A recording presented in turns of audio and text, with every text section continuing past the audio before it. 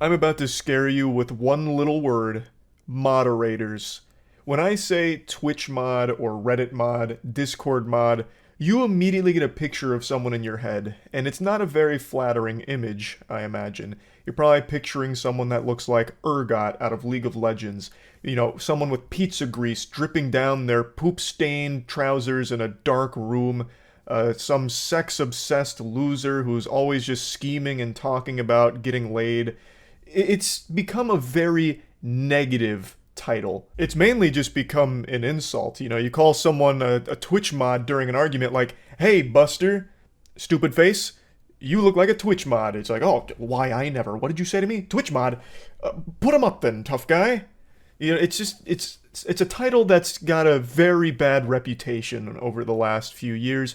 And right now there's a viral clip going around where it's claiming a Twitch mod said these really weird things during a stream moment. But I met a girl who's a streamer.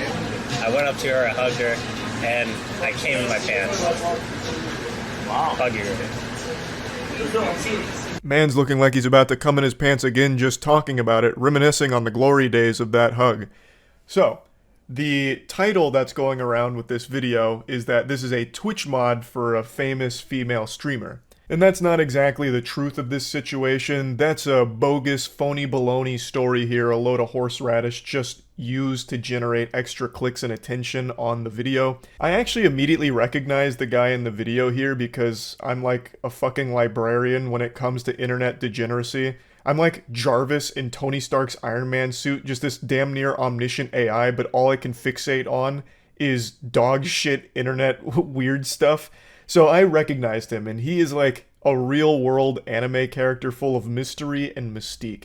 There is actually an entire pseudo-documentary about him, which I'll talk about a little bit more, but let me show you the rest of the clip before doing a full dive. I think you need to get laid a little more often, bro. Exactly. Yeah, I was gonna say, was she hot though? Was she like super duper duper hot? Yeah. Like, I mean, it's forgivable if she was super duper duper hot. Yeah. Now, if she was only super duper hot, this would be unforgivable, but she was super duper duper hot, and I mean, I think we can all understand a little premature ejaculation from hug contact there, obviously. I mean, that's the threshold, that's the rules. So that's the clip that's really popped off, because it's a goofily, awful, embarrassing moment captured, and he is very proud about the ejaculatory experience here from a simple hug. Like, actual busted nut from a hug. I mean, that's something that you couldn't torture that information out of me. Like, you couldn't waterboard me enough to have me admit to ejaculating from a fucking hug. And yet here's this man at a bar just telling it like it's an old war story or something, and he's got like an audience around him that's like, oh, interesting there, brother, what the fuck? Yeah, it's a very weird clip. And people keep pointing and laughing at him, obviously, but they also keep calling him a Twitch mod. And that's just not accurate. Now, full transparency here, there is a possibility that he was at some point someone's Twitch mod, but it's not who they were claiming, and he's not known for being a mod of any popular streamers or any female streamers for that matter, but there is a chance that he does or has modded for someone or some people in the past. That information I don't fully have knowledge on, but I do know a lot more about this guy than most people seem to. Which is surprising because he's actually very well known in the Twitch community. There is a whole documentary about him. Was a 27-year-old virgin at the time of filming this video here, and it's a very open and honest look into his whole life. He became known for his extremely aggressively sexual comments in people's stream chats, female streamers' stream chats, as well as his tweets, where they're all just sexually charged. A lot of them are about pegging and just how often he's nutting, making his cum face, his orgasm face. Like, it's all very sexually charged stuff. So he got a reputation for being, like, creepy for that. And what's very interesting is that he actually opens this interview with the channel Built Differently with the exact same speech, the exact same proud monologue that he just gave in this viral clip that came out 2 days ago. Well, there was one time when I met ST Peach. She gave me a hug. I met her the first time, and I ended up jizzing my pants. I ended up leaving the convention, going back to my hotel room, changing my underwear and my pants, and then going back to the convention. It's got sad music playing like Mr. Krabs on the world's smallest violin, But he seems very proud of this. He's now told this story twice. This feels like it must have been the most exciting moment of his entire being. Like the entire 27 years he's spent on this planet all led up to that moment of filled trousers from the hug. So like he's just very upfront with everything about himself. And he is a virgin, or was a virgin when this was filmed, which I imagine most of you are saying like, yeah, that sounds about right. That's par for the course being a moderator. But his story, like his X-Men origin story, is probably a little different than what you're expecting. He is a virgin by choice. He had a girlfriend, he says it'd been about 10 years, and the reason they broke up is because he didn't want to fuck her without a condom, and she was insistent on him clapping her cheeks raw. I mean, of course, you have to take all this with a grain of salt. There's a possibility he's just making up erotica fanfic here. It could not be real, but he is telling this story about his previous girlfriend, and now it's been 10 years, and he doesn't masturbate, and he doesn't watch porn. All he does now is have wet dreams and make sexually charged tweets and shit all the time. He also then told a story about how he went up to some girl's hotel room during a convention, and she got naked, and then he said, nope, I'm out of here, not doing that. He is saving himself for the right girl. So he is a virgin by choice until he meets a fucking angel, which is totally fine. You know, he shouldn't feel pressured into having sex if he doesn't want to. But then on the flip side of that coin, why is he always talking about sex? Like, that is his whole brand, is always talking about sex. He has built a reputation on Twitter for, like, replying to female streamers' tweets with, like, pictures of himself and then making conversational sexual topics out of it. It's very weird. So if he is choosing not to have sex, why does he just always talk about it? And then in the same interview, the interview is fascinating, by the way. In that same interview, he says that there's really no streamer that he'd even want to date. Yet he is always like horny posting in their chats and on Twitter. It's so interesting. I think one other time, this was like the third TwitchCon, but this was like at a party when I was drunk. Yeah. There was a bunch of girls dancing up on me, and then I just like, yeah. That's badass. Dallas. He's also just constantly dumping yogurt into his pants anytime there's physical contact with a woman, it seems. He tells a couple instances here where he once again blows his load in his pants. This is the beginning of the beginning of the interview here. So he was just like proud of it, it seems. Like 3 times out of the week, I usually wake up and it's like a puddle. If I did, I would feel out of place. You know what I mean? It's not. Oh, me. dude, I just forgot that you come on this bed. I'm sorry, I shouldn't be sitting on it. Yeah, just. Now, since he doesn't masturbate, allegedly, it sounds like his body is rebelling against him, so he says about 3 times a week he wakes up in puddles of cum. That's a terrible way of starting your day. Waking up in a puddle of cum, just splashing in cum every time you wake up, that sounds fucking terrible. And what I want to talk about briefly here is the way his room is decorated. You can see all of the Twitch merchandise, Twitch everything, and then a Twitch streamer's photo on the shelf behind his bed. So he very clearly lives and breathes the Twitch ecosystem, and I legitimately do find that very sad. I don't think anyone should make a hobby their whole personality, no matter what it is. Whether you're a big fan of Twitch streamers or anything like that, it should never become your whole personality where everything you do kind of revolves around it. And that's the impression I kind of get from him, where he spends so much time in all of these streamers' chats, and a lot of what he says is sexually charged, and it translates into the real world where he has all of this Twitch stuff everywhere, including like a picture of a streamer that he really, really likes. It almost makes it seem like something out of Hey Arnold with Helga and like the monument she builds for Arnold. It's just, it's an obsession, and that's not good. Fear because I ejaculate so much in my sleep that the first girl I ever have sex with, I'm gonna end up getting her pregnant. I also know that because like I got tested for my sperm, and it's like I got like those double-headed. My sperm count is up there. The potent god seed, I suppose, talking about like double-headed sperm. Man's got fucking chimera sperm, I guess. Wild stuff. Like I said, it's a very fascinating interview. They eventually take him to a strip club. It's all very wacky. But yeah, I guess the only thing I really wanted to focus on is that the story is wrong around that clip. He's not a Twitch mod. He's something much more than that. He's been well known in the community for a long time now. And still, of course, a very weird clip. In fact, a series of very weird clips from him. And very weird tweets and Twitch chat messages over the years. But yeah, I just want to talk about this a little bit, and that's about it. So yeah. It's been a little while since I've gone over some text messages, and I still giggle at them to myself from time to time, but there hasn't been anything truly interesting that's come across my desk until today. This one gave me a big old hoot and a holler here as it aims to tackle the age-old question, how long should you wait after connecting with a human being to graduate from text messages to phone calls? For this one brave soul, that was about an hour. And the results were not optimal, to say the least. This fairy tale starts the way that all the good ones do. They matched on a dating app about an hour ago, and then he reaches out saying hello, and then tries to call them. She responds by saying, hey, smiley face, I'm watching a movie with my parents right now. I'll be able to call in a bit. I'm sorry. She seems super sweet, giving an explanation and even offering an apology for not being able to hop on the hotline right away. And it's not like she owed him an explanation or an apology, it was just a nice gesture. It's a very awful idea to try and call someone that you just met an hour ago. You only became aware of each other's existence like less than 60 minutes ago. He tries to grit his teeth and bear it, but the pain is too much. He says, oh, okay. And it comes across pretty sad. I don't know if he actually was sad here, but it seems to me like I can feel him looking down at the ground while he types that and like kicking some dirt. And I think she picked up on that because she issues another apology, but then says, how's your night going? So she's trying to at least make a conversation out of this, so she seems interested. He goes, no, it's okay. I'm excited to hear your voice though. Maybe send me pics of you? Mine is okay. I'm just chillin'. To me, it sounds like he's fishing for some sacred nudies here.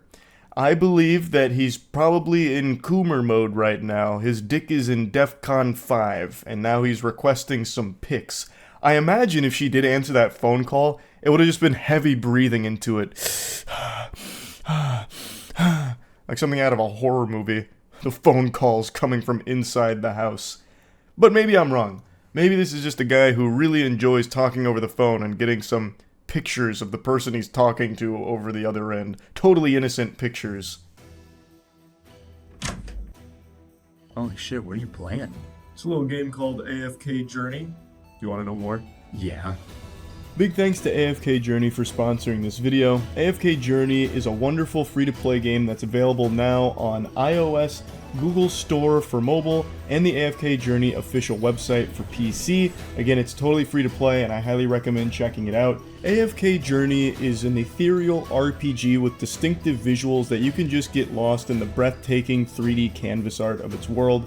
It's more than just an idle game. There's new gameplay elements to it, a lot of new mechanics, as well as an added dimension with the PC-compatible side-scrolling. You'll be gathering heroes across 6 factions and formulating winning strategies with different teams. The Hex battle map allows players to freely assemble their hero lineup and strategically position them so you can master battlefield strategies to conquer each challenge with precision. You'll be exploring big maps, solving fun puzzles, meeting interesting NPCs, all with extremely fun and effortless one-handed gameplay. The official release is giving away over 40 heroes for free, including 200 free pulls for completing things like a 7-day login. So make sure to check out AFK Journey and use my CD key AFK Journey 88. You get a lot of goodies for that, 18,888 golden coins, 100 diamonds, some great stuff, so make sure to check it out. The links are in the description, and big thanks again to AFK Journey for sponsoring. Surprisingly, she doesn't seem creeped out by that. She says, "Aw, that's cute. I'm excited to hear yours too, and yeah, of course, I'll send some pics right now." Which is not the response I thought that would garner. I would have expected some kind of ickiness to it, and maybe a question about, like, why? I mean, we've known each other less than 60 minutes. You can just scroll my fucking online dating profile to see some pics of me. His response to her is just, okay, cool. This guy is just very concise, matter of fact. She says, for the pics, do you want like recent ones? Because I have a ton ranging from like 2 weeks ago to like 4 years. He says, yes, but any, frowny face, and then winky frowny face. Every bone in my body is telling me that this dude is absolutely looking for some titty pics. He's looking for some honkers or something here. He's not looking for just like your normal Facebook photos or something you'd post on your Instagram story. He's not looking for you at the movies or something from 2 weeks ago seeing the Winnie the Pooh horror film. He's looking for ass and titties. That's my guess here, especially with like the winky frowny. I don't know why he's frowning so much. I'm I'm not really sure. Maybe that's like an accident. Maybe you want to do like a winky face with a smile. But for some reason, he just keeps accidentally sending frowning faces, including like a winking frown face, which I've never seen before. I don't know how you even like sad wink at something to begin with either. I don't know, just, it seems like conflicting emotions there. He then calls her twice within 20 minutes and says, "Hello? Upset. I'm waiting, lol." This guy types like he's playing a MOBA. Like he's typing as quickly as possible just to convey the bare minimum amount of information. Upset. Hello? Okay, cool. Frowny. Winky frowny. Like it's just very basic shit here. He's not actually even having a conversation. It's weird. Yet he keeps really wanting to talk on the phone. I don't know what would have happened if she answered some of these calls. Like maybe he'd just fart into it and hang up while giggling. Perhaps, I don't know, like a big prank call? A huge ruse? Anyway, after 2 more failed calls, she says, "Hey, sorry, I just finished the movie. I wasn't looking at my phone, but I apologize that you're upset, but I just want to be straightforward with you since you were with me. I'm not like a very clingy person, and I'm kind of getting that vibe already, you know?" And he goes, "No, I just wanted to talk. You can answer, or call back." Completely missing the point of what she was saying, just insistent on having this phone call here. It's worse than a telemarketer. This guy just cold turkey calls her out of the blue. She doesn't answer, even issues an apology for not answering, which she didn't owe him, and he is still hung up on that and won't take any new information in. His brain is flooded with one idea. He can only hold one thought in his mind at any time, and right now that thought is, want to talk on phone. Upset if no talk on phone. So he's just stuck in that mode. So she goes, "No, I get that. I just like taking things slow if that's okay." And he says, "Are you scared of connection? You can't talk without thinking it's too fast. Just call Jeez Louise." I have to wonder if she's communicating with a 13-year-old. Jeez Louise? You're dropping Jeez Louise in 2024?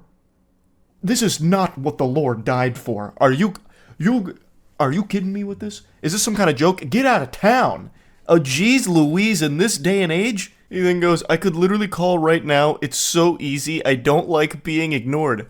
No shit, it's easy to call, but why do you want to do that? And why won't you take no for an answer? You've known each other less than an hour. You don't even know each other. You just both had like a Metal Gear Solid ping that made you alerted that this other person existed, and now you're talking through Snapchat. This actually might be a toddler. Maybe the person that she matched with through Tinder or whatever the online dating app was, maybe they went to an Easter celebration with family and then their little nephew got a hold of the iPad and then just started talking to some of his contacts, and this lady was one of those victims here. So she's actually just communicating with a legitimate diaper-shitting, milk-snorting little kid.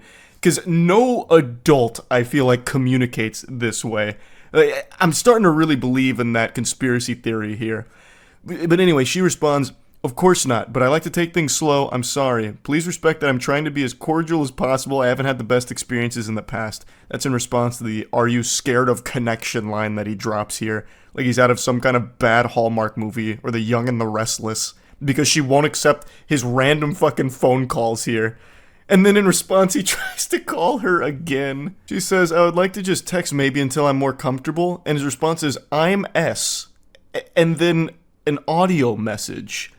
I have to wonder, that's got to be like the worst 26 seconds a microphone has ever recorded. I can only imagine what his voice sounds like. I'm imagining like squealing, high-pitched, nasally, like almost shatter glass level of an opera singer, like with that very high note, but throughout the entire 26 minutes. I also wonder what he was trying to say. I'm S. Maybe that's some kind of code that needs to be deciphered here. I'm serious, perhaps? I'm shitting? I'm silly? I have no idea. But anyway, she then takes a screenshot of the chat, and then he dumps a screenshot. He then follows that up by saying right at the top, and then tries to call her once again, just continuing to poke her here. He says, "Just wonder, answer." Maybe he's like actually overdosing right now, and he's trying to beg her to call the police to get them over there to save his life. I have no idea what's happening to his brain. It's turning to mush right before our eyes. Like he's getting hit by a stupid beam, and we're watching him fade away.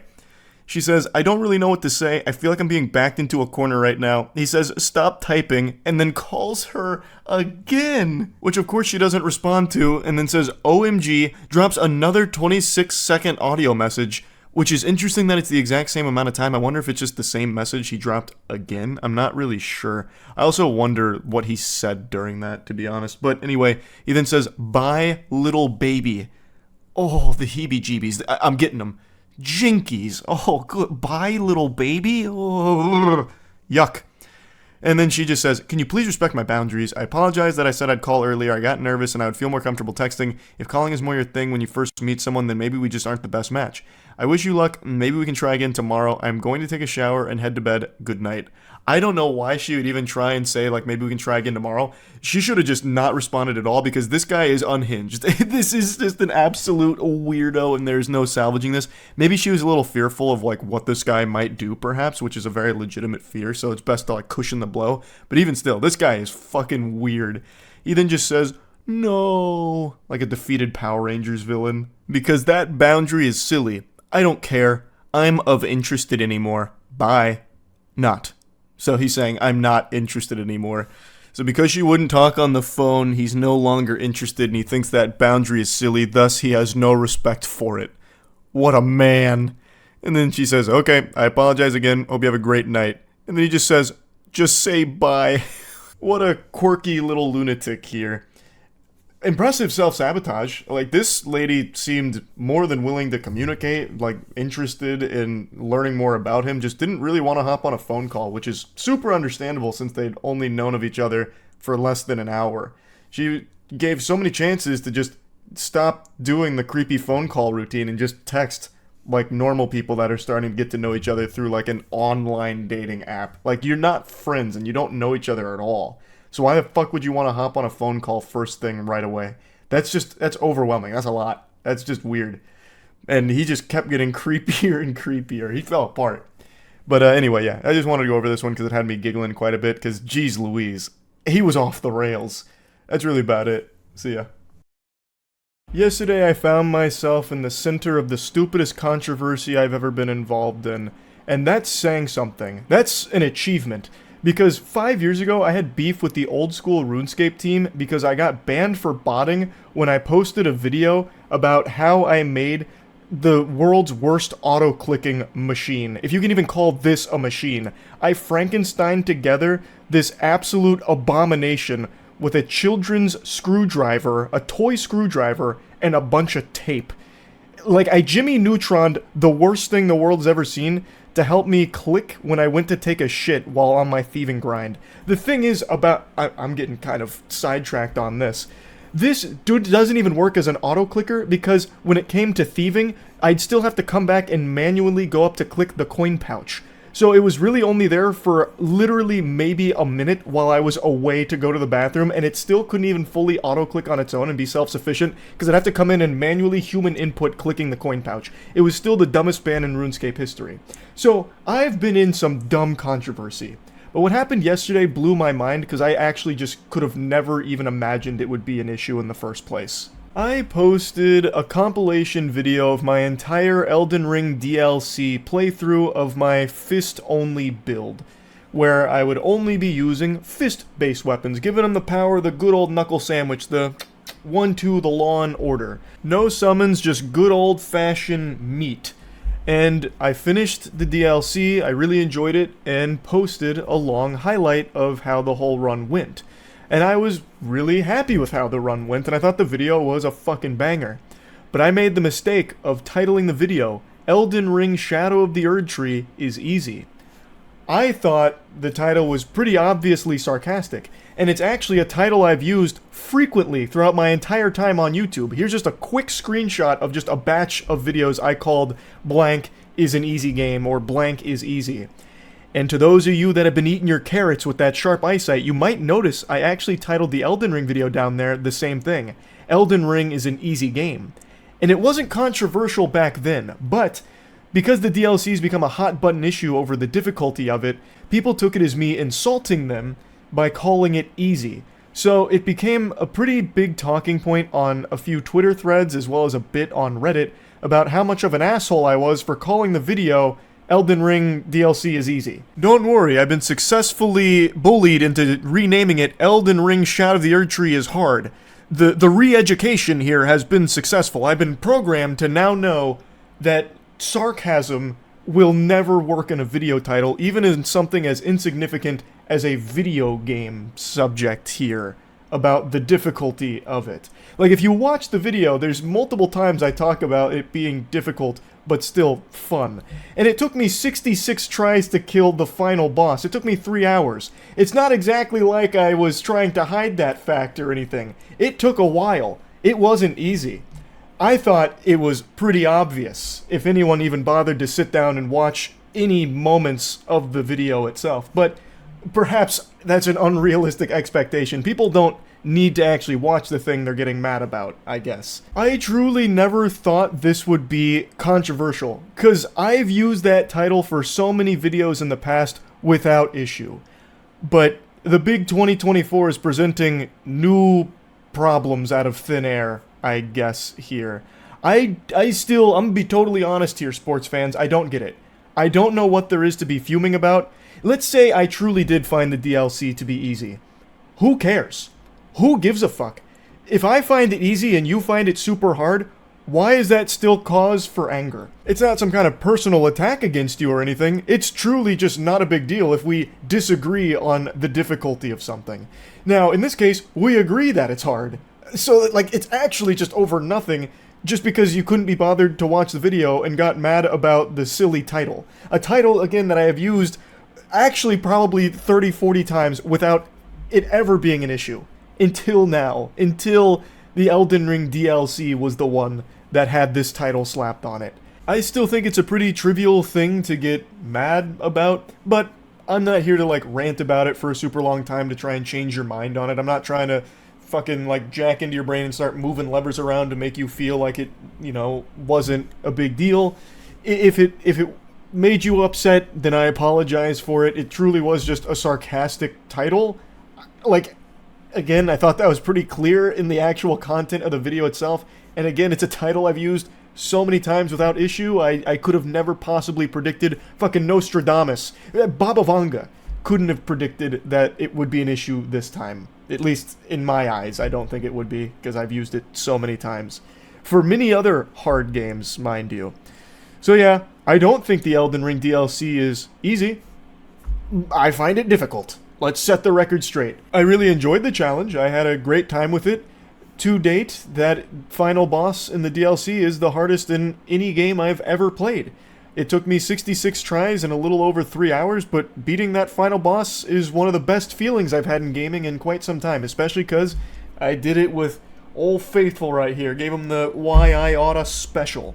So it felt great to finally triumph over that final boss. I do have a couple of complaints about the final boss. I'm not going to get into spoilers, so don't worry, I'm going to talk broadly here. In Phase 2 of the final boss, there is a legitimate issue that needs to be fixed with the visual clutter. The final boss uses attacks that are actually fucking blinding, like Piccolo casting a solar flare. Every couple of attacks that the final boss has will inevitably spawn very, very bright particle effects that make it impossible to see what's even happening around you or even in front of you. So they end up masking a lot of the boss's moves, so you can't even see some of them coming, which I am confident was not on purpose. I don't think that was the design philosophy, to be casting an infinite fucking smoke screen so you can't see the boss. It's just too bright. I really think that's something they'd need to, like, tone down the brightness without necessarily nerfing the moveset, because I actually think the moveset's just fine. The hitboxes are really tight, actually, on the final boss, and I had tons of attempts to experience the hitboxes. I don't have any problems with the hitboxes themselves. It's just so bright and so much clutter that it makes it almost impossible sometimes to see what move is being thrown at you. Coupled with the fact that the boss has really long, puffy hair, it's oftentimes you can't react to something because you can't see it. Between the visual clutter of the particle effects from some of the attacks and the boss's hair itself, sometimes you actually will just get hit by a bullshit blaster that you never saw because the hair was in your fucking face, as well as all these lights that are flashing like you just walked into an EDM rave. It's like that. I don't think that's on purpose. So I think that is something that they need to legitimately address. And I think it's the reason why a lot of people are getting kind of hung up on Phase 2 of that boss, because I feel like if you could see it better, you could learn the patterns a lot better and be more efficient at dodging. But because sometimes you can't see it at all, there's not a whole lot of progress you make with the dodge timings. So I do want to put that out there. Even though I really enjoyed beating the final boss, it was very frustrating and quite a big headache when I would die, like have my cheek spread by something I actually couldn't see under any circumstances because of too much clutter and too much hair. Goofball must have just got their hair done right before the fight, and goodness gracious, the buff that gave to the boss cannot be understated.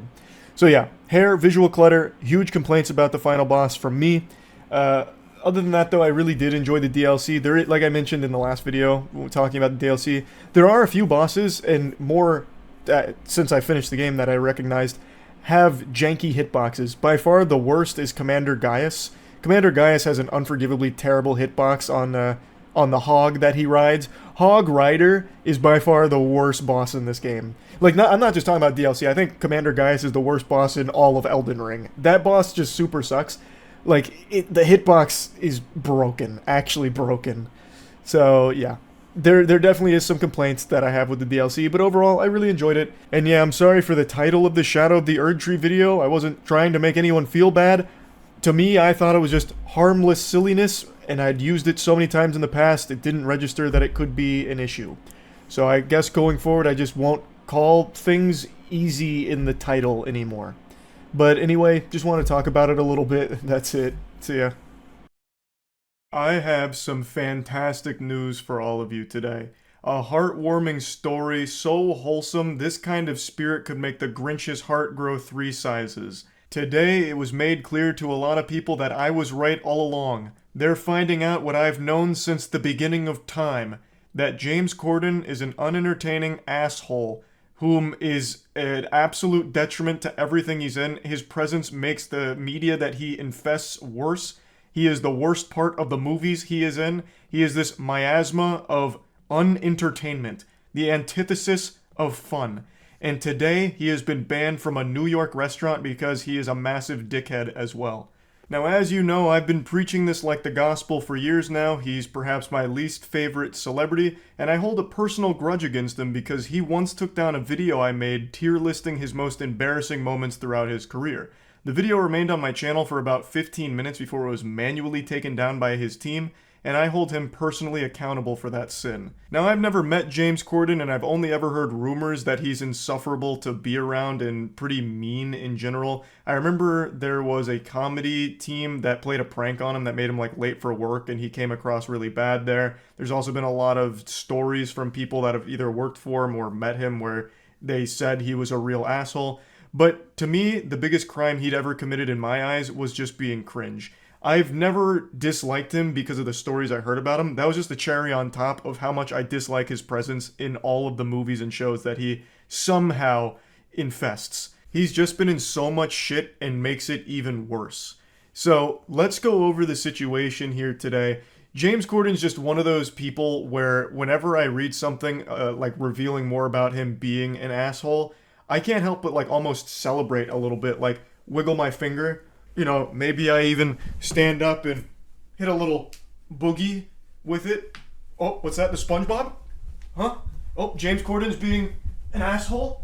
Oh, you don't say. Weird. It's almost like I knew it from the get-go. Whoop, now hit him with the jerk.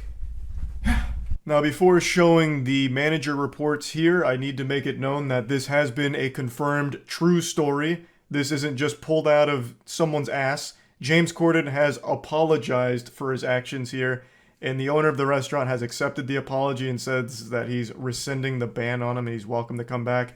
I think he should have stuck to his guns, because now the only reason he's apologizing is because of public pressure, because this became such a huge story, it went viral. It's not that James Corden is actually apologetic. He just knows that it's a PR disaster, so he's trying to save face. So here's the full statement from the owner of the restaurant. Their name is Keith McNall, and they said this about James Corden. James Corden is a hugely gifted comedian. I'm going to stop you right there, Keith. We're not even a full sentence deep, and I've just got to make a quick correction here. He's not gifted, nor would he be considered a comedian by most people.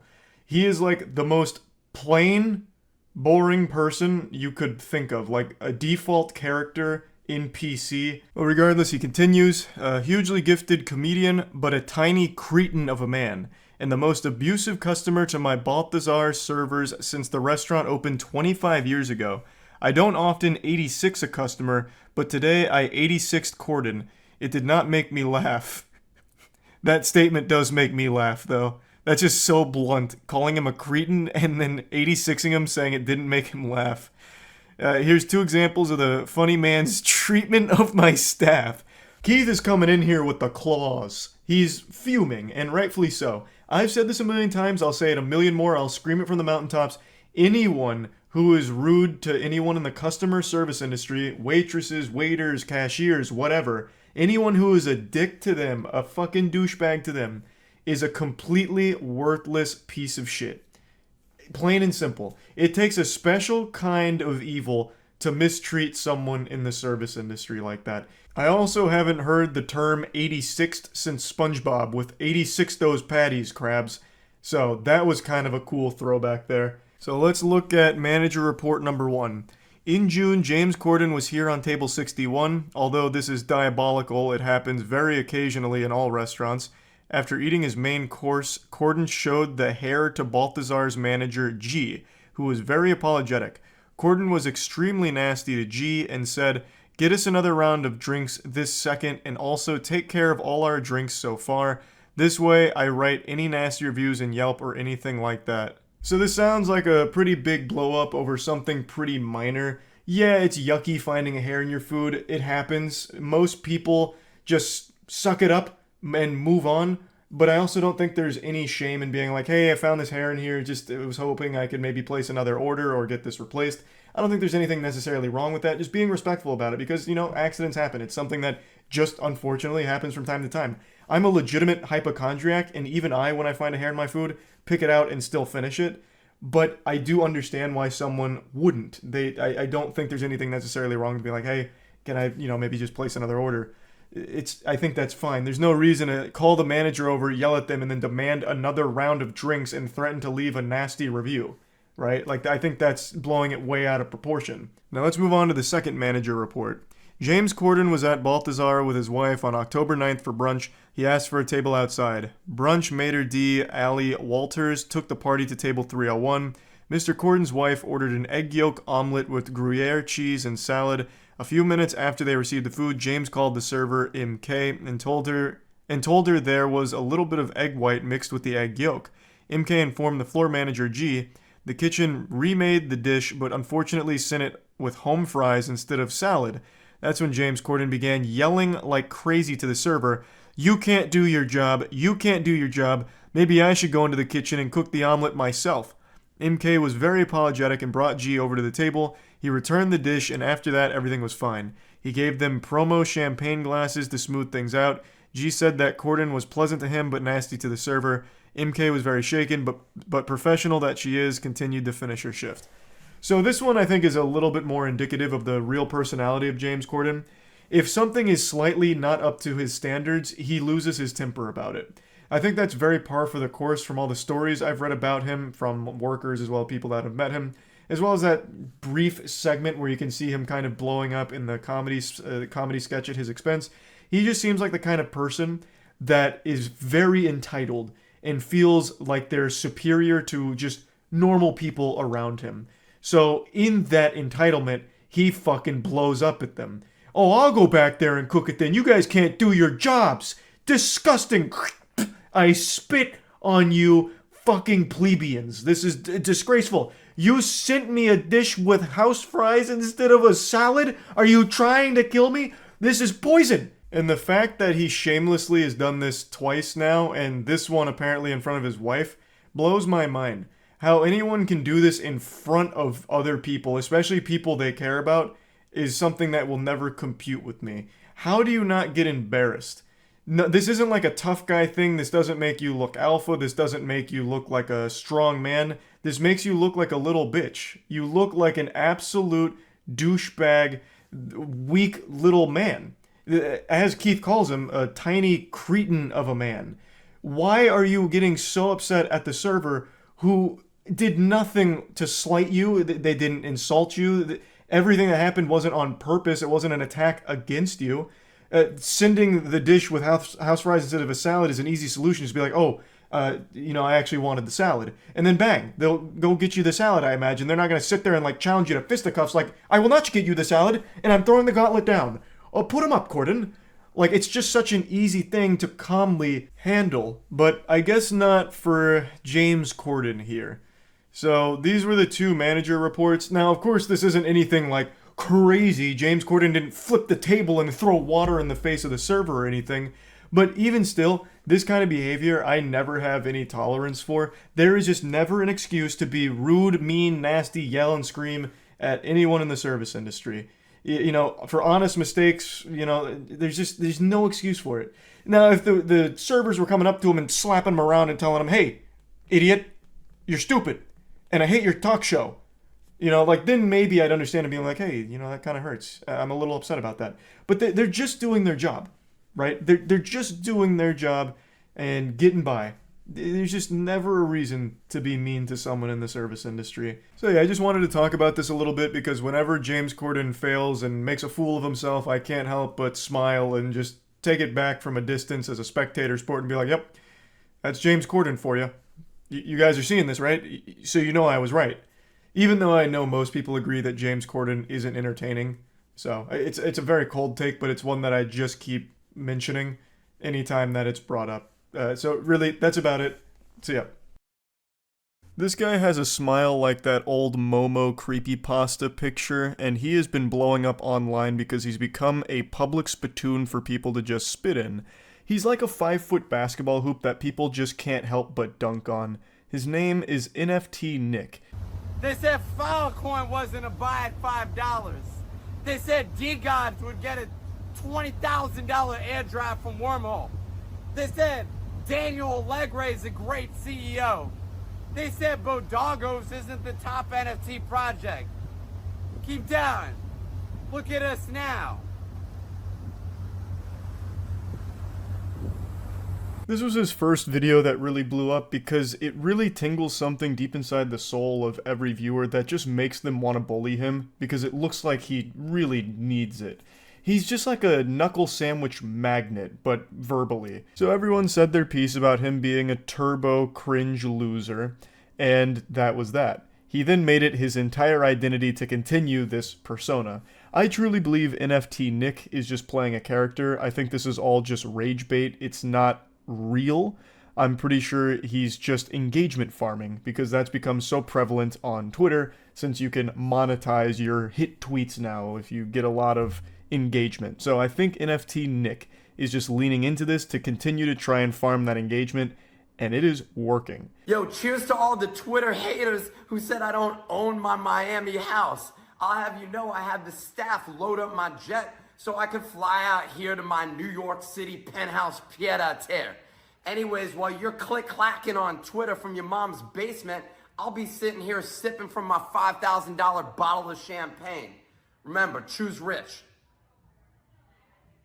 I threw you into the deep end of the pool here of NFT Nick lore, but I thought it was important so you could see his more modern attitude here, where he's leaning into like the extraordinarily wealthy douchebag angle.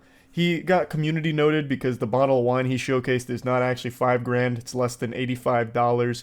And his whole personality, I think, is just fake on purpose to manufacture outrage and try and capitalize off it and make money from it. Which I think is kind of pathetic, and I don't think it's worth it. Now, of course, I'm not Fuckface's PR guy, I'm not his dad, I can't tell him how to live his life, but I don't think it's worth just being constantly humiliated by every single human being on the planet, because it's well known that Twitter engagements don't pay that well. You get pennies. You get less than pennies. You get fucking handfuls of dirt for millions of impressions. I don't know how much he made from all of this blatant engagement farming, but I have to imagine it wasn't a ton.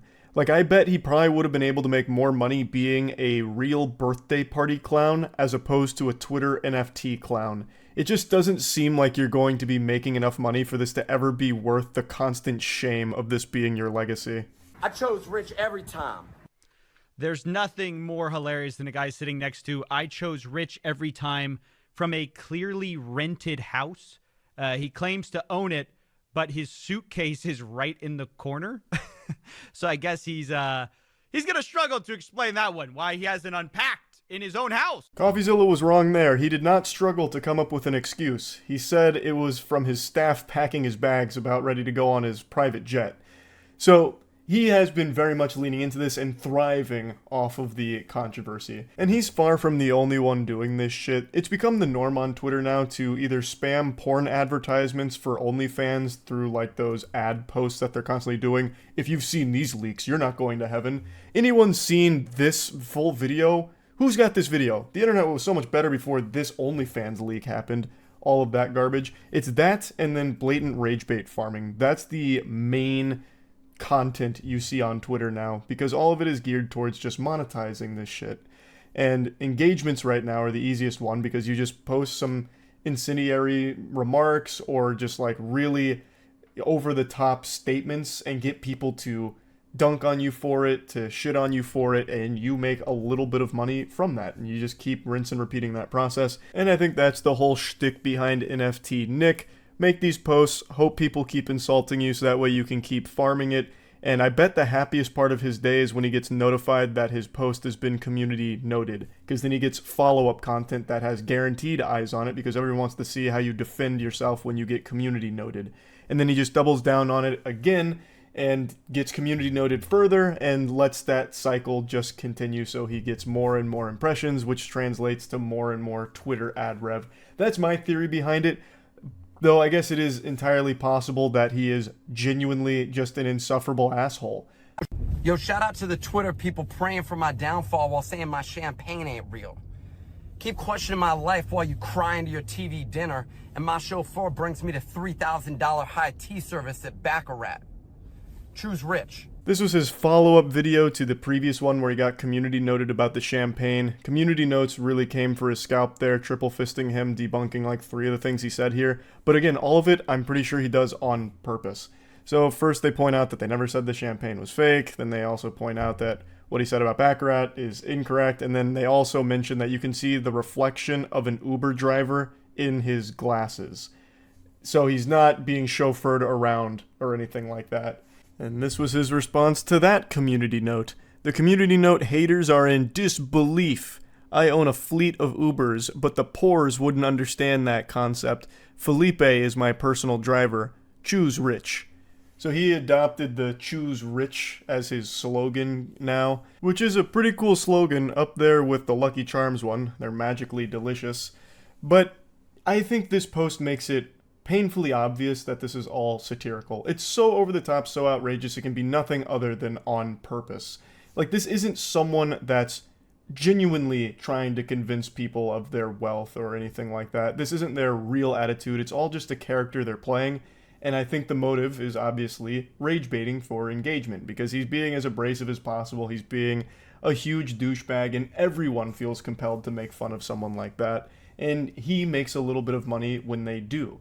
So I think that's his whole hustle here. But again, I can openly admit that I could be totally wrong. He could actually just be an insufferable, delusional asshole. I don't know. But one thing I know for certain is he doesn't own a fleet of Ubers, because that would be fucking nonsensical. And also, he does not have a driver named Felipe. Now, it's entirely possible that Nick has a friend named Felipe who comes over for sleepovers occasionally, and they both giggle and touch each other's G-spot whenever they see the word blockchain mentioned in headlines. That could be real. Felipe could actually exist in Nick's life, but he is not his driver. That much is certain. Good morning, haters. Yo, so y'all trying to say that my chauffeur is an Uber driver? Y'all keep hating while I kick off my week screening Scarface from my private movie theater in my New York City pied-à-terre. Remember, choose rich. Nick's face makes him look like he's constantly on the verge of sneezing. It looks like he's just perpetually stuck looking at the sun and like scrunching his whole face in agony. But anyway, I figured I'd at least share his response to the Uber driver allegations. And for some reason, this video in particular, I can't get to load beyond this quality, so it looks like absolute dog shit. It looks like a YouTube video out of 2008. It's highly pixelated, and there's nothing I can do to change that, so I'm sorry about that, but I wanted to at least give you the complete Nick rundown here with that video response. Again, I'm almost 100% certain this is all just engagement farming, and Well, yeah, that's really about it. So yeah. This is a bit of an older story I want to cover today, but it's one that I still think of from time to time because of its absurdity. It's vintage, 2021, which in internet years is prehistoric, basically. It's fallen out of everyone's consciousness, and I need to do my due diligence to put it back, because man oh man is it a weird one. So let's dive in. It all started in early 2021 when a young teenage girl started to receive really mean text messages from an anonymous troll, and she was getting cyberbullied through these messages for quite some time. Her boyfriend then started to get the same messages. They were extremely personal, they were extremely nasty, constantly telling her to kill herself, this and that. And the mother got really upset at this because obviously, who wouldn't? Her daughter is being harassed by some weirdo degenerate. As I imagine any good caring parent would do, they see this kind of behavior and they start rolling up their sleeves, giving them one of these, why I oughta when I find who's behind this. So she starts to launch an investigation and work collaboratively with authorities to find the culprit. Who's behind this? Could this be the work of the infamous hacker known as 4chan? And they went on a hunt to track this person down because it didn't stop, and it was tons of messages, hundreds of messages, over a year's worth of harassment and 349 pages worth of DMs with this shit. And eventually the FBI got involved in this case to figure out who's doing this because it was so personal and so targeted and mean that they really wanted to figure it out. And this is all attacking a minor too.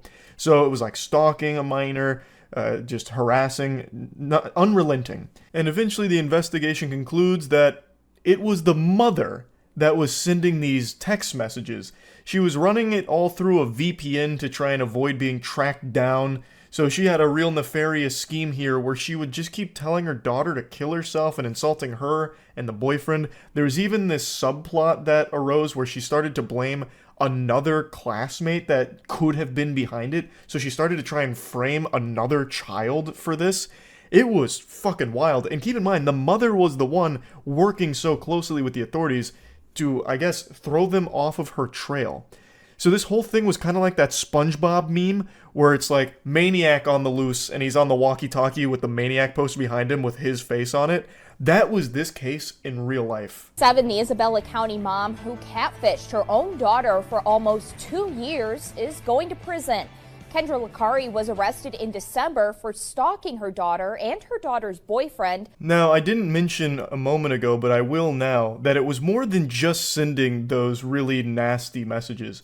Apparently, Kendra Licari would even send her daughter doctored photos of herself. I guess, like, with really mean shit on it. It didn't go into detail, but I read one of the reports that it was more than just text. She would send photos, too. So I'm guessing she would, like, Photoshop shit with her daughter in there to, like, bully her further off of it. It's so baffling.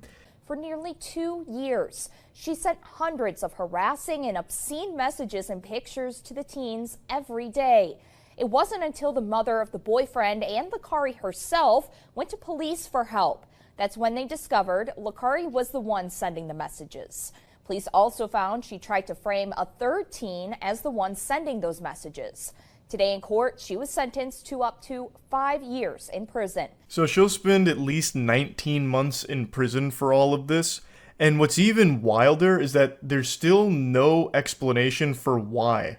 What was her motive? Why would she do this? This is some huge fucking hater energy. She's waking up real early in the morning to have extra time to hate her own daughter. She would send up to 12 text messages a day, every day, all just shitting on her daughter and her daughter's boyfriend. It doesn't seem like there's anything to gain out of this except for making your daughter scared and miserable and potentially traumatizing her, because her daughter's a very young teenager during all of this. So I can't imagine what her motivation was, and she's never explained or elaborated on what the plan was. So I've seen speculation that people thought this was maybe another, like, Munchausen by proxy situation. If anyone is familiar with, like, the Gypsy Rose case, you're probably familiar with that term. But I don't know if that would necessarily even apply here. I really don't know. Maybe it is the mom trying to, like, isolate the daughter somehow by making her afraid of all of her classmates, or maybe trying to push the boyfriend out of her life. The whole thing is just a giant fucking question mark of why would anyone ever do this? And she did this every day for over a year. This was part of her morning routine. Get a nice cup of joe and shit on your daughter. Why? Maybe a power thing? Like maybe she was bullied in high school, so now she's trying to, do the same to like take that back. She's like passing the torch to herself to be the bully now. I don't get it. No one really does. And she has not said why. At least not from what I've found. All you can find is speculation and theories on what the motive could possibly be. Isabella County Prosecutor David Barbary said this is one of the most confusing and complicated cases he has had to deal with. Not only from the case itself, Kendra Licari harassing and catfishing her daughter and her daughter's boyfriend for more than a year, but also when it came to sentencing.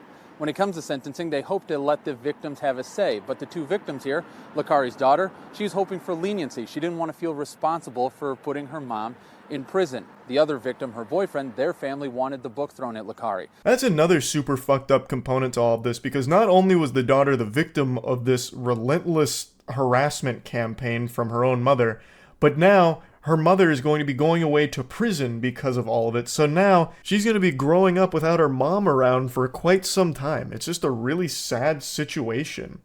I don't know why the mom did this, and also why she refuses to elaborate on what she was fucking thinking. She openly admitted to all of it, and she apologized saying she doesn't want to hurt anybody else, but she still has never said why she did it in the first place and continued doing it for so long. It just, I don't understand. Maybe she was like, beta testing her shit talk for her League of Legends solo queue games, so she'd like use her daughter as a guinea pig. Like, let's see how my daughter reacts when I tell her this. Not enough tears. I'm gonna have to go harder. I need to make sure that all the dog shit players in my lobby feel really bad. I need to make sure my trash talk is S tier. But anyway, she pled guilty to 2 counts of stalking a minor, and she's going to prison for some time now. And it's just a really weird situation, obviously, but it merely makes you think. Your biggest hater, who exactly are they? It could be anyone. And don't give me any of that mumbo-jumbo baloney about how everyone loves you, you don't have haters. You do. I'll hit you with the cold water. Even if there was a perfect person that existed, they would have haters because they are perfect. They would hate them for that.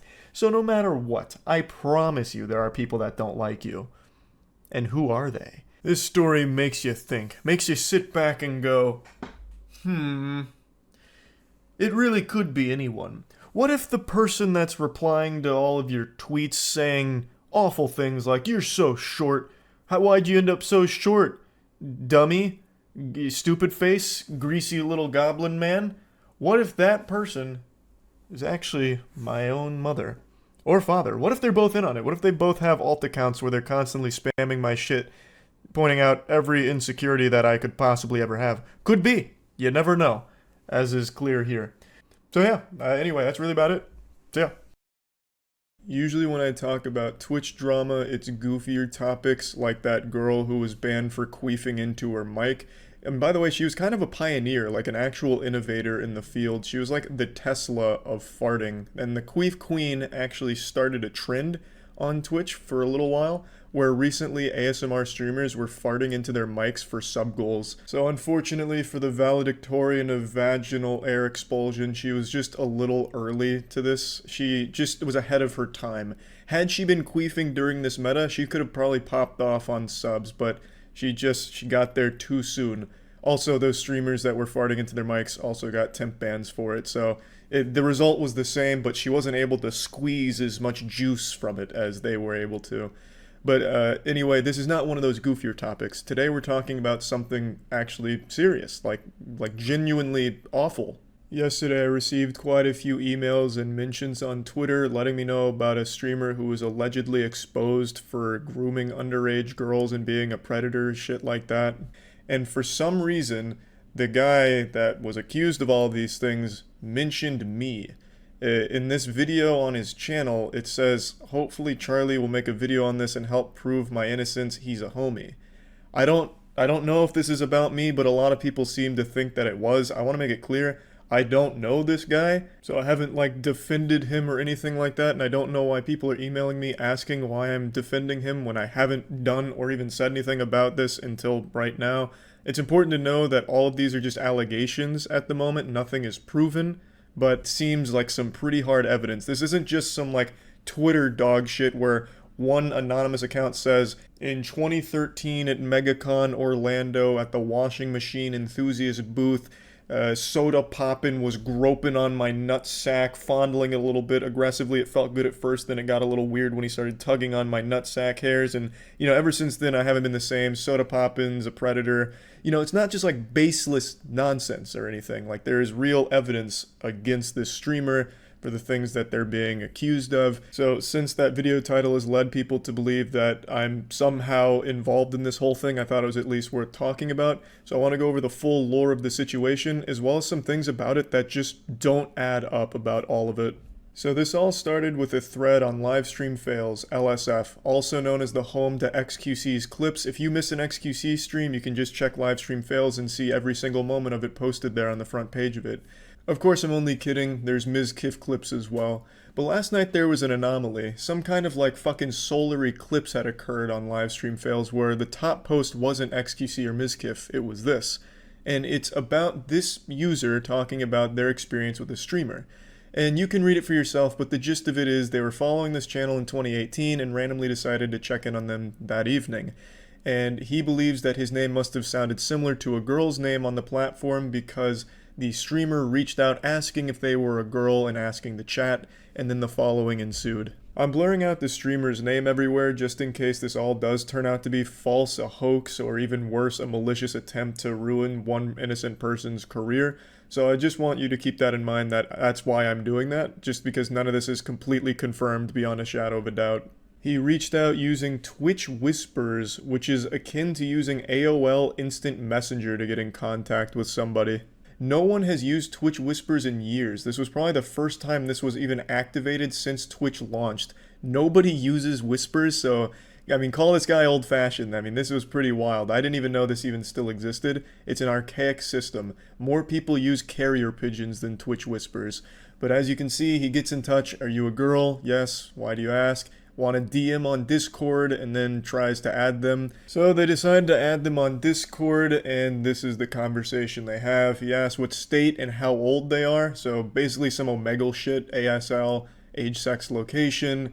They respond with 17, 18 soon. Streamer says, really nice, young, I like that, I could fly you to me, maybe. And then the conversation really starts to look like something you'd hear Chris Hansen reading. They ask when they started to follow. They say, check in the chat and I'll type something. So the streamer responds with, when you were a teeny then, hee hee.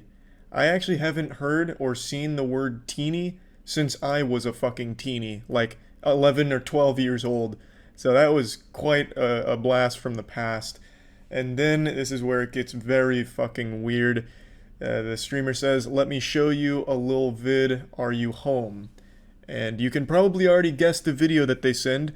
I'll go ahead and spoil the surprise. It is not an EDP situation where he sends a picture of his shit. He sends no shit pics. This is a video of him jerking off, beating on his meat. Just playing the skin flute. Obviously won't be showing even a pixel of that video. From there they say, would you love it, honey, if you could sit on me and feel my hard dick in your pussy? Hee hee, bunch of hearts. Well, that's kind of sweet, right? I mean, that's like Valentine's Day kind of shit right there. And then he says that he's horny, as if that was a secret. I mean, there's nothing left to the imagination here. I mean, he sent a video of him jerking off. I would imagine there's some horniness levels reaching critical mass. You go in fucking nuclear meltdown mode of horniness. Then again, it would feel so good for you, baby. Would you like to? Hee hee, babe. And then that's when the poster says, I'm making an LSF thread right now. You like grooming young girls. I'll get you banned everywhere.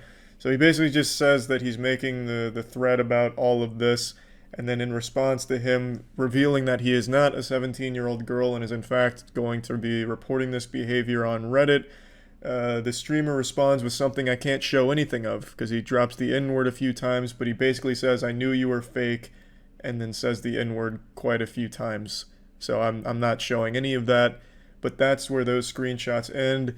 He then gives a little evidence to prove that the Discord account that he's sharing in the screenshots belongs to the streamer, and that's kind of where that interaction completed. In the comments, other people were finding video clips where the streamer was asking how he can delete every video on his hard drive at the push of a button once all of this was coming to light. It seemed like he really wanted to find a program to scrub his hard drive of all of his videos all at once, which is a little weird.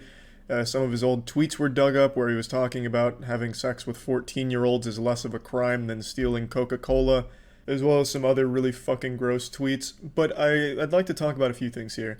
On LSF, there has been a few times in the past where a poster has made a thread about a streamer they don't like, accusing them of some horrible things that turned out to be completely false. Even though the evidence made a lot of sense, they'd have like screenshots of shit.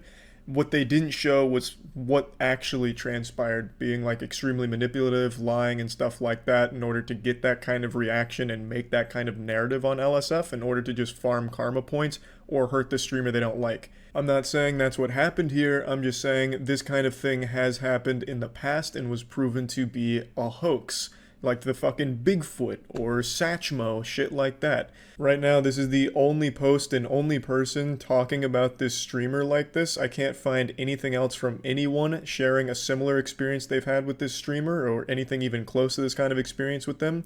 Which strikes me as a little odd because if he is grooming underage girls so actively that he would reach out to someone in his chat he thought was a girl based on just their Twitch name, you would think there'd be other victims that would come forward and share a similar experience with this person, but I haven't seen anything like that. It is possible that this is just so new that no one else has had a chance to come forward with that kind of information. This is less than a day old, so that's definitely a possibility, but it does strike me as odd that he's so active that he'll reach out to someone that he even has like a small fucking smell of a female in his chat and reach out and like start jerking off for them, that there would only be this one isolated incident. That would strike me as like a pattern, not just like a one-time thing. So I would have expected more people to have similar stories, but I haven't seen anything like that yet.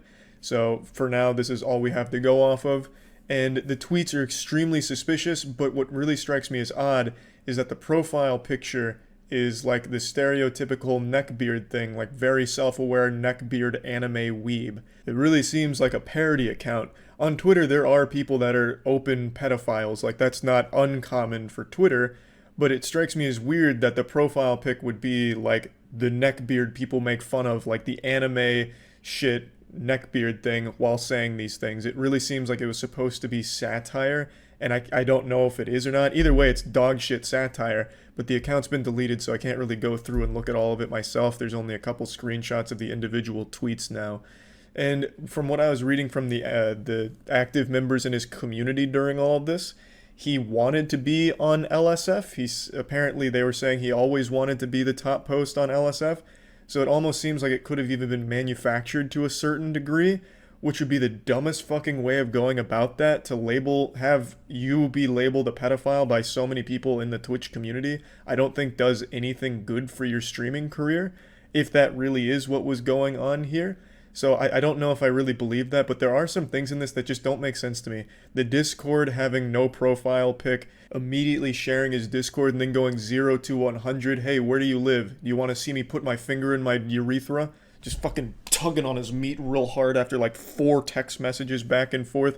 Like, it all just seems really fishy to me. And his chat going on about how you fell for Malord's schemes. They kept saying, like, Malord, treating him like he was some kind of supervillain mastermind and we were just pawns in his game. Like, this is exactly what he wanted, which wouldn't make him a mastermind and make him a master fucking idiot, because this is such a dumb idea for, like, publicity, if that really is what's going on here.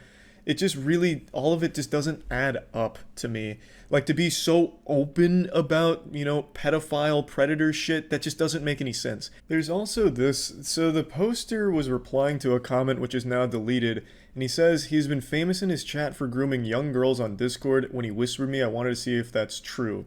That statement directly contradicts what he says in the opening statement in the thread, where he says he just randomly decided to go to the stream and then he just typed something in chat and then the dude reached out to him.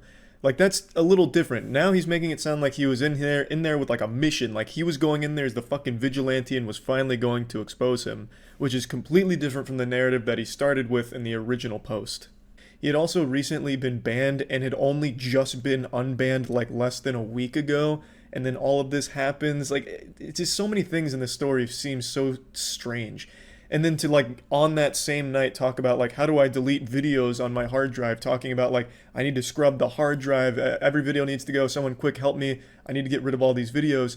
That doesn't strike me as someone who's, like, actually panicking about all of the accusations. That strikes me as someone that's trying to farm karma and attention out of this. It really does seem like the behavior of a troll, like an extremely edgy, really misguided troll. I mean, because now there's, like, articles about it that are talking about his alleged pedophilic behavior that he's exhibited, you know, over the course of, like, the last 5 or 6 hours. Those articles have been coming up. So it's, like, a really bad idea if this really was the plan. But overall, I just wanted to talk about this because for some reason I was mentioned in it, or at least people perceived that I was mentioned in this. So I at least wanted to talk about it and give, like, the full breakdown of everything going on. The whole situation's fucked up no matter what is actually going on here. And if everything from the LSF post is true and that's exactly how it all happened, then this is an extremely serious case where this guy needs to be off of Twitch ASAP, as well as have some kind of investigation done, because this is some really fucked up shit. I just wanted to talk about it, and yeah, that's about it. See ya. For a couple months now, so many of you have been asking me if I'm going to be making a moist meter on Jujutsu Kaisen Season 2, and I've always proudly proclaimed, yes, of course I'll be making a moist meter for it. You bet your sweet bippy. But, unfortunately, just like Fire Festival, I lied. I'm a big fat liar, and Frankie Muniz ain't the one exposing me, I'm doing it myself. I pulled your leg, I yanked your chain, and I'm not sorry. I'm not making a moist meter, I'm making this video. I'm just gonna sit here and gushing grannies over Jujutsu Kaisen Season 2 because I, no exaggeration, believe it is a masterpiece of action shonen. I know the word masterpiece gets tossed around willy-nilly. It's used very loosey-goosey. It's pretty much lost most of its meaning. It's like the word prank to a YouTuber. Masterpiece doesn't hold the same weight that it used to, but I'm using it in the truest sense of the word. I 100% with my whole heart believe that Season 2 of Jujutsu Kaisen is legitimately a masterpiece in animation, and action for that matter. Now, before really getting into this, I want to make it clear that I'm not ignorant to the problems at MAPPA. MAPPA is the studio that produces Jujutsu Kaisen anime, and they have been overworking their staff, and it is a tragic situation at the actual MAPPA headquarters, because the work they have produced here is spectacular, but it came at the cost of the health of its employees, and I think that is completely unacceptable. All I can do is hope that MAPPA improves its infrastructure so that way it actually takes care of the talent that makes this possible. It is clear that so much passion went into this season. It oozes out of every frame of this show. It is unbelievable what they were able to do with Season 2 of Jujutsu Kaisen. I didn't think they'd even come close to matching the beauty of Season 1 of Jujutsu Kaisen, and somehow they came in here and fucking spanked its cheeks red. This is so much better somehow. It is mind-boggling just how good Season 2 is when it comes to its action. So, let me dive into this. I think, and I said this for Jujutsu Kaisen Season 1, that this is the best pure action that anime has to offer, period. This is about the best it can get in that genre. I don't think there's anything else that really competes with it in terms of what they're able to capture in the anime. Now, that being said, I do understand that a lot of people have complaints about its story and its power scaling, as well as some of its characters not ever really being developed and sometimes just used to, like, shock death and, like, startle viewers. And I do get those complaints. Like, I definitely do feel that in Season 2 here. They introduce some really cool characters, only to, like, quickly just kill them off, or even kill off a character that never really had a chance to really be fully explored and be fully fleshed out, even though there were all signs pointing to that being the case. So it feels like at points the narrative was there just to subvert your expectations for the sake of it, which felt a little unsatisfying to see a character's story come to a close the way that it did a couple times. Though other times it really felt like, damn, this is a big important moment, and it does feel like they were sent out in a really fitting way.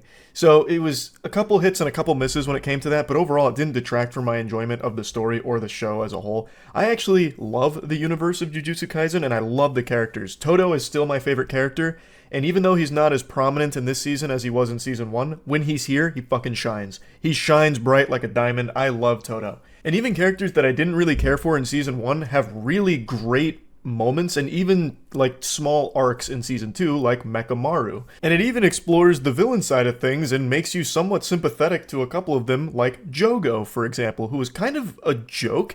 But JoJo is really interesting because he only squares off against the strongest possible fucking opponents, so we never really get to see him display his power against people less than godlike and nearly unbeatable. In season 2, we do get to see him, like, flex. Like, we get to see him go crazy on some sorcerers that aren't necessarily unbeatable fucking deities. And damn, he is strong. He is spitting and shitting on people. Season 2 is really like this avalanche of hype. It starts with just this absolute fucking snowball rolling down the hill of hype, adrenaline, and incredible action, and it's all beautiful to watch, and it never stops. It just keeps gaining speed, gaining girth, gaining mass. It's just this fucking non-stop runaway train of beauty, and I loved every second of the ride. I don't want to get into anything spoilery here. I really do just want to sing its praises because I think what's been produced is something extremely special. Now, there are plenty of valid complaints like about what not to like about Jujutsu Kaisen when it comes to story and characters and whatever, but there is no real complaint that can be made that its action or its animation is anything less than top tier and some of the best the industry has ever seen. Full stop. If there's anyone saying otherwise, they're being contrarian for the sake of it or trying to get like engagement bait, because it is objectively, legitimately, objectively speaking, some of the most beautiful, most dynamic action that anime has right now. And it's kept up through the entire season. It's not just a couple tiddlywinks sprinkled throughout major episodes and major narrative moments. It's every episode, every fight has so much tender loving care put into every goddamn frame that it creates this beautiful piece. Every fight, every moment of a fight is amazing. And it's not just like a couple of big moves that are animated really well. They have so much hand-to-hand combat with like a dynamic moving camera that follows the action around, and it never really gets disorienting, except for a couple of moments during fights where things just go absolutely chaotic, like legitimately fucking bonkers. But other than that, it's all extremely easy to understand what's happening and so fun to watch. I really think Jujutsu Kaisen Season 2 is perhaps the best action shonen that can be made. Like, I don't know how you can do action in anime better than this season just did. Like, I feel like we've just now been spoiled for the rest of the humanity's existence on this fucking space rock with the best possible action anime we will ever see. Which is cool, you know, what a time to be alive, but damn, like, where do you go from here? I don't think it can be topped. I really don't. I can't recommend this show enough. I think even if you hate anime, if you hate animation, you will still probably find a lot of enjoyment watching the action here. Because Jesus Christ, it is a spectacle. So yeah, I just wanted to make this. I know I didn't really get into the nitty gritty on any of it because I just don't even need to. This season is very simple. Bad thing happens. Very creative plan from the bad guys. Goes exactly how they want it to mainly, and now it's a series of fights to try and overpower them, and you're just getting fight after fight after fight after fight after fight. I think every single episode in this season had a big fight in it, or was a continuation of a big fight that had happened in the episode before. And how can you not love that? How can you not love that? Yes, you can want more narratively, I get it, but Jesus Christ, this is still such a beautiful meal to be consumed here. I loved it. I think it is a must-watch. I'm a huge fan. Clearly, I'm sitting here, you know, going wild over it, like a kid on Christmas that just got that bike they've been wanting for so long. But, like, this is an anime wet dream of a production, and it is just still such a shame that MAPPA overworks and mistreats its employees. I need to mention that again, because the talent behind this deserves to have their flowers here. Like, what they have done is unbelievable, and they should be rewarded for that. Not with, like, pain and misery while working at Mappa and dreading every single day. I remember I read something on Twitter how during one of the major fights in the episode, they'd actually slid in the Mappa headquarters building and it gets like blown to pieces or something. I don't know if that was just a meme or if that's true, but I do believe it because a lot of animators came forward to talk about their awful experience while working on this because of the way Mappa oversees the project. And that fucking sucks because this, what they've made, is incredible and this talent deserves to be rewarded. So, amazing season, amazing show, amazing series. I'm trying so hard not to read the manga because I want to just experience it in its animated format. But man, it is tough to fight that urge. Anyway, highly recommend. That's about it. See ya. I couldn't think of a great title for this video, so it ended up sounding a little more intense than I planned for it to be, but make no mistake, it's still going to be a high-octane video that's going to blow your hair back. I am saying goodbye to Twitch, but not fully in the way that you think. It's not like a funeral service for the Moist Critical Twitch channel. That would be the saddest way of going out ever, because the last broadcast on there is from last night, and it is some of the most despicably trash Warlock gameplay Dark and Darker has ever seen. Having that cursed footage be the last thing broadcast on my Twitch channel before retiring it would be more embarrassing than if my dick pics leaked. So, pop a squat by the fireplace and let me explain. My Twitch contract has been terminated amicably between myself and Twitch, and a huge thanks to Twitch for being so willing to do that, because I did still have a lot of time remaining on my Twitch contract, but I wanted to be able to have flexibility to stream elsewhere, and Twitch fully understood and gave me that firm pat on the ass and said, you go get 'em, champ. So, I am no longer exclusive with Twitch. Now, this isn't me announcing that I've signed somewhere else with like a contract. This isn't like a LeBron James The Decision moment where I'm coming up here and saying, I'm taking my talent, well for me, I'm taking my lack of talent to Mixer. It's nothing like that. This is just simply me saying Twitch was nice enough to turn our contract into toilet paper, which is what I wanted, because I really like the idea of not being forced into one place. I'd like to be able to spread my fucking butterfly wings and be able to try different things on different platforms.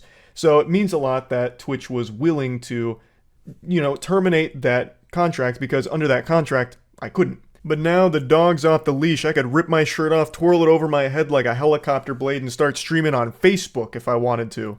If I was a crazy person. I'm not doing that. Never happening. But I could, is the point.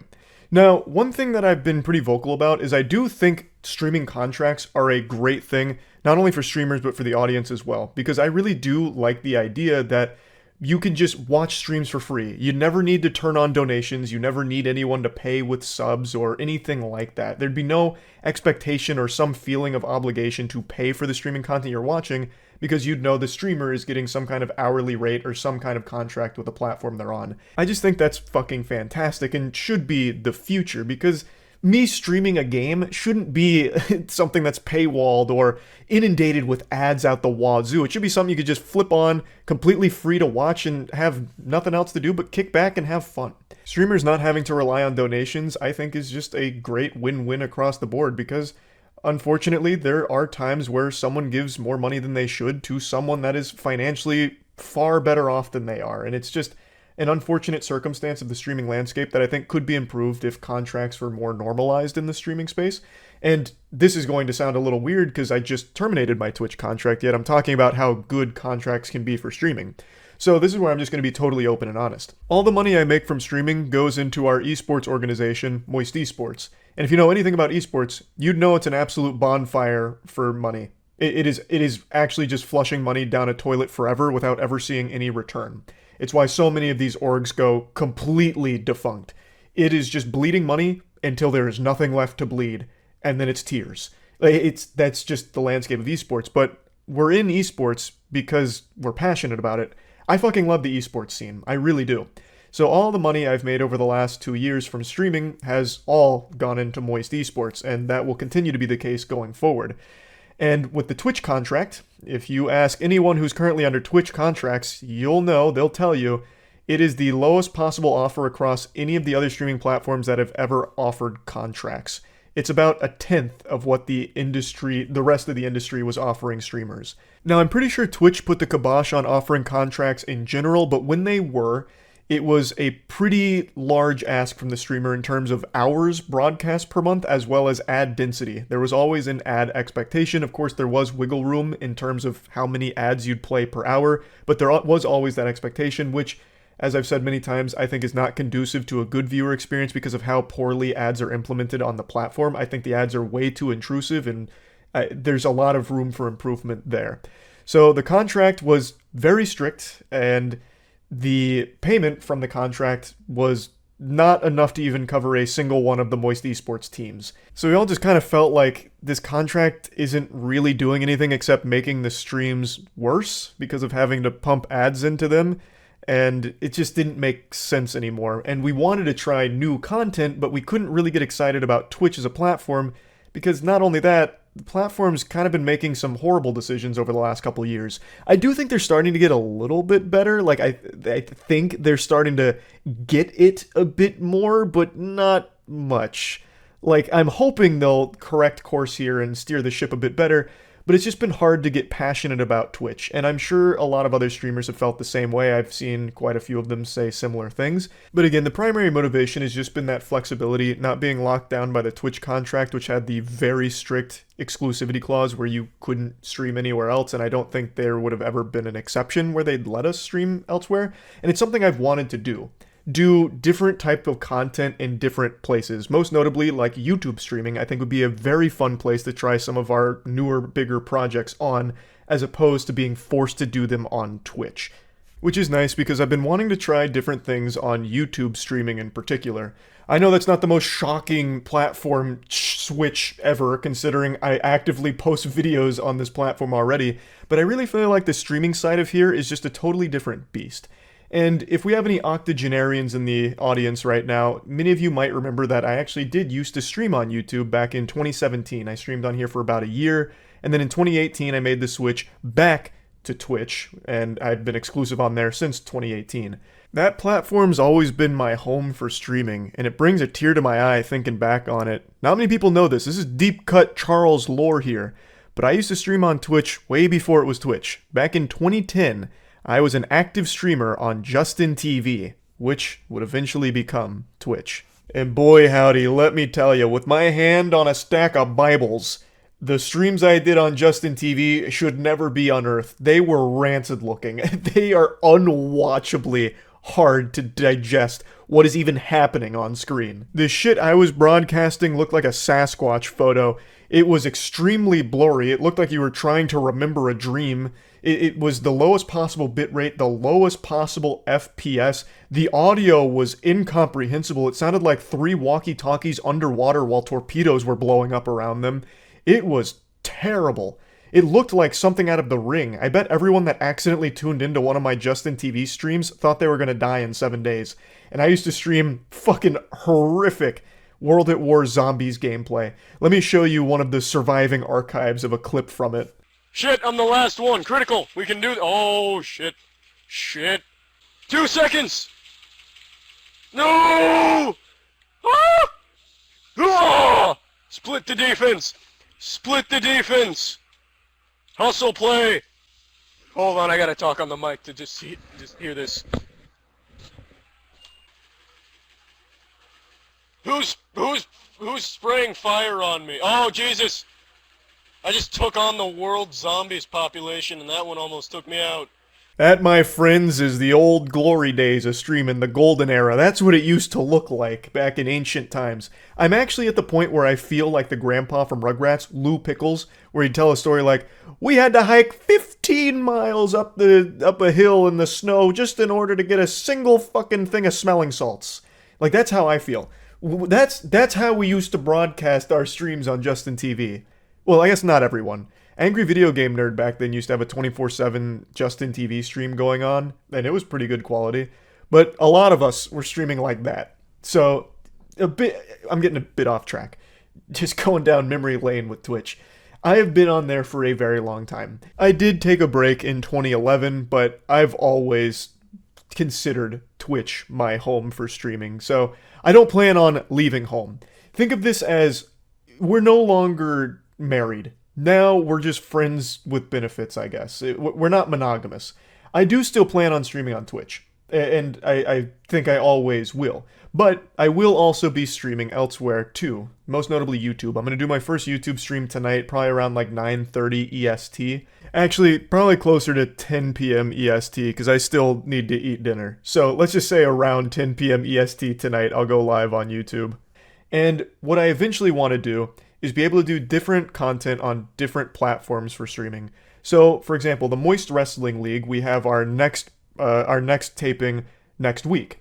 I do eventually want to take the Moist Wrestling League live, and I would love to be able to do it live on YouTube, because I think it would just go so fucking hard on YouTube. I like a lot of the features YouTube has over Twitch. The ability to just go back in a stream, just rewind it like native in the player, I think is great. I think the chat functionality is so fucking primitive, it is weak right now. Ludwig has Truffle to help with that, but the actual built-in YouTube streaming chat is trash, and it needs a complete overhaul. But I really do just love the idea of being able to do different projects in different places. Another thing is Dungeons & Dragons. We're going to be doing our own Dungeons & Dragons show, not like in an official capacity partnership with Wizards or anything. It's just our own silly campaign that we're putting a lot of resources into to make like really high quality, because we've been obsessed with Critical Role and Dimension 20 recently, and we just thought it'd be so fun to have our own wacky D&D adventure show that we would love to take live.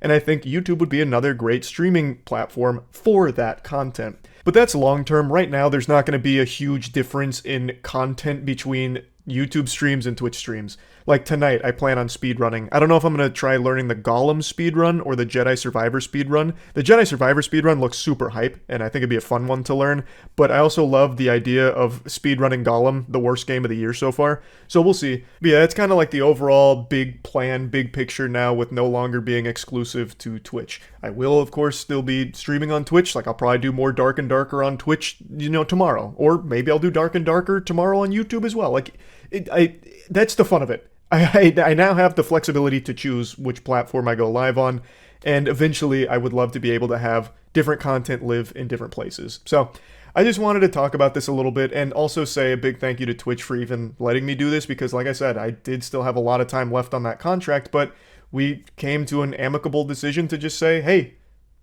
it's all good. So that's super nice of them, and yeah, I'm looking forward to being able to do some wacky stuff. Just wanted to talk about all this. That's about it. So yeah. I was going to wait a little while to talk about this, because I have a sneaking suspicion this won't be the last desperate marketing attempt we'll see from this film, but I just can't resist the urge anymore. It's like trying to hold in a sneeze, just trying to fight my desire to make fun of what I just saw a couple days ago. To set the stage, Pixar has released a new film, and it's become the second worst opening in all of Pixar history. It's looking to be a bit of a flop here. And there's a very good chance that you haven't even heard of the new Pixar film. It's called Elemental. It really flew under the radar. The marketing budget had to be like 5 popsicle sticks and like word of mouth. I don't really know what they were thinking here or expecting, because most people didn't even know this was on the horizon here. There was about as much hype for Elemental as there is going to the DMV. Most people didn't even know it was coming, and the ones that did just didn't really care to go see it, so it's not performing super well. And it appears that the higher-ups at Disney are starting to panic. So they're dusting off the oldest tricks in the marketing book here to try and convince people that the film is popular and worth going to a theater to see. Because a lot of people would probably choose to go to a fucking dentist's office as opposed to going to a theater to see Elemental right now. So they're trying everything. And that's when they came up with this absolute shining stinker of a viral marketing campaign idea. Save it for the wedding. Hey! Yo, yo, yo!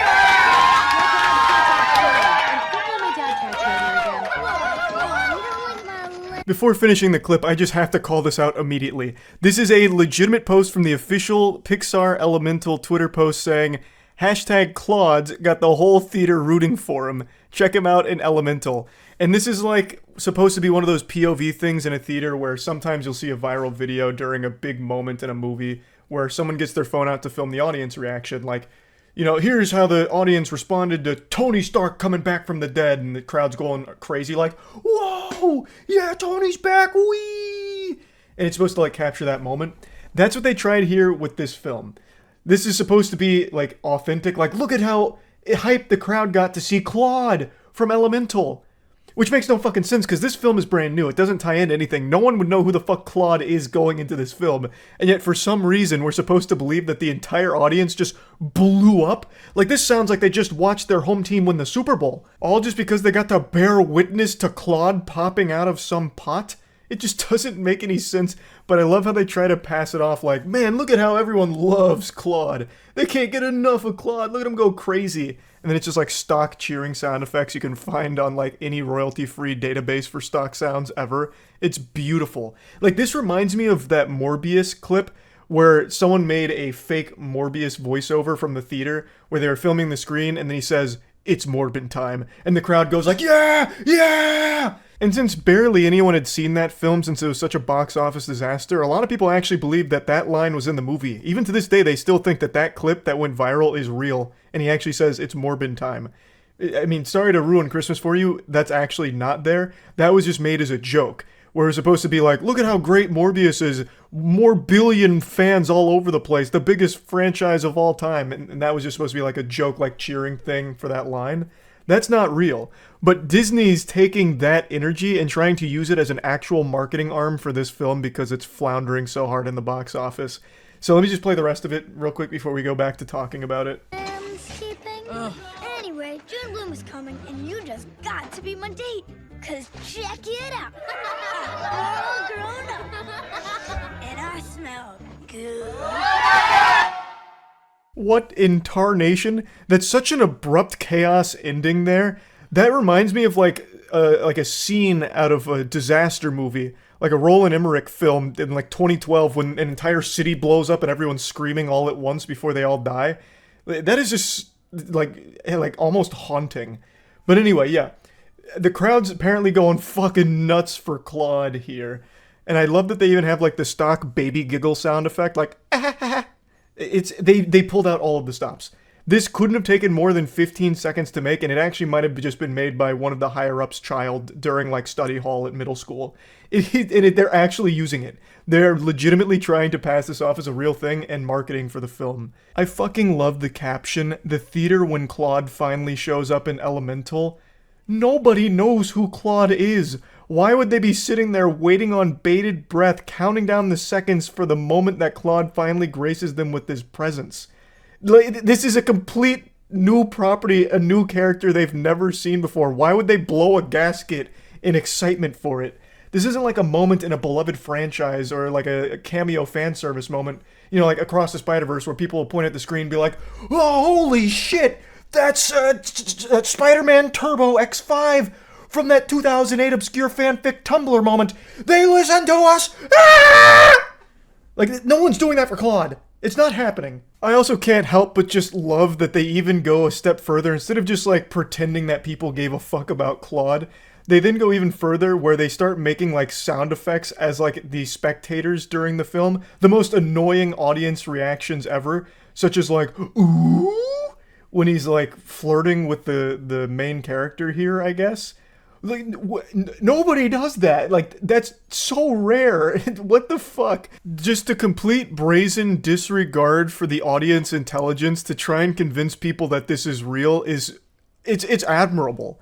I can't help but be impressed that they're actually trying this on TikTok, but I can't even blame them for trying. I don't even hold them at fault for this, because a lot of users on TikTok suffer from legitimate brain rot. That's going to be a studied phenomenon in 10 years. Mark my words. Put it on your calendar. 10 years we're going to be studying the effect that TikTok has had on the brain and the development of children and people across the world.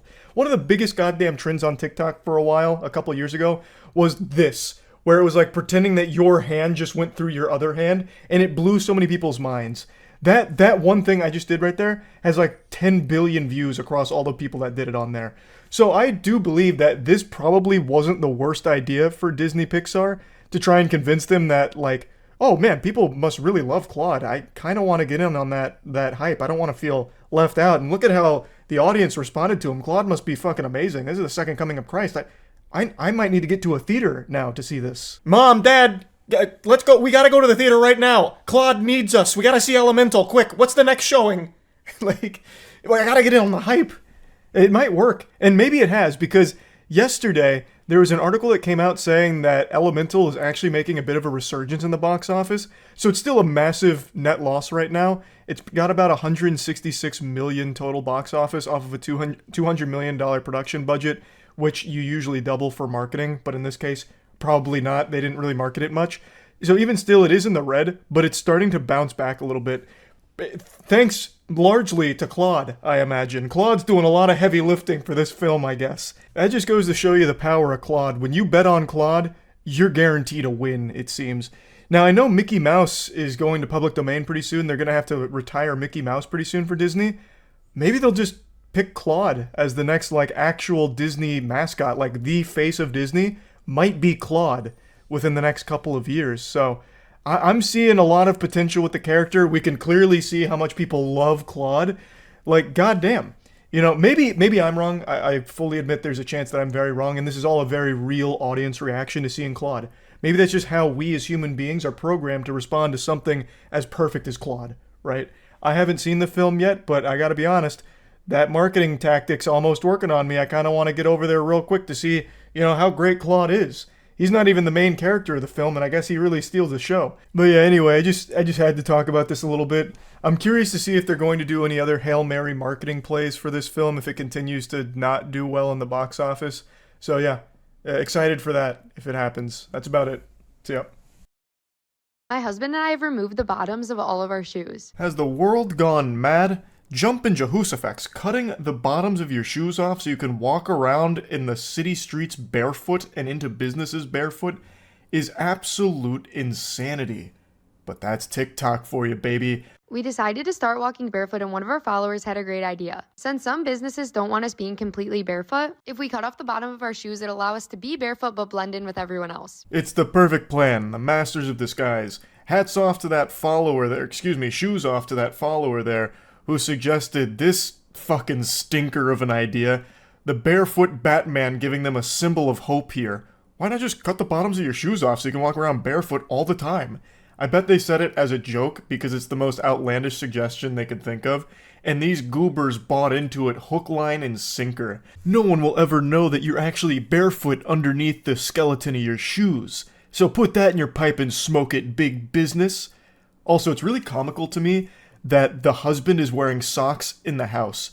So they walk around the city streets barefoot, but draw the line at walking around their own home barefoot. What, is your house dirtier than the fucking city streets? You don't trust your own house floors, but you trust the city streets that are covered in poop and all kinds of other bodily fluids and chemicals and yuckiness. But you get the heebie-jeebies thinking about walking around your own home barefoot. Ooh, I would never walk around here without protection on. I'm double layering my socks today, actually. Do you not clean your own floors or something? It makes no sense to me. That's so weird that they'll wear socks in their house, but not in public. They're just full-blown barefoot, letting it be raw. This is a huge commitment, but we were willing to make it. These are our favorite shoes. Our shoe collection is worth more than $20,000. But this is a sacrifice we're willing to take because walking barefoot means the world to us. Rest in peace, 20,000 bones. That's a lot of money to just flush down the shitter just to be able to secretly walk around barefoot. Far be it for me to question what people are passionate about, but why this? You know, I'm a bit of a daredevil myself, a bit of a rebel. I like to walk around barefoot in the comfort of my own fucking home, where it makes sense to get my little hobbit stompers out and just roam around here. Why sacrifice 20 grand just to do it in secrecy? Like, you can't just wear shoes for a little bit. You have to be barefoot all the time. It's almost like a fetish at that point, it feels like. They can't help themselves. It's so weird to me because it's a dangerous thing to do. I remember back in college when my campus would do like shoe drives where we donate shoes. My roommates and I did it once, and we walked back barefoot, and my buddy cut his foot on a piece of broken glass and just gashed that shit open. Now, amplify that danger times 20x because you're just walking around the city streets barefoot. It just doesn't make sense. Plus, you're risking, of course, like disease, infection, and shit. Like, probably get like fucking hookworm and COVID, and those two mash together and form like COVID turbo strain or some shit. I don't know. It just doesn't. It doesn't compute. You can't just wear shoes for a little while. You have to just ruin 20 grand worth of shoes to be barefoot secretly because businesses don't want you barefoot inside there, which is a totally reasonable thing to not want because it's gross. The benefits of walking barefoot are priceless, so now our shoes are worth more than money could ever be. So today we got to work and started removing the bottoms. The benefits of walking around barefoot, huh? That had me scratching at my chinny chin chin, so I did a little research. There are some stated benefits of walking around barefoot. On grass, in nature, where again, that makes sense. Not dirty ass city streets that are covered in poop and in fucking grime and grease and filth. Or on like the floors of businesses, which again are gonna be covered in all kinds of shit. The benefits of walking around barefoot are minimal at best, but there are some, and it's all in nature. Like in the forest, on the beach, like literally anywhere besides just contaminated city streets. This is just vile and disgusting. I bet if you brought out a Geiger counter and held it to this couple, that shit would blast off the charts. They're gonna need Radaway or something after a single trip to the grocery store while barefoot in these incognito boots. We weren't sure if this was going to be easy or hard, and it ended up being pretty easy. We made little shelves where our toes are and our heels are. We made a little lip on the bottom of the shoe where our toenails will go so they can latch on, so we'll actually be able to hold on to the shoe while trying to walk without the bottom. And we did the same thing for our heels. The experience of cutting off the bottoms of our shoes was very freeing and detoxifying, just like walking barefoot is. The word detoxify has completely lost all meaning. It's just a useless buzzword now. It's truly baffling how far we've fallen, but that's the beauty of brain rot. Yes, I start every morning with a dirt and urine smoothie while walking around barefoot to improve my connection to the earth and realign my chakras to detoxify my body. Absolute lunacy. You're not detoxifying anything by walking around dirty-ass city streets barefoot. You are actively toxifying yourself. If anything, there's all kinds of sewage and shit that spills onto the pavement that you're now just barefoot raw dogging. And even outside of that, you could step on like a small piece of metal or something, give yourself tetanus. Like, there's so much risk associated with this and no benefit whatsoever. What do you get? The ability to wiggle your toes a little bit in the open air on the pavement? Yippee! It's just so stupid, and they're trying to preach about it like it's a good thing, and this is supposed to be a tutorial for other barefoot enthusiasts. So that way you can go incognito while barefoot in businesses and on the city streets. Who would want that? Why? So after we cut the bottoms off, we decided to try it out. So we went to our favorite store, Sephora, and as you know, they don't really like us in here without shoes. I needed to grab a few things for a trip we're going on. The experience was absolutely perfect. I love the dichotomy between we walk around barefoot because it's good to detoxify and it's freeing and whatever, and then going right into Sephora, which has more chemicals than the goddamn plant Homer Simpson works at. Of course, I have no problem with Sephora whatsoever, but I just really would have thought a couple like this that's so desperate to be barefoot that they'll destroy a $20,000 shoe collection just to cut out the soles so they can be barefoot on the grossest surfaces possible would be really apprehensive about going to a store like Sephora, which has like a lot of really unnatural ingredients in a lot of their products. So it was just weird to me. And it starts to make me wonder if this is all just performative. Like, I feel as though there's a chance they don't actually walk around barefoot ever, and this was just for the sake of being quirky and unique on TikTok. And that's also helped by the fact that the dude was wearing socks in his house. If they really loved their bare tootsies out all the time, I bet he probably wouldn't even fucking own socks, let alone wear them in his own house. So I'm starting to think that they're just lying here and this is all just fake, but I'm not entirely sure. Either way, though, it's fucking gross. The workers came up to us, they talked to us, they even complimented our shoes. I definitely recommend this if you're trying to go incognito barefoot. It's the perfect way to get all the benefits of going barefoot, but also have no one know. It's also the perfect way to contract the disease if you're looking for a speedrun percentage, because I'm guaranteeing you're going to pick something up along the way here for this journey. What a great tutorial and what a wonderful lesson. I also love how effective this is. Just look at how top secret this is. As her entire foot pokes out the side of this destroyed shoe casing. The corpse of that shoe is just hanging on by a thread here as her whole foot is exposed. I'm sure nobody knew. I'm sure they were completely in the dark. Of course, the workers, I would imagine, probably saw this, especially because the sound their feet would be making, slapping against the floor. Like, that's not the sound shoes make. I have no doubt they knew, but they probably just didn't want to deal with the headache of confronting people like this about it. Like, hey, excuse me, why are your dogs out underneath these shoes? We really would prefer if you came back later with shoes on. Can you please leave the store? They probably just didn't want to get into any kind of argument with people like this, so they just let it slide and were praying that they'd be in and out quickly for their stupid TikTok video. But yeah, I just wanted to talk about this a little bit because it was a wacky little thing that popped off on Twitter today. That's about it. So yeah. It's shameful to admit this, but it's the unfortunate truth that just by looking at me, you probably couldn't guess that I have been active in the gym for about a decade now. In fact, my college degree is in human science with a concentration in exercise physiology. But I'm on a 5'6" frame and I keep myself lean so no one even knows that I'm ripped until I do like a flex and it ends up being a jump scare. I keep hyping myself up in the mirror and telling myself that today's the day I finally start wearing tighter clothing so people stop asking if I even go to the gym because it hurts my soul every time. Or maybe I just need to be shirtless more often so that way it's pretty obvious. But regardless, the reason I'm even mentioning this is because I've noticed over the last maybe 6 months, not even that long, but like the last 6 to 8 months, the gym has gone from being a place of like working on yourself, gains, you know, focusing on improving your overall health, to a place where people go to compete for viral TikTok videos of them being a victim. Usually the content revolves around them filming themselves working out and then catching somebody looking at them and being a creep and a weirdo staring at them. Staring's a word I'm using very loosely here. And then sometimes, God forbid, that person comes over and asks them a question in between their sets. Normal human interaction has become fucking outlawed in the world of TikTok for some people. Now, I'm not saying this isn't a real thing. I'm not saying everyone that goes to the gym is an angel that can do no wrong. There definitely are creepy people that go there. I've certainly seen my fair share of weirdos in my days. In fact, one that always lives in my head rent-free is 2 years ago. A security guard at a private gym kept going over and sniffing a woman's ass as she was doing rows. I can't show the video, I don't think, because it might be against YouTube's new terms, but here's just a quick screenshot of his 4th ass sniffing attempt where he's just like huffing her fumes. He eventually does get caught and fired for it. The point is, there are weird people at the gym, but what's going on right now is everyone is filming themselves at the gym, which I already think is kind of weird. There's also like this fucking perpetual surveillance here with people making fucking TikToks everywhere.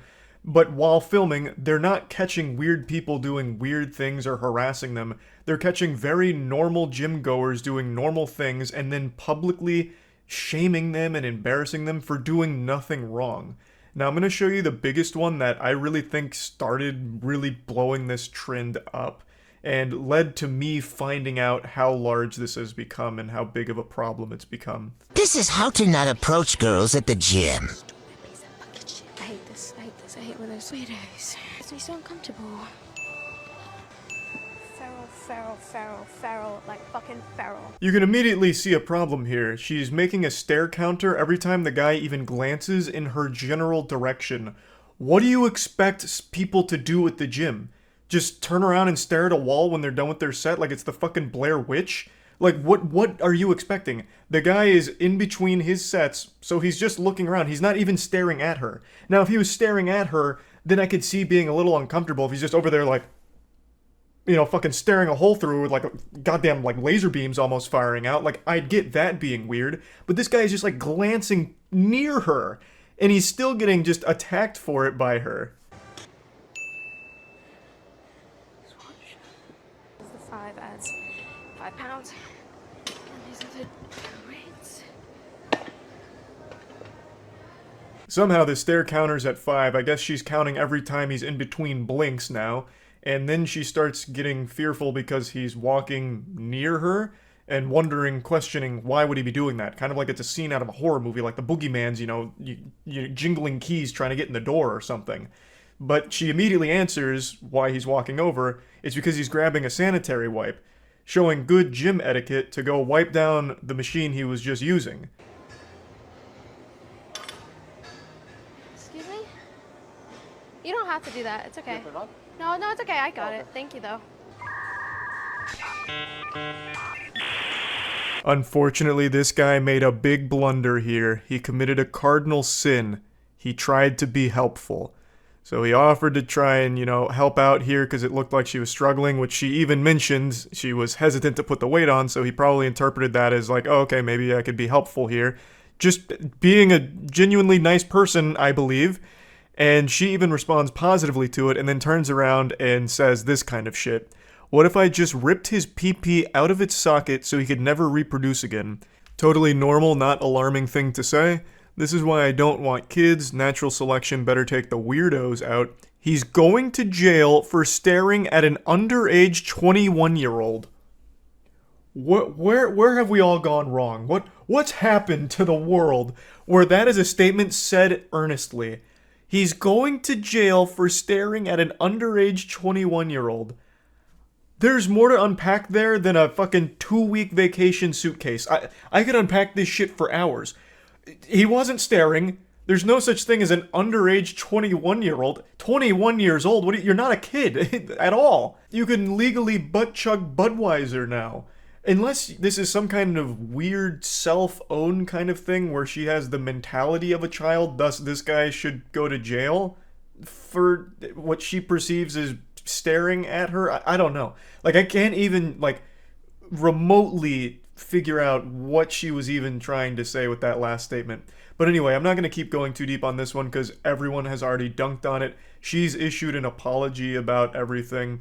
But I want to give a quick shout out to Joey Swole. He's a very prominent figure in the community and he's been doing a lot of good work calling out these kind of videos. Now here's another stinky video here. So this guy gets called out because he walks across the track she's about to do lunges on and looks at her on the way by. Then she says that she catches him still staring. There's no way, I'm so uncomfortable right now. And then the caption even says, in quotes, "It's because of your outfit." I don't know if she's accusing him of saying that, like he shouts it at her across the room. "Excuse me, m'lady. I looked at you because of your outfit. You drew my eyes to you. It's your fault." Or if she's just saying that as like a way of calling out behavior. I'm really not sure. But Joey Swole, when he talked about this video, pointed out something that I think everyone who's ever been to the gym will recognize. That not only is the guy not staring, again, the reason why he'd look at her while walking by is because he's going by her path on the track. So perhaps he was looking at her to make sure he wasn't getting in her way since she was about to start lunges. I feel like that's the most obvious explanation here, but regardless, he doesn't do anything creepy or weird. He looks at her while he's walking by, and once he's through, he continues going forward. Like, I don't understand where this is coming from. To me, it feels like this lady has recorded every single one of her gym sessions for the last week or so after noticing that this kind of content was blowing up, praying that someone would be weird and creepy to her, but she didn't get that. So she just decided to go with the one that's almost somewhat different, where a guy looks at her when he walks by, and chose that one for some clicks. Because nothing bad happens here. There's not a weirdo here. And according to Joey Swole, a lot of members of the gym, both men and women, said that this man is very kind and is actually loved at the gym. He's a regular here. So it is pretty fucked up and shitty for her to make this video trying to shame him for doing nothing wrong. This guy.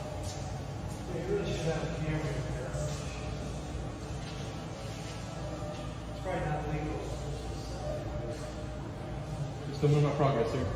What? Still moving my progress. Oh. I understand. Just...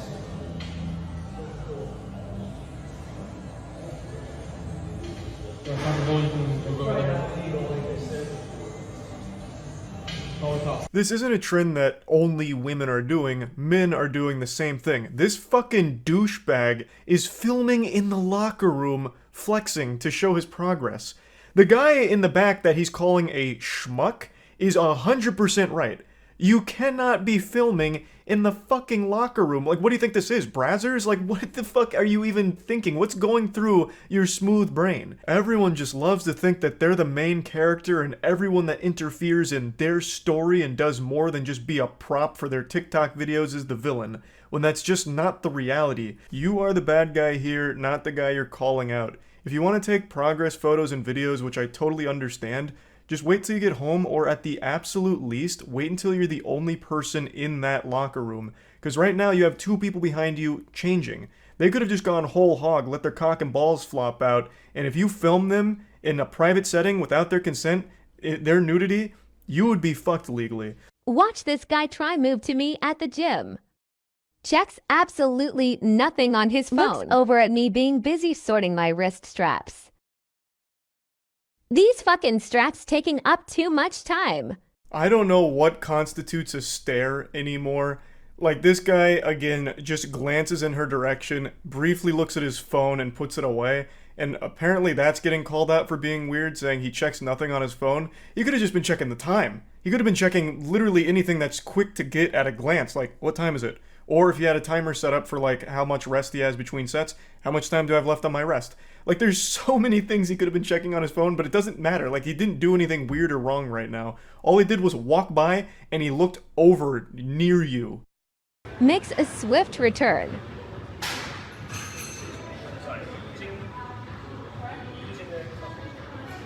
Sad lip. And there it is. The second he decided to ask a question, his fate was sealed. He was getting shamed on TikTok for it. So, he comes over and asks if she's using the machine behind her. As Joey Swole also points out, and as anyone that ever goes to the gym will also point out, people like to check to make sure the machines are vacant. They don't want to step on any toes and take a machine that's already being occupied, so maybe her things were near the machine and he wanted to double check to make sure she wasn't using it in addition to doing the RDLs. Like, that is just being polite. That is normal gym etiquette. But let's assume this guy is new to the gym. She seems to think he is and is insulting him for it, making fun of him for not knowing the name of the machine. So, don't you think someone that's a little new to the gym would like to be super certain that he's not getting in anyone's way? So he would like to ask someone that's near the machine to make sure that he has full reign to use it without intruding on their workout. He did nothing wrong, but it didn't matter. He made a slight glance near her, a split second of his eyes looking around before checking his phone, and that small, insignificant thing was enough to put a crosshair on him and for her to attack. I think she's the weirdo. You're the gym weirdo, filming everyone around you, looking for people to call out. That shit is creepy.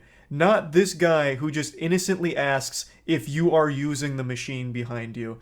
Totally normal question, totally normal interaction, and this behavior is getting so fucking out of control. People are turning gyms into war zones where they're looking at every single micro angle of your eyes and counting it as a stare if you happen to catch them somewhere in your general vision vicinity. It's fucking despicable. So yeah, I wanted to talk about this a little bit, and that's about it. See ya.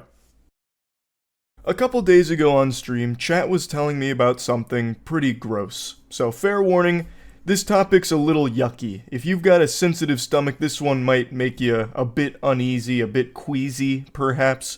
I'm gonna get a little political here for a moment, so really brace yourself. Just grip the sides of your chair real hard so you don't fall over. It's gonna get spicy. I think under no circumstances should a politician be allowed to run if they have a documented history of smearing poop on their body.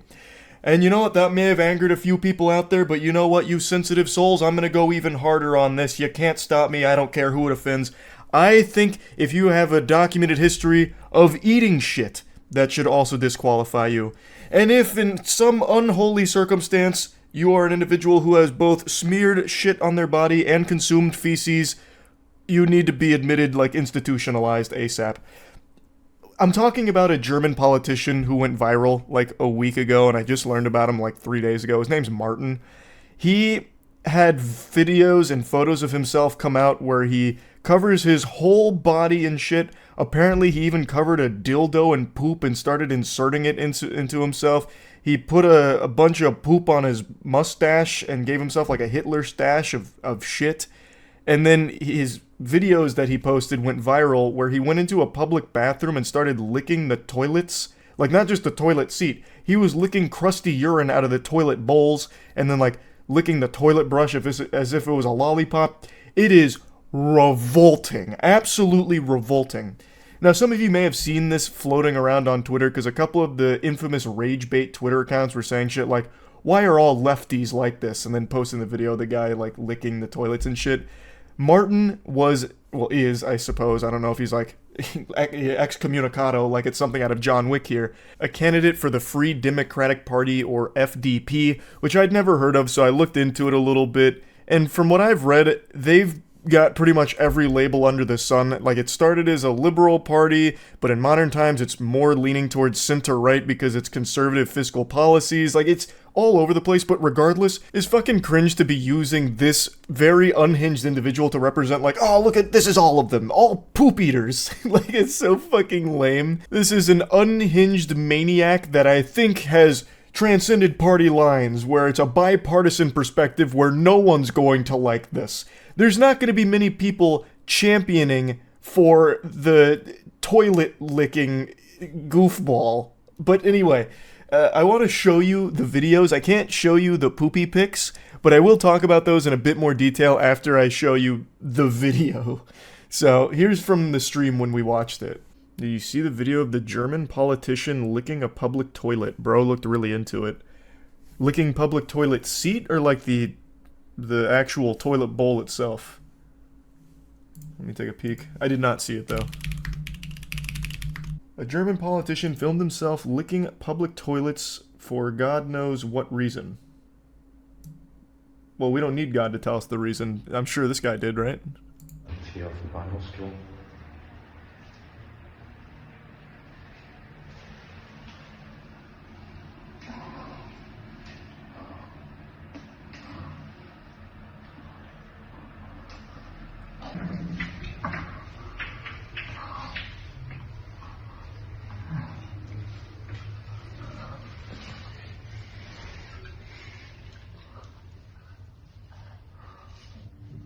That doesn't look like a punishment. That man is super into it.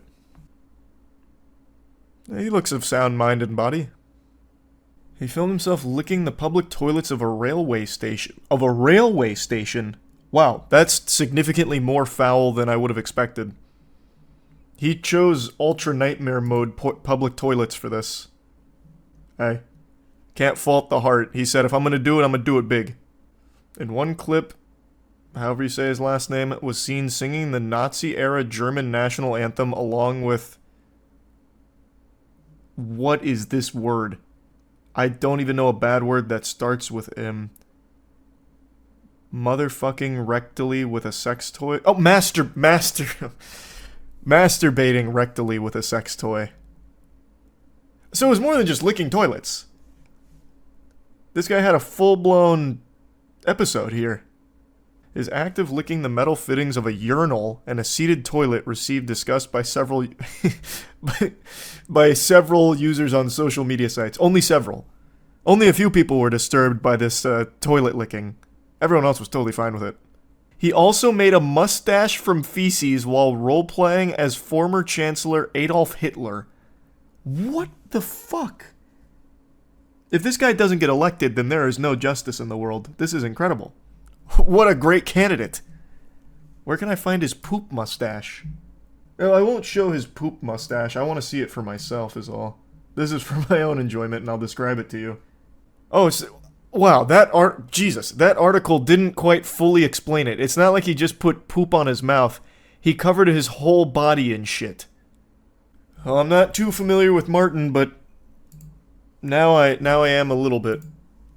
And I don't really like it. He wouldn't get my vote. That video forced him to retire.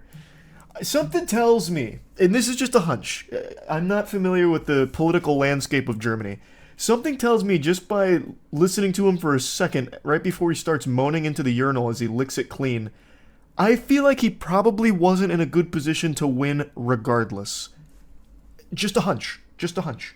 Since all of this came out, there hasn't been a peep from Martin. He's off the grid right now. Probably purchased a shack in the middle of the woods somewhere and he's living out his days as a lumberjack with no electricity and no connection to the outside world. Because this is one of those things that you can't really come back from. It is so unbelievably gross that it changes the way people would look at you forever, I imagine.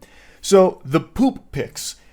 I can't find any information about who the feces belong to, if it's his own brand, like if it came from his colon, or if it's a third-party pooper. Like, there's no information about if he covered himself in his own shit or somebody else's.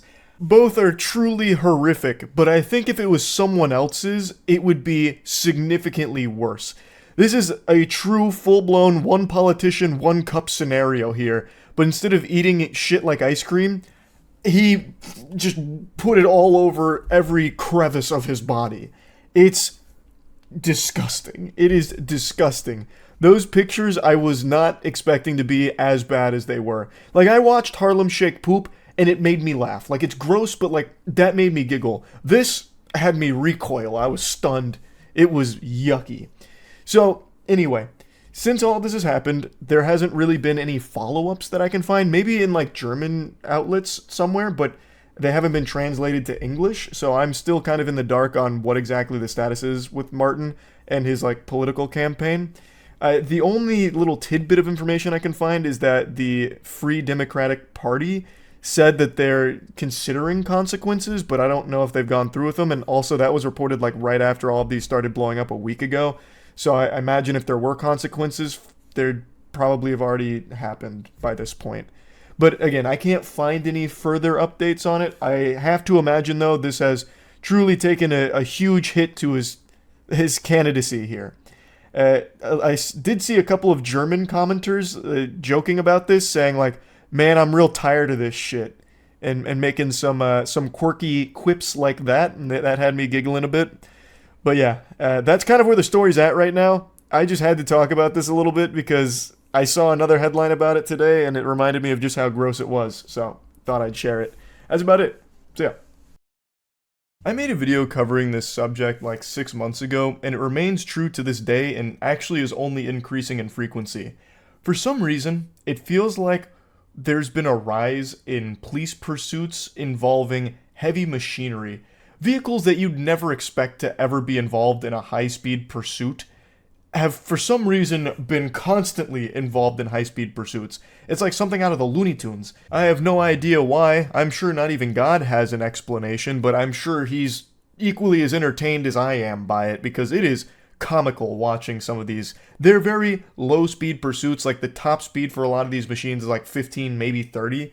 And I'm talking, you're seeing police pursuits of them trying to chase down a steamroller, a forklift, a bulldozer, a killdozer, a front loader, a side loader, a back loader, a chode loader, like you name it. If it's got 4 wheels and weighs 50 tons, you can find a police chase with it over the last 6 months. It's happening all the time now.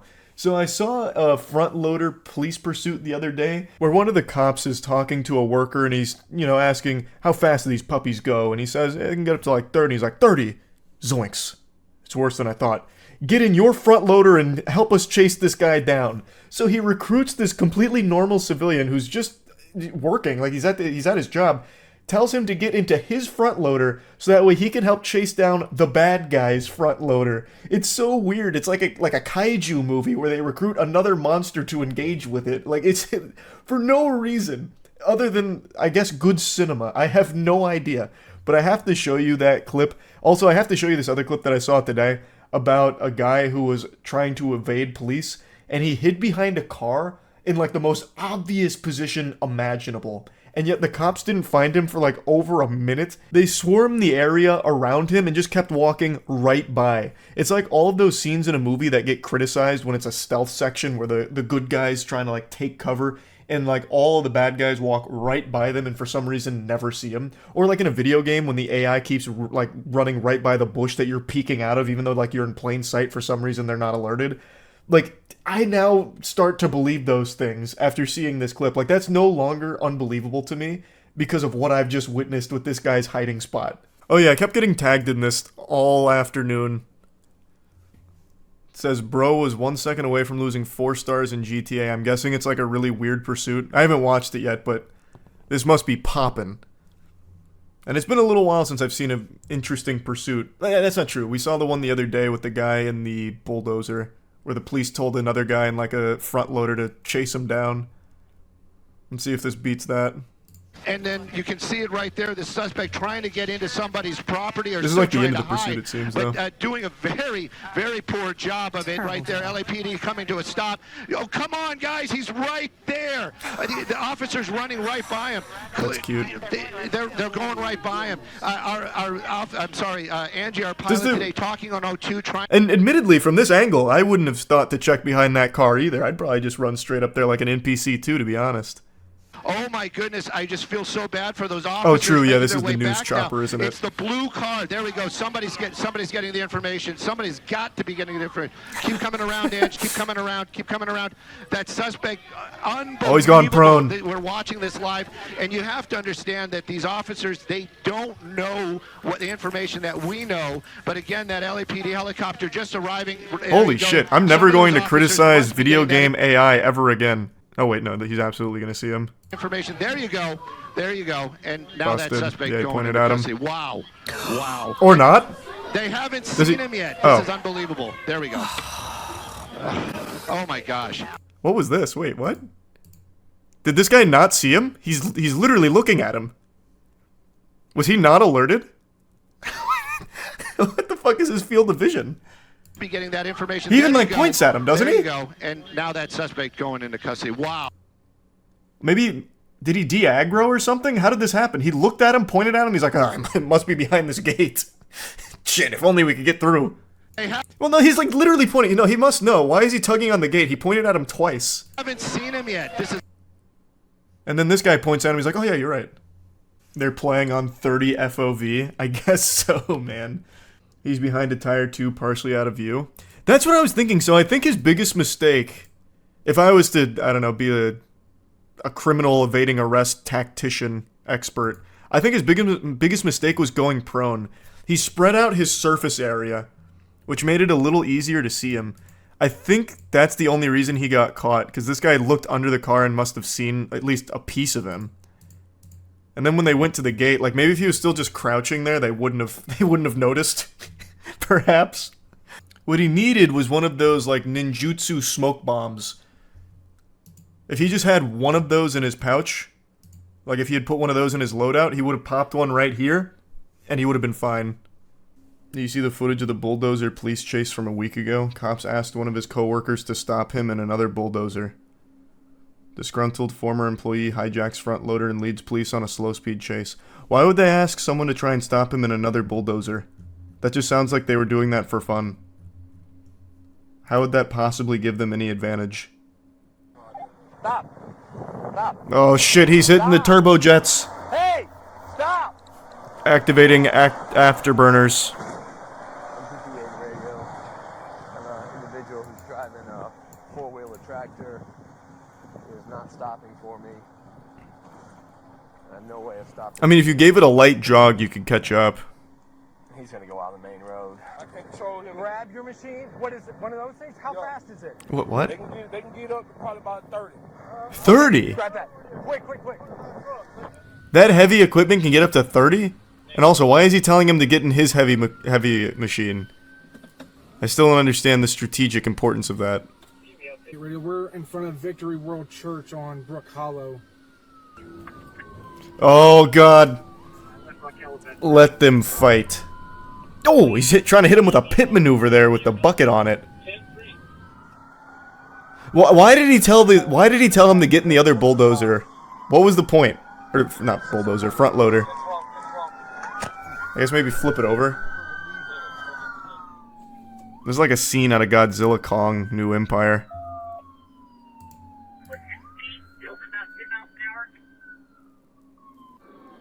Keep him up! Hey! Flip it! Flip it!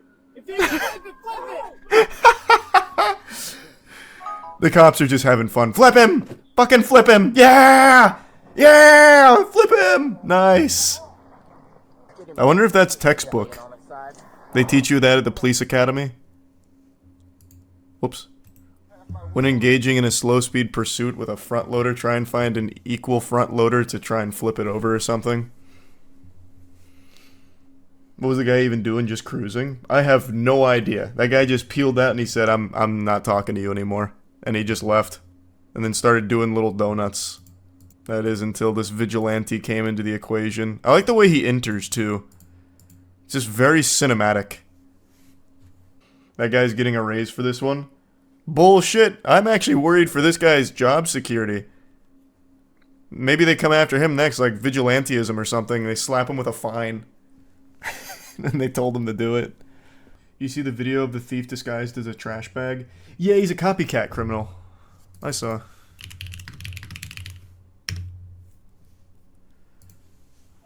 This guy just stole a page out of the playbook from the guy who did this exact same thing with the traffic cone. I mean, it could even be the same culprit, I suppose. We don't have any DNA evidence to link them. Toy Story crime? Yeah, basically. Same technique, everything. They must have trained at the same dojo. Ra's al Ghul trained them in the art of package theft. Prop hunt. Yeah, oh, kind of. It's unironically not the worst plan ever. Bro is not Solid Snake. When you think of dangerous items at airports, you undoubtedly go to the obvious answers of, you know, a gun, a bomb, a sledgehammer, these biceps. But what if I told you one of the deadliest weapons that you could ever smuggle into an airport, at least in New Zealand's eyes, is an apple? Matt sent me this video 2 days ago, and I'd actually heard about this a long time ago on stream, that New Zealand's airport security is extremely strict when it comes to fruits, specifically. Right in. So you can either pay now. I know it seems silly. The fine is 200 New Zealand dollars. Apples. Didn't see that coming. If that sizzler doesn't get you hooked, I don't know what will. This is the start to every action movie ever. It always starts with an apple. And a $200 fine. Now, to convert that to freedom bucks, it's about 120 USD.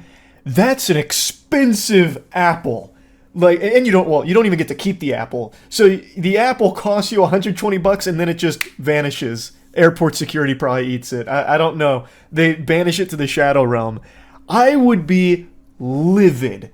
Like, that is not a small fine at all. Red alert, we're entering DEF CON here. So this is the craziest fucking story I think I've ever heard at an airport, to be honest. Like, this is unreal. So, the flight that was coming in gave passengers some items that included an apple. This was provided by the airline, so passengers were none the wiser that this was illegal contraband. So a ton of passengers took the apple and took it. Like, you know, as a human being would. If you were offered, you know, free food, you take it. So a lot of passengers had an apple, and every single one of them is about to incur a $200 fine for it. They're all about to get slapped by the long dick of justice here at the New Zealand airport. Tony is running in with that big iron on his hip, and he's going to be slinging that meat here with this fine. Because they're all criminals, and they're all on the loose right now. There's a ton of fugitives they got to wrangle together here. A lot of apple smugglers. The only way they'd have the energy to accomplish that goal is by drinking enough goof juice. Available at gamersubs.gg/moist. The tally keeps rising. The seven look like they've come off the Qantas flight. Fucking thing I've ever heard in this situation. It should be the airline's responsibility to know the laws of the country and not hand out apples that's going to get all of their passengers huge fines. I totally sympathize with all the passengers that are irate and crying about it, because it's just unfair. Honestly, and this is getting the tinfoil hat on in a big way, like I'm going deep into a conspiracy mode here, but it honestly sounds like some kind of nefarious scheme where the airline is obviously aware of it, and they know passengers probably aren't. So what they do is they give them apples, knowing they're all going to get fined, and the airline maybe gets a kickback from the fines. I don't know. Like I said, I'm deep into the conspiracy on that. But it's just so unfathomable to me that they would be handing passengers items that are illegal and going to get them into trouble. Like, honestly, if the airlines were handing the passengers cocaine, I feel like less people would have been fined, because the passengers would be like, oh, free coke. Definitely can't have that through an airport, and then they try and hide it, and they wouldn't necessarily get caught if they do a good job of hiding it. Whereas here, the passengers would be none the wiser. They'd be like, oh, an apple. I'll just go ahead and put that in plain sight here, and then all of them get caught. Oh, now, hold your horses. It's not the Apple's fault here. Don't go pointing the finger there. The Apples aren't stupid. It's the fucking airline that is. Like, it should entirely be the airline's responsibility to cover these fines. It is entirely their fault. It's just this perfect storm of silliness here with an airline giving away apples to a group of passengers that's going to an airport that doesn't allow apples. Which reminds me of that, like, lady doing a demonstration in class where she's like, "No pomegranates! No pomegranates!" or whatever. Like, that's this New Zealand airport here. This is no mercy. This is cutthroat. This could have easily been a warning. Like, hey, look, apples, we don't like them here. That's an evil that we must purge. So throw your apples away here and you won't get a fine. I know it's not your fault. We understand the airline gave them to you. So please just toss your apples here at the gate and go about your business. Like, that would have been the right thing to do. That's how the airport should have handled it, as opposed to this fucking iron fist they dropped down like, hey, we know the airline gave you this without letting you know that you're not supposed to have it. So I hope you like jail. Fucking criminal scum. Give us 200 clams right now for this. I can't believe you've done this. Spitting on you for that. Like, this was an easy moment for leniency. To just understand it's not the fucking passengers that have cooked up this evil plot of bringing apples into New Zealand. I just didn't see that coming with people being upset about being fined a huge amount of money. I just don't understand why they're so perturbed. It doesn't compute up here. Why would they be upset? It's their fault. They clearly brought an apple here that they didn't even ask to have in the first place. It's just so infuriating, punishing innocent people who just got served a free fruit and had no idea that they weren't allowed to take it like it was some kind of is 100% right. Her anger is completely justified here. It makes no sense at all. What a fucking colossal fumble here from the airline. And I really don't get why the airport security is this vicious about it. Well, everyone knows once you bring an apple in, if you let them get away without, proper punishment, then, it starts with an apple, and the next thing you know, they're smuggling on white phosphorus bombs onto the plane, and we say, no sirree. We're shutting it down. We won't allow the domino effect. The apple's just to get here, preaching to the choir. I believe the airline should 100% cover these fees and more, because not only are they being charged a lot of money in fines here, but it's also just a colossal fucking headache. Like, time wasted in the airport as well. This could have thrown people's entire schedules off, having to go to the side being treated like some kind of fucking terrorist for having an apple that the airline gave you. Like, the airline should absolutely be forking over a lot of cash here to cover this problem that they caused. Stuff and that could affect our country. Australia would have been burned to the ground, nothing but soil and ash if they allowed apples to go through from this flight. So, actually saved the entire nation there, no doubt. I just really don't understand. It's not firm but fair. It's anything but fair, because it's not like everyone on that plane all of a sudden banded together to say, fuck Australia, we're bringing in these apples, come hell or high water. The airline provided them with it. This should be an extenuating circumstance where there's leniency. Again, it makes no sense because it is not firm but fair. The passengers didn't know. They didn't bring the fruit themselves. It was the airline that was at fault here. And the airline did not get punished, at least not from what I read. I couldn't find like a full-blown follow-up on exactly what happened here, just like bits and pieces. But the passengers were still punished. It's just so stupid. It's super, super dumb. But yeah, I had to talk about this because when Matt sent it to me, I was pretty surprised at how silly it was. That's about it. So yeah. Linkin Park is back and they've got a new singer. And there is a lot of drama going on and there's a lot of weirdness to talk about. I feel like all of you have heard of Linkin Park before. They're probably one of the most well-known bands of the modern age. And even just hearing the name Linkin Park is like time travel for my brain. It just transports me, like astral projects me back to like 2002. I've said this before, Hybrid Theory is my favorite album ever, and I think it always will be. It was the soundtrack to my formative years. The boner jams on here I don't think will ever be beaten. And I feel the same way about Meteora. I think both of those albums are masterpieces. But when Hybrid Theory comes on, It's like Popeye getting his spinach. I'll hear that and I'll just go fucking superhuman. I'll feel like I can run through 5 brick walls. Point is, I feel strongly about this band, and when Chester Bennington tragically passed away, it was really rough, and it still is. It's extremely sad. He is a one-of-a-kind talent that will never be seen again. However, Linkin Park the band is back, and they have a new singer, and last week they performed a concert with her. Her name is Emily Armstrong.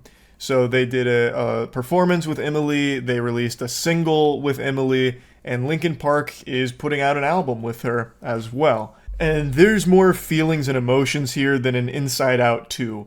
There has been a lot of discussion around it, and since the performance, a lot of information has come out that has changed the conversation from Linkin Park and even the new song they put out, and put it entirely on Emily Armstrong. Because she's got a lot of weird stuff that's gone on, to put it lightly. So, she's apparently a Scientologist and was actually at like a preliminary hearing for Danny Masterson as like a show of support for him. If you don't remember who that evil piece of shit is, let me jog your memory.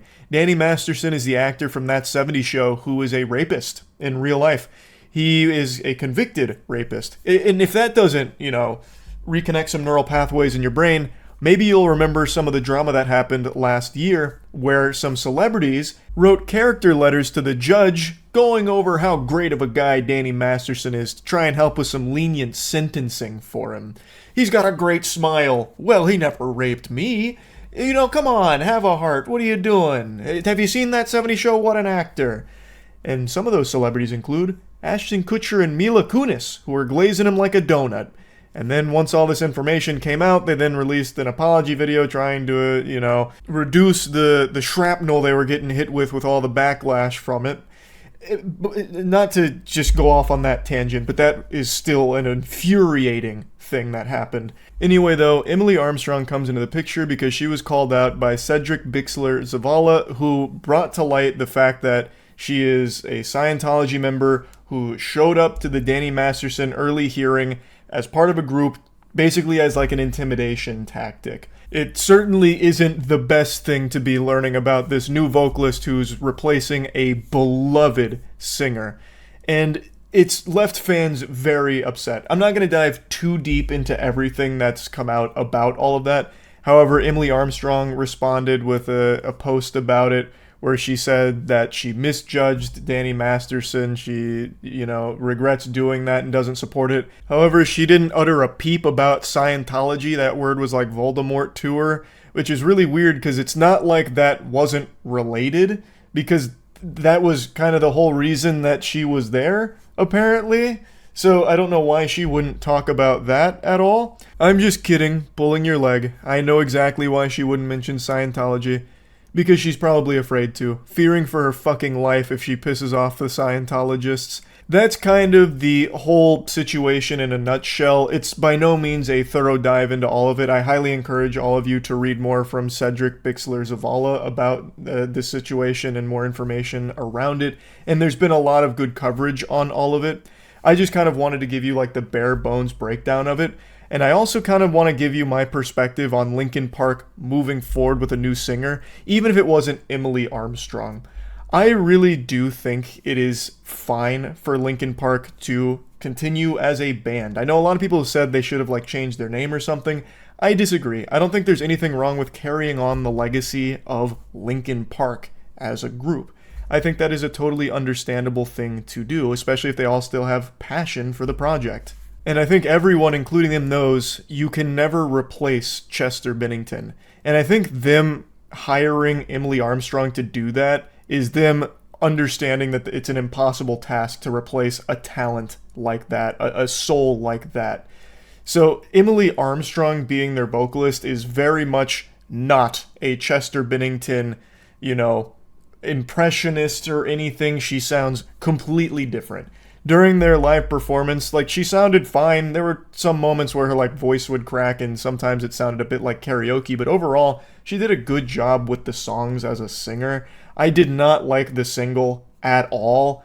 That's just not my style of music that I really vibe with. That didn't have me wiggling my finger and salivating for the album to drop, unfortunately. And it's no secret, I didn't really like any of Linkin Park's albums after Minutes to Midnight. But even still, I've always had like an appreciation of the band. I think there was a time when I was like in college where I was really upset that the music they were putting out wasn't the music I was used to. But I've come to understand now, since I'm 30 years old, that you're just not going to be doing the same thing forever, and it's silly to expect that. So them changing their style so much over the years makes a lot of sense to me. It's just not a style that personally resonated with my taste, and there's nothing wrong with that. I also wanted to mention that I completely understand why Linkin Park wouldn't want a clone of Chester to replace him and move forward with this group. There is a group called Hybrid Theory, and they are a tribute band to Linkin Park. And their lead singer, his name is Ivo Rosario. There are times where he sounds almost indistinguishable from Chester Bennington. He is about as close as I think anyone could ever come to sounding like Chester. Even if someone gathered all the Dragon Balls and made a wish to just have Chester's voice, I still don't think it would sound the same. I think Ivo Rosario is as close to that as a mortal can possibly get. His screams are pretty much one-to-one sometimes. He has the raspiness and the grit to his clean vocals that only Chester could really do. Like, even when he was doing Given Up, which has Chester's longest continuous scream, Ivo matched not only the same tone of the scream, but also the same duration. He's an extraordinarily talented vocalist who sounds about as close to Chester as my two nuts are to the shaft of my cock. Like, it is close. And he also kind of looks like Chester. And I definitely don't think he should have been the replacement for Chester in Linkin Park. I, under no circumstances, think that would have been the right decision. I saw a lot of people flood Hybrid Theory's comment section saying, "How dare they choose Emily over Ivo? This makes no sense. Look at how close he sounds to Chester. He even looks like Chester's doppelganger. It looks like they were separated at birth. They're clones." I just don't think it would be a good idea. Just picture this. You lose your best friend in the world, and then a little while later, you find someone that looks and sounds just like them. I don't think you'd be like, "Oh, my new best friend. Perfect. I needed someone to come in here and fill these shoes." Like, it'd be extremely weird for the band, I would think, and it'd be extremely weird for fans, I would think. It certainly would be for me if I heard Linkin Park have a vocalist that sounds exactly like Chester. I think it'd almost be disrespectful in my eyes. So I do think them going for a different sounding vocalist for a different direction was the right call. I'm just not convinced Emily Armstrong was the right choice to fulfill that role. You know, I think you could have got a better quarterback. I feel like if the band knew all of the Scientology stuff, they probably wouldn't be super thrilled about that either, especially given everything that they've gone through. I'm not going to be, putting thoughts in their head, putting poop in their butt or anything. I don't know them personally. I'm sounding very parasocial here. But from everything I've ever learned about them, it feels like a lot of what I've learned about Emily Armstrong would be very much not something they'd be super happy about. And I don't think that she's the best possible vocalist they could have gotten or anything either. But anyway, what I do think is that Ivo Rosario and the Hybrid Theory tribute band is a really, really fucking fun group that is touring. And it's a group I really want to see. I never got to see Linkin Park live, and it's something that I really regret. A huge missed opportunity. I was really considering going to Revolution when it came to the swamp down here, but I got really nervous and cold feet about being around a lot of other people, so I ended up just pussying out and not going, and I never got to see them perform live. But seeing Hybrid Theory perform live will probably be about as close as I can ever get to experiencing a fraction of what an OG Linkin Park concert must have been like, and I think that's super cool. I am really happy that Hybrid Theory is such a talented group that does all of these tracks justice. And hopefully they'll come around the area at some point so I can go to one of those concerts. But I do not think Ivo Rosario would have been the right call to replace Chester Bennington in Linkin Park. I think it just would have been a little weird for the legacy of Linkin Park and Chester. Anyway though, that's really about it. So yeah. I was feeling nostalgic today, so I decided to check in on America's first super soldier, Nick Bolton. Nick Bolton is a man who needs no introduction. He's like a real-world Captain America. He is Steve Rogers. He was injected with a serum that gave him the power of freedom and the power of marketing. He's the spokesperson for Bell & Howell for their tactical line of products. I'm sure you've seen their commercials over the last like 5 or so years for their tactical products that air on TV.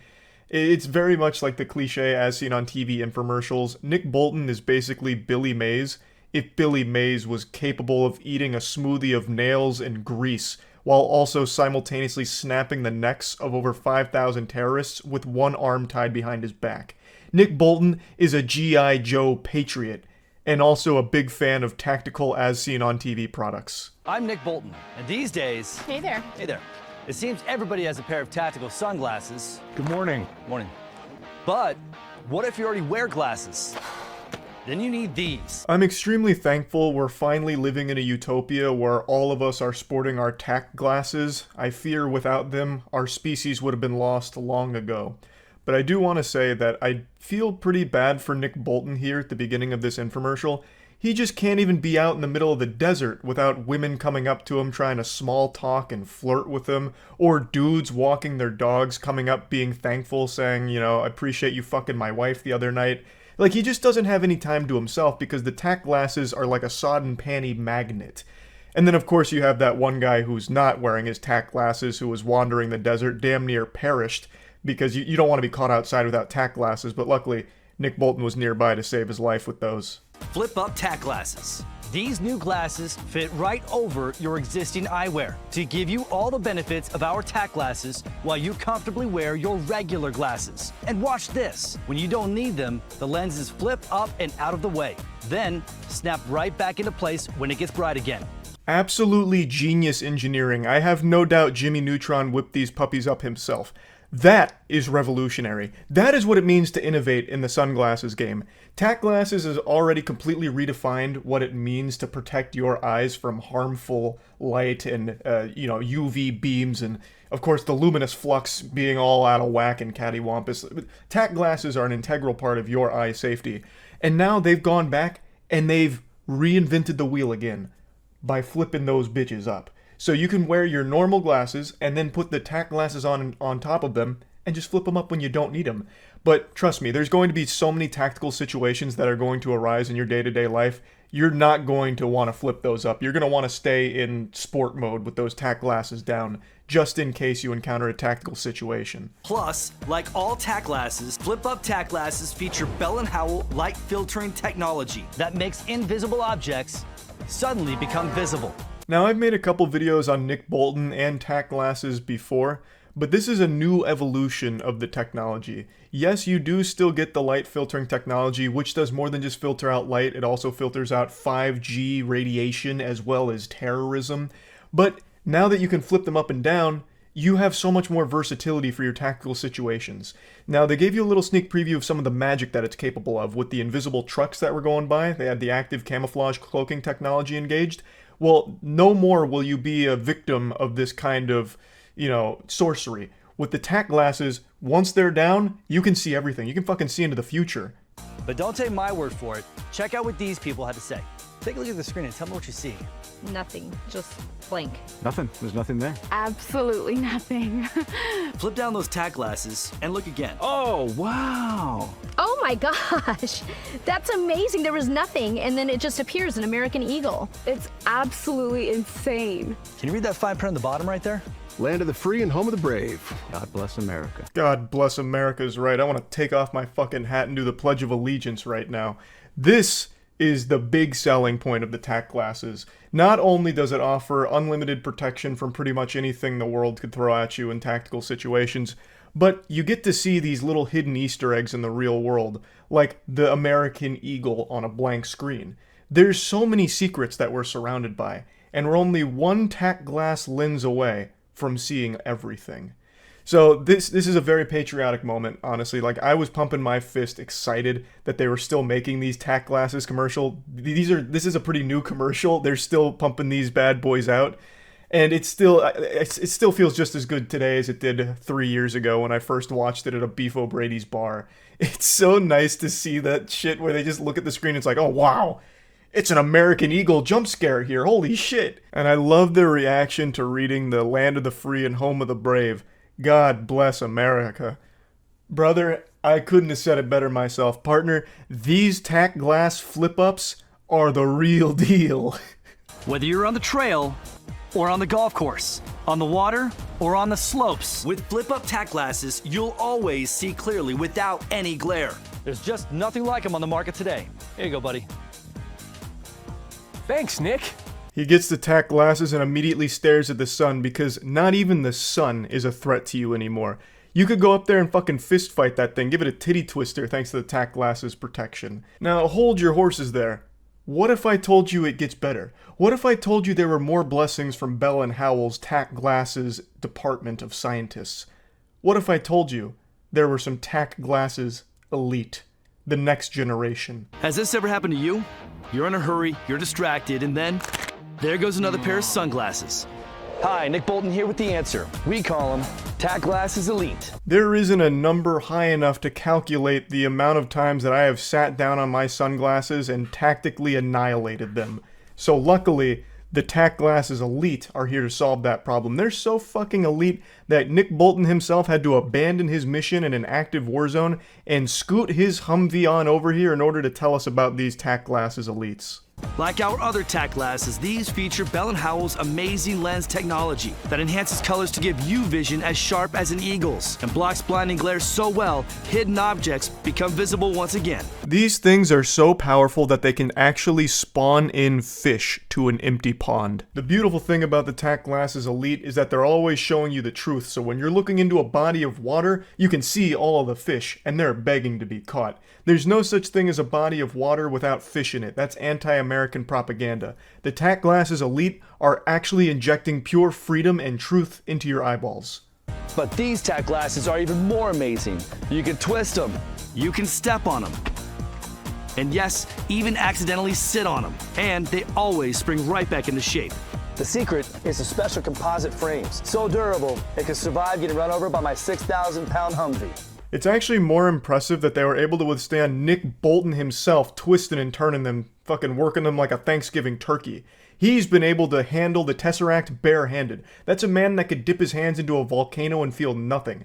His hands are so powerful, those fucking bear claws, if he can't rip them apart, nothing can. I don't care if the 6,000-pound Humvee couldn't damage them, the fact that Nick Bolton couldn't do it is far more impressive to me. But that doesn't impress you anymore, does it?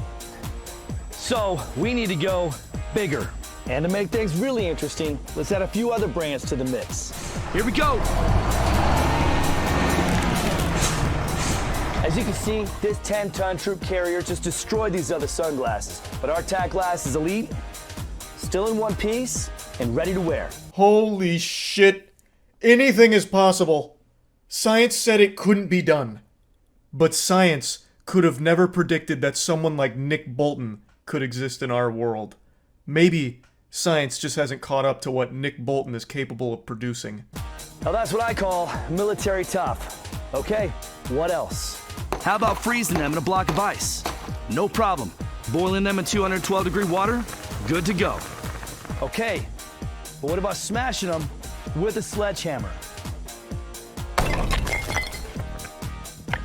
Barely a scratch. I mean, there's just nothing like them on the market today. Completely indestructible. You couldn't blow the Tack Glasses Elite up with dynamite. Now, this protection may not always extend to the wearer of the Tack Glasses, like, if you got hit by a sledgehammer, your glasses would be fine, but you probably wouldn't be. If you get frozen solid in a block of ice and then thawed out 1,000 years later, researchers are going to be far more happy that they're able to preserve some Tack Glasses Elite.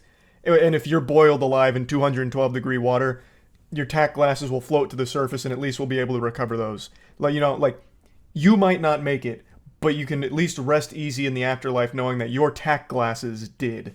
But yeah, I love these infomercials. I haven't checked in on tack glasses in so long. It's actually heartwarming to see they still make these fucking things. So these are actually pretty modern commercials for the tack glasses product. And that whole line of tactical products is actually still booming, I guess, because they have so many now. Significantly more than they did a few years ago, I feel. So I'll probably check in again in a couple days for more tactical products because these put a big smile on my face. so incredibly silly. So yeah, I just wanted to talk about it a little bit. That's it. See ya. I mentioned this a couple weeks ago, but I've recently been on this quest to discover the worst dance moves the human body is capable of producing. And I've been doing a combination of researching already established horrible maneuvers and also cooking up my own. Now, the reason I look up some moves is to draw inspiration from them, so things like the classic Mickey Mouse Clubhouse, hot dog type dance, things like that. But those aren't really the moves that I'm proud of. The moves that I find great joy in are the moves that I myself create. I want to find the ultimate move that is so bad it's like the brown note, where you hear it and you shit. My move is you'd see it and you'd puke. It needs to be something that's so incomprehensibly fucking atrocious that it's like an SCP, where a single glance at me busting out this technique is enough to induce illness. So I've been making great strides in this department, at least I like to feel as though I have. I'll take you in the workshop real quick to show you a prototype that I've been crafting. So it's a combination move. So it starts with something I call the Babadook, and then it transitions into that move Taylor Swift does in the Delicate music video. So you get a wide stance hitting with this. You can even start to gallop with it if you want. And I think that one goes kind of hard. I've only used that once in public. I thought it was pretty solid, but the point of this video isn't just to showcase some bad moves I've been working on. It's to already admit defeat, because I think JoJo Siwa has created the worst possible moves so far, and I'm going to have to work extremely hard to somehow beat what she came up with. So I'm actually pretty upset, unironically pretty upset, that JoJo Siwa's Karma's a Bitch move, or whatever, is so bad. I was talking about it and kind of ranting on stream, so I'll just play the clip so you can see the dance. JoJo Siwa is a bad girl now. That's a really weird way of saying that, but yeah, JoJo Siwa was rebranded into, like, edgy, and you just reminded me. I saw a clip of her that someone made, which is a montage of her signature dance move for Karma's a Bitch, and it made me so jealous that I didn't think of this dance move first. It is one of the most revolting dance moves I've ever seen. I need to show you guys this. As you all know, I've been on a quest to find the ultimate worst dance moves the human body is capable of producing, but unfortunately, I think JoJo Siwa beat me. I don't know if I'll be able to make something as bad as this. And I'm actually pretty upset. Like, unironically, it makes me pretty upset, because I can't just take this from her. I don't want to get DMCA'd, so I can't turn on the music. But it, like, looks like an emote that you'd spam in RuneScape or something at, you know, fucking, like, Falador. It's so awful. And I didn't think of it. Hey man, she's a professional dancer. Well, I know, and that's how she was able to come up with this, no doubt. She took everything she learned about dancing and threw it out the window. Like, this is actual caveman glitching. Like, I've got some good ones, don't get me wrong, but I don't think any of my bad dance moves compete with this. Like, I used this at a club. Someone's probably calling the paramedics thinking I'm seizing. Please do the dance. I'm not gonna do the fucking dance. I didn't make it, so I'm not gonna do it. And she'd probably copyright strike me anyway. You must master this technique. No, it's not mine. Why would I do that? All of my bad dance moves are homebrews. Also, I'd probably fucking hurt myself on this, to be fair. Like, the way she throws her head like that, there's no way that's good for her neck. Bro thinks he created shuffling. That's not a bad dance move. Wait, what are you guys saying? Shuffling is a good dance move that I've been mastering. My bad dance move, like the where's my hug at? These, every time I do that, my knee pops. These are Charles White originals. When it comes to bad dance moves, I don't try and emulate. I innovate. So I'm not going to try and learn this. It's worthless. I think she just dances very aggressively. Well, yeah, she dances like she's fighting. I don't know. Like, I need to try and channel some energy like that and find something equally as bad, but I don't think I'll be able to. She's parrying. True. If you want an amazing dance, there's Elaine's dance from Seinfeld. What was Elaine's dance? I don't remember that one. No. This one's too self-aware bad. I need dance moves that are just shitty enough that it's convincing to people that think I'm trying to dance. This one's too clear. Like, the closest I get with bad dance moves to being, like, self-aware bad is I do this one sometimes at the club. Which is kind of like the old man boogie. So I'll do this one sometimes. But I wouldn't do something that obvious. Yeah, it's kind of like a pseudo jitterbug that I'll break out. The life alert shuffle. yeah, that's the one. You do the Club Penguin dance? If not, you should practice it and show us one day. I don't do the Club Penguin dance, but I do the Habbo Hotel sometimes.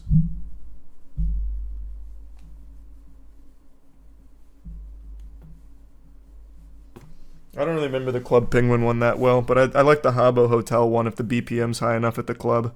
I will say, when I do, like, actually dance, though, and, like, I'll bust out the shuffling sometime, there's one guy at one of the clubs I go to, and he's there pretty often, and I remember one time I was shuffling, and he's like, no, that's not how you do it. This is how you do it.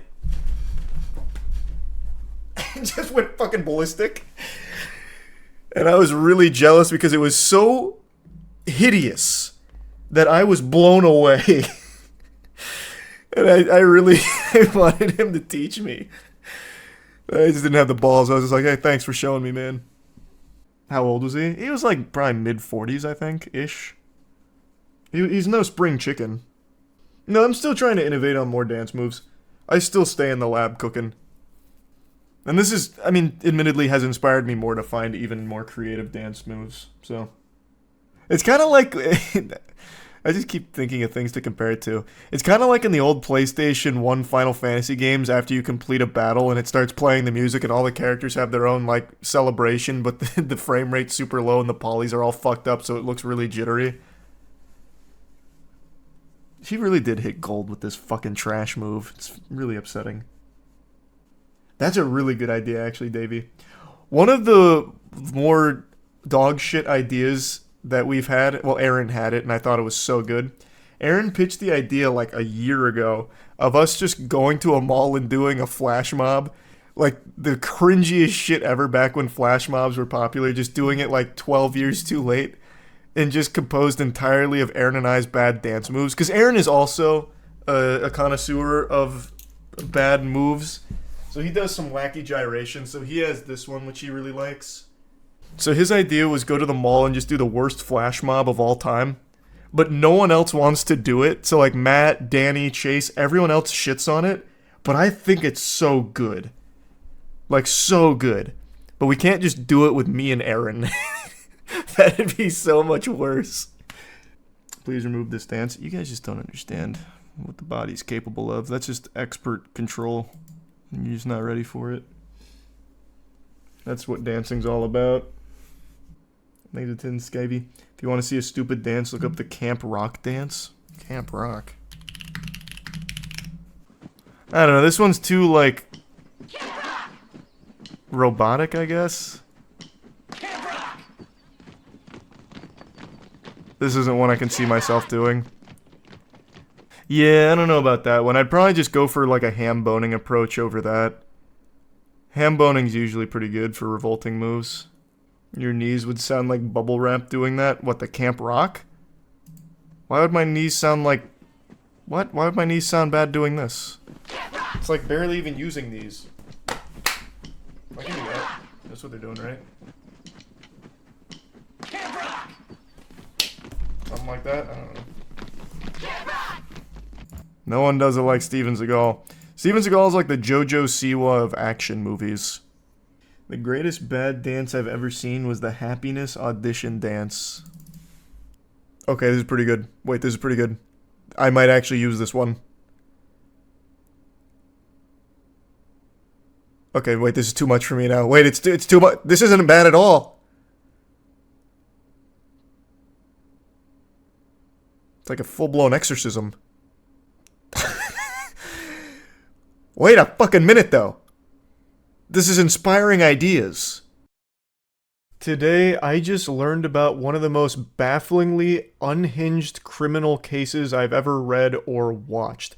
And it's honestly made me disappointed in all of you for not making me aware of this situation sooner. Shame on you in particular for hoarding this filth to yourself and not letting me into the lunch table to learn about it with you.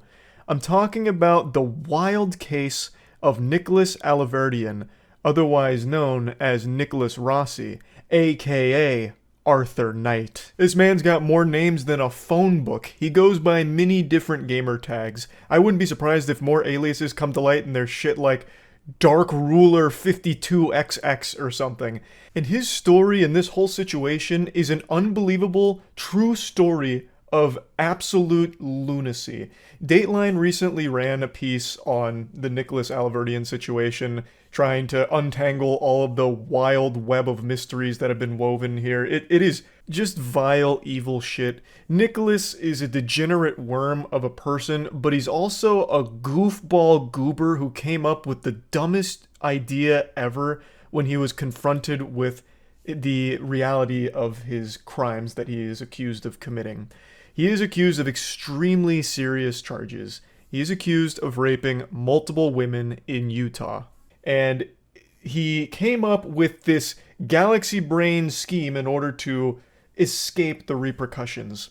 He faked his own death. He must have been inspired by Dino Spumoni from Hey Arnold, when Dino Spumoni faked his own death to increase record sales or whatever. But in this case, it was a lot darker than that. He faked his own death to get away from rape charges, and then he fled the United States. He was recently put back on the radar after he checked himself into a hospital for COVID-related symptoms. Eventually, pieces of this puzzle started falling into place, and authorities were able to connect the dots that, this guy claiming to be Arthur Knight may actually be this wanted fugitive that the US really wants to have extradited.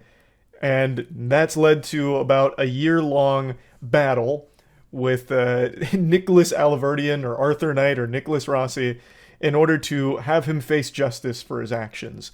I'm going to go ahead and play you a quick clip from 5 months ago when a different news organization was covering the basics of the story, just to give you a more concise breakdown than what I just provided. It was breaking news on 12 News this morning. A Scottish court has ruled that a man who goes by the name Arthur Knight is actually a Rhode Island man who faked his own death and is wanted on rape charges.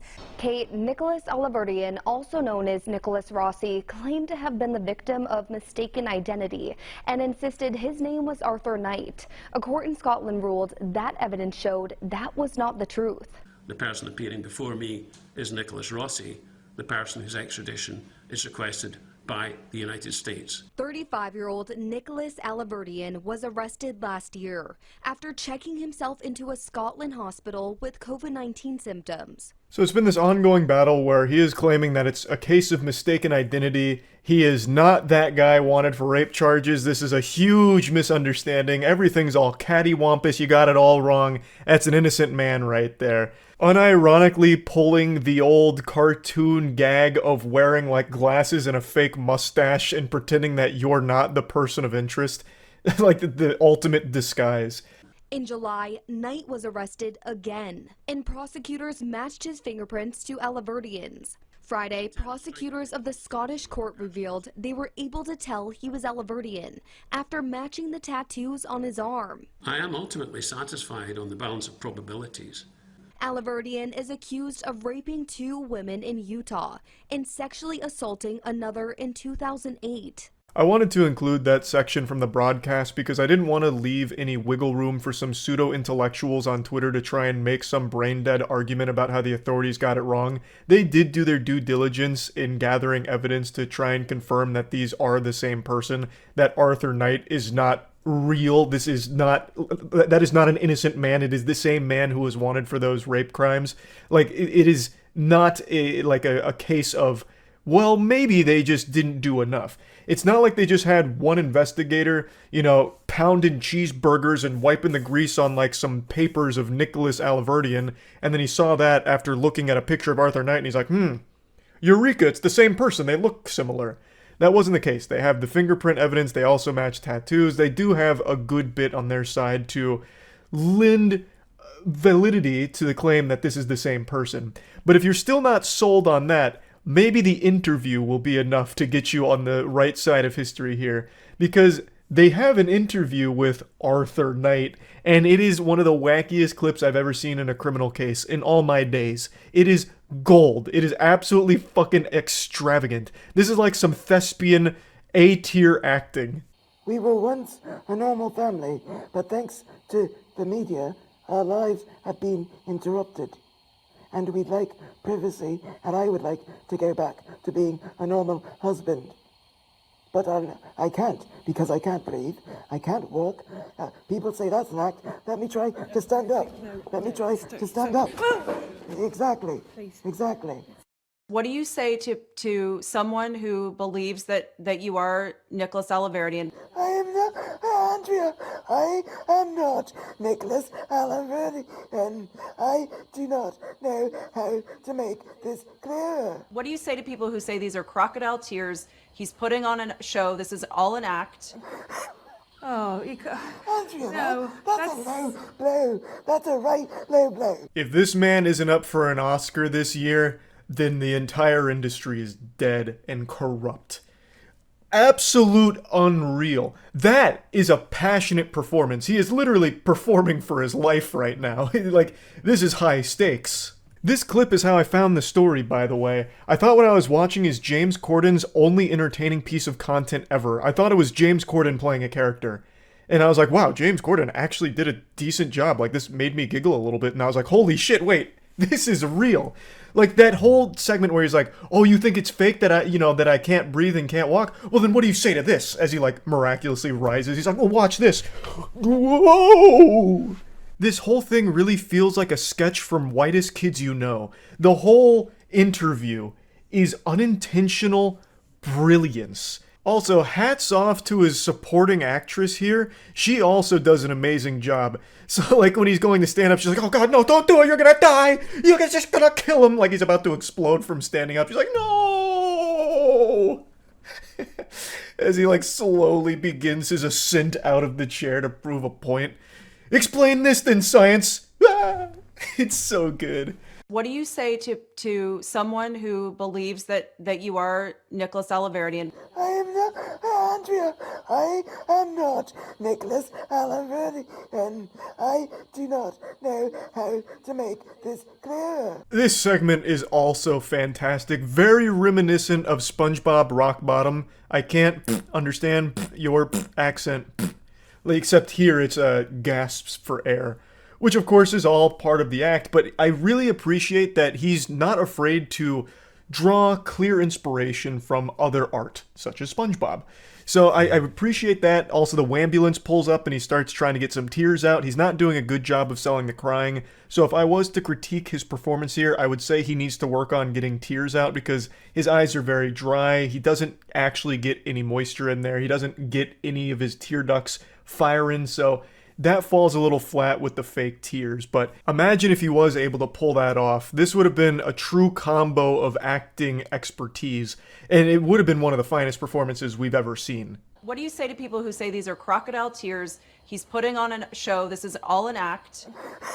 Oh, Andrea, no, that's a low blow. That's a right low blow. What a dynamic duo here. A power couple. The chemistry between them, the synergy, is immaculate.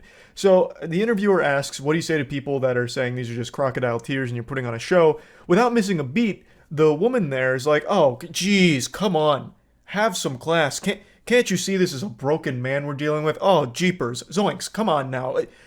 Where's the professionalism? Really? You're gonna hurt his feelings. And this is the cue to Nicholas to immediately, go fucking hog wild into the fake crying, which he's not great at, but it's complemented by the woman sitting opposite of him to kind of like egg him on and try and be there as like this shoulder to not cry on.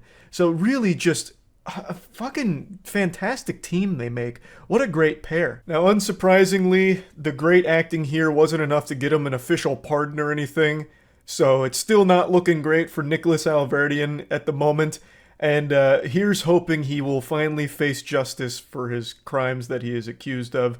This is just an incredibly wacky fucking story, and one that's been like many years in the making. Like, I'm shocked I've never heard anything about it, because this really feels like a pretty high-profile case, but maybe I've just been oblivious to it, or it just never really got the mainstream attention, which is just surprising, because it is really weird. The whole thing is very weird. So yeah, I just wanted to talk about this a little bit after finding the clip and kind of going down the rabbit hole. That's really about it. So yeah.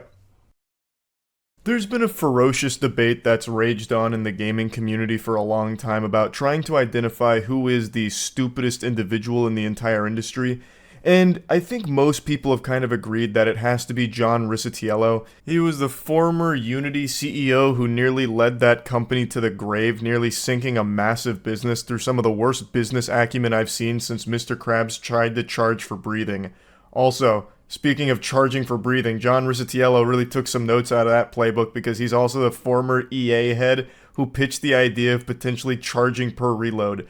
So this ghoul's name lives in infamy. He's like the gaming industry's Morbius. He just keeps coming up with flops and creatively failing. However, with the catastrophic blunder from Escape from Tarkov, a new name has entered the conversation for stupidest man in the video games industry: Nikita of Battlestate Games. So I covered this a couple days ago. Pretty much everyone has, because it's been a huge deal even outside of the Escape from Tarkov community. It's just an example of the worst parts of gaming, with unbelievable, unchecked greed, misleading their community, fundamentally scamming their players, and a lot of shady shit that's also been going on at BSG here. And all of it over the last few days has served to kind of act like Chaozu on Nappa, just self-destructing this entire fucking company. So there's been two major updates that I just want to cover, because it seems like Nikita has recognized the disaster that has unfolded here, and he is finally biting his pride, swallowing his ego, and trying to put out the fire that he has caused. So he's made some brief statements on it where he really wanted to stick to his guns and puff out his chest, fucking lat spreading here and refusing to move like a strong oak tree.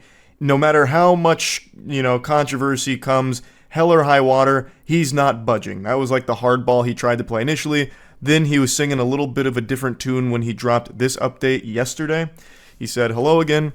Let me clarify the situation in a little more detail regarding owners of the EOD version and access to the cooperative mode, and also other issues. First of all, PvE game mode, this is not DLC. DLC, in my understanding, is the major additions to the game, including variations, functionality, and content that are released after the official release of the game as a themed DLC pack. Scav Life DLC, for example, which will add a lot of new mechanics and content for Scav gameplay and leveling." This is horseradish. This is like trying to argue that a poop is not a shit. It makes no sense whatsoever. You're just getting into these outrageous, mental gymnastics to try and explain why it's not DLC, even though by every possible definition, it is. And the reason this is so important, in case you're not caught up with the lore, is owners of the EOD edition were promised all future DLC for free. They paid a lot of money for EOD, and were promised future DLC will be free. However, with the Unheard edition, it was not going to be free. They were still charging $250, thus the EOD owners would still have to pay the extra money to upgrade to that, which goes against what was advertised for the EOD edition, which you can't do. That's misleading advertisement. You're fucking lying. You're fundamentally scamming with that. So he's trying very hard to come out of this squeaky clean with an explanation that no, it's not DLC. The Unheard edition, this is super different, not DLC. Thus, we don't have to play by our own rules that we set here. It's dumb. It's fucking stupid. Nikita does some more whippets here and continues, saying, "Secondly, the specific functionality of the PvE mode is necessarily located entirely on a separate network infrastructure because, essentially, you play on our servers only in closed mode. At this stage, it's not possible to launch all players who are EOD holders. We don't have the required resources." He goes on to basically say they recognized everyone was super unhappy with this shit and they were tired of getting spit on for it, so they're going to be giving the PvE mode to all EOD version owners for free at the release of the game, when the server infrastructure will be improved to required capacity, also offering a 50% discount when upgrading to the Unheard version from EOD. Then they're also giving a Left Behind edition key to everyone who's already upgraded to the Unheard edition at the old price. And then goes on to say, more so that any player of any version of EFT can have the opportunity to test the PvE mode. We want to add the ability to purchase a separate early access to this mode. For EOD owners, there will be a 70% discount on the purchase of early access to PvE. It would be interesting to hear your thoughts on this idea. Next, regarding special items for the Unheard version, we plan to make restrictive or balancing changes for these items. This is it for now. Please share your thoughts. Thank you. Hey, Nikita, I'm sharing my thoughts. This isn't good enough. Where's like the, hey, I'm sorry for being a greedy asshole? Where's that in this whole statement? Where's the, hey guys, look, I'm kind of a stupid idiot, you know? I've been huffing that moron juice for a little too long and I saw too many dollar bills on the table, so I made a dumb decision. Where's like the level of accountability for this? It's a terrible, terrible, terrible, terrible decision that you see had a horrible effect on your game and it made you panic. He's been desperately trying to lessen the blowback here while also not apologizing for anything, like not admitting that it was a mistake, but he's still not doing nearly enough at all. Like, I'm sharing my thoughts here, Nikita. I think you're a goober. I think you're a stupid goober. There's still pay-to-win, huge game-changing features being offered here. It is still pay-to-win. Like, he states that they're going to do some more balancing around it. It's vague, but like, how about you just remove them? Just get rid of them. Like, people are fine with cosmetics. Like, take a temperature of your community. It seems like 99% would prefer if they were just cosmetics that you get here as opposed to pay-to-win items. Also, I don't even know why I'm like harping on this one because he did make another update, but I'm just still so shocked at this one that he thought this would be enough. It's not. And most sensible people called him out on it, saying that, nah, this just isn't gonna fucking cut it. This isn't going to save Tarkov from what you've done here.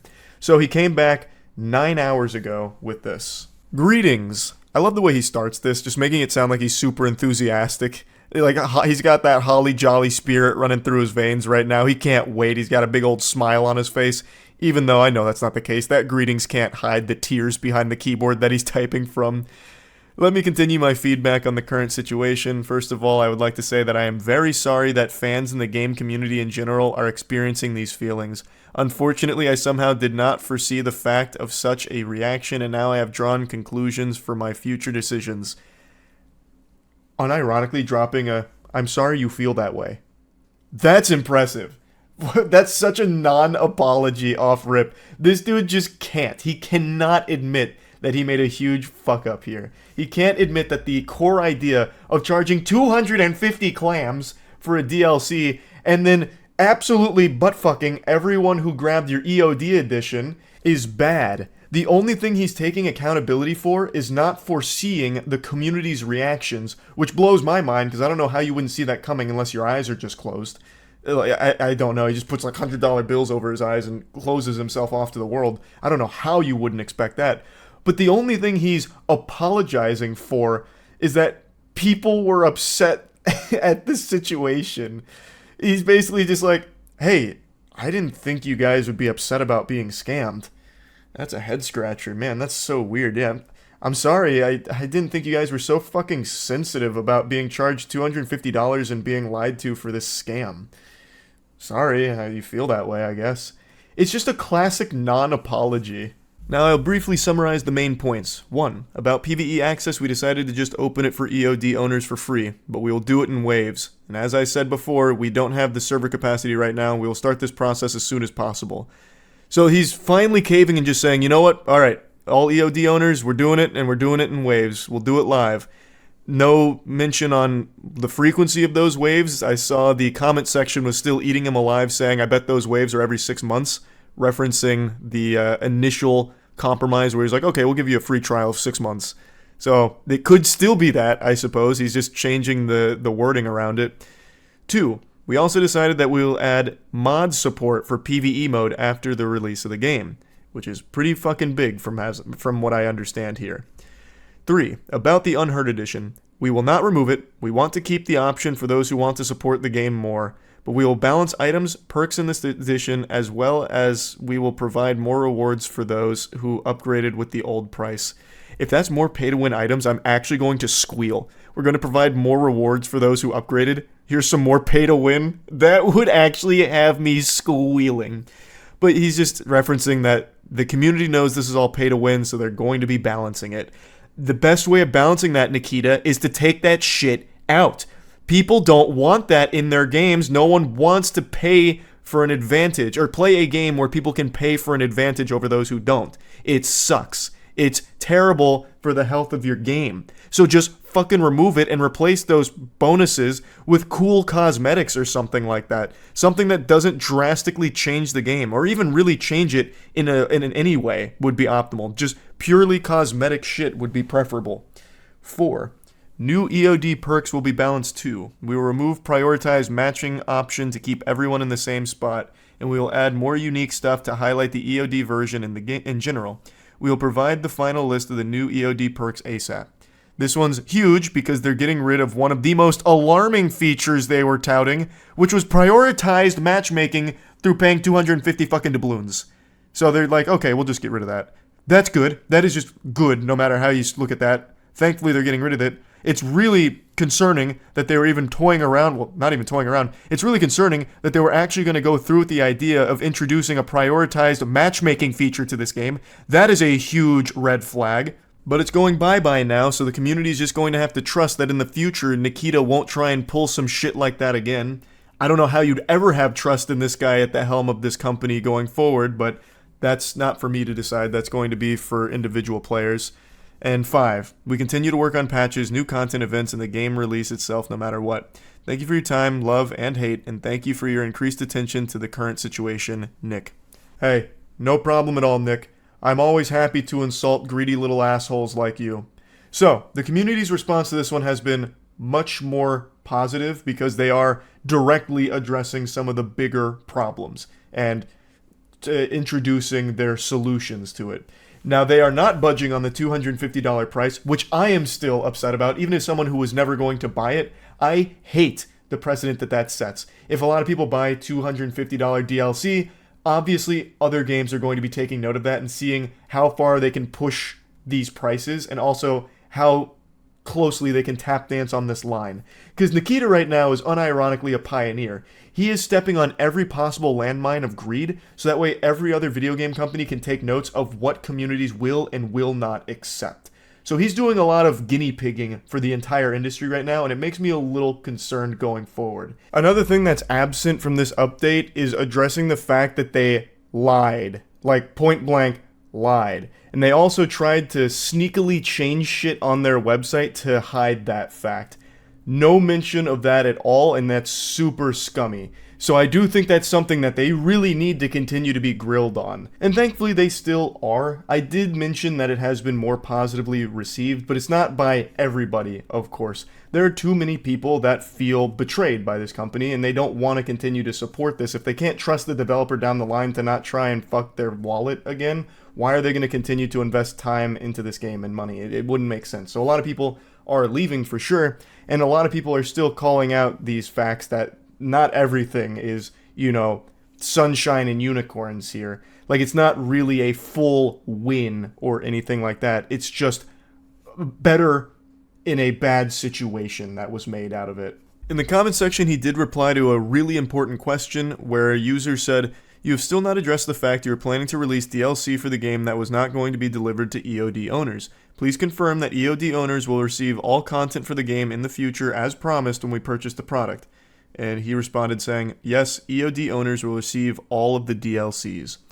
So I don't know if this is him slyly finally falling on his own sword here and admitting that the Unheard Edition is DLC. It is DLC. No matter how much he's tried to argue the opposite, I think this is finally him just eating shit on it and saying that yes, it is DLC, thus we will make good on our promise that EOD owners will get it for free. However, a comment that replied under his made a really good point, that this is only applicable until they try and make an argument again in the future about how their newest DLC is actually not DLC.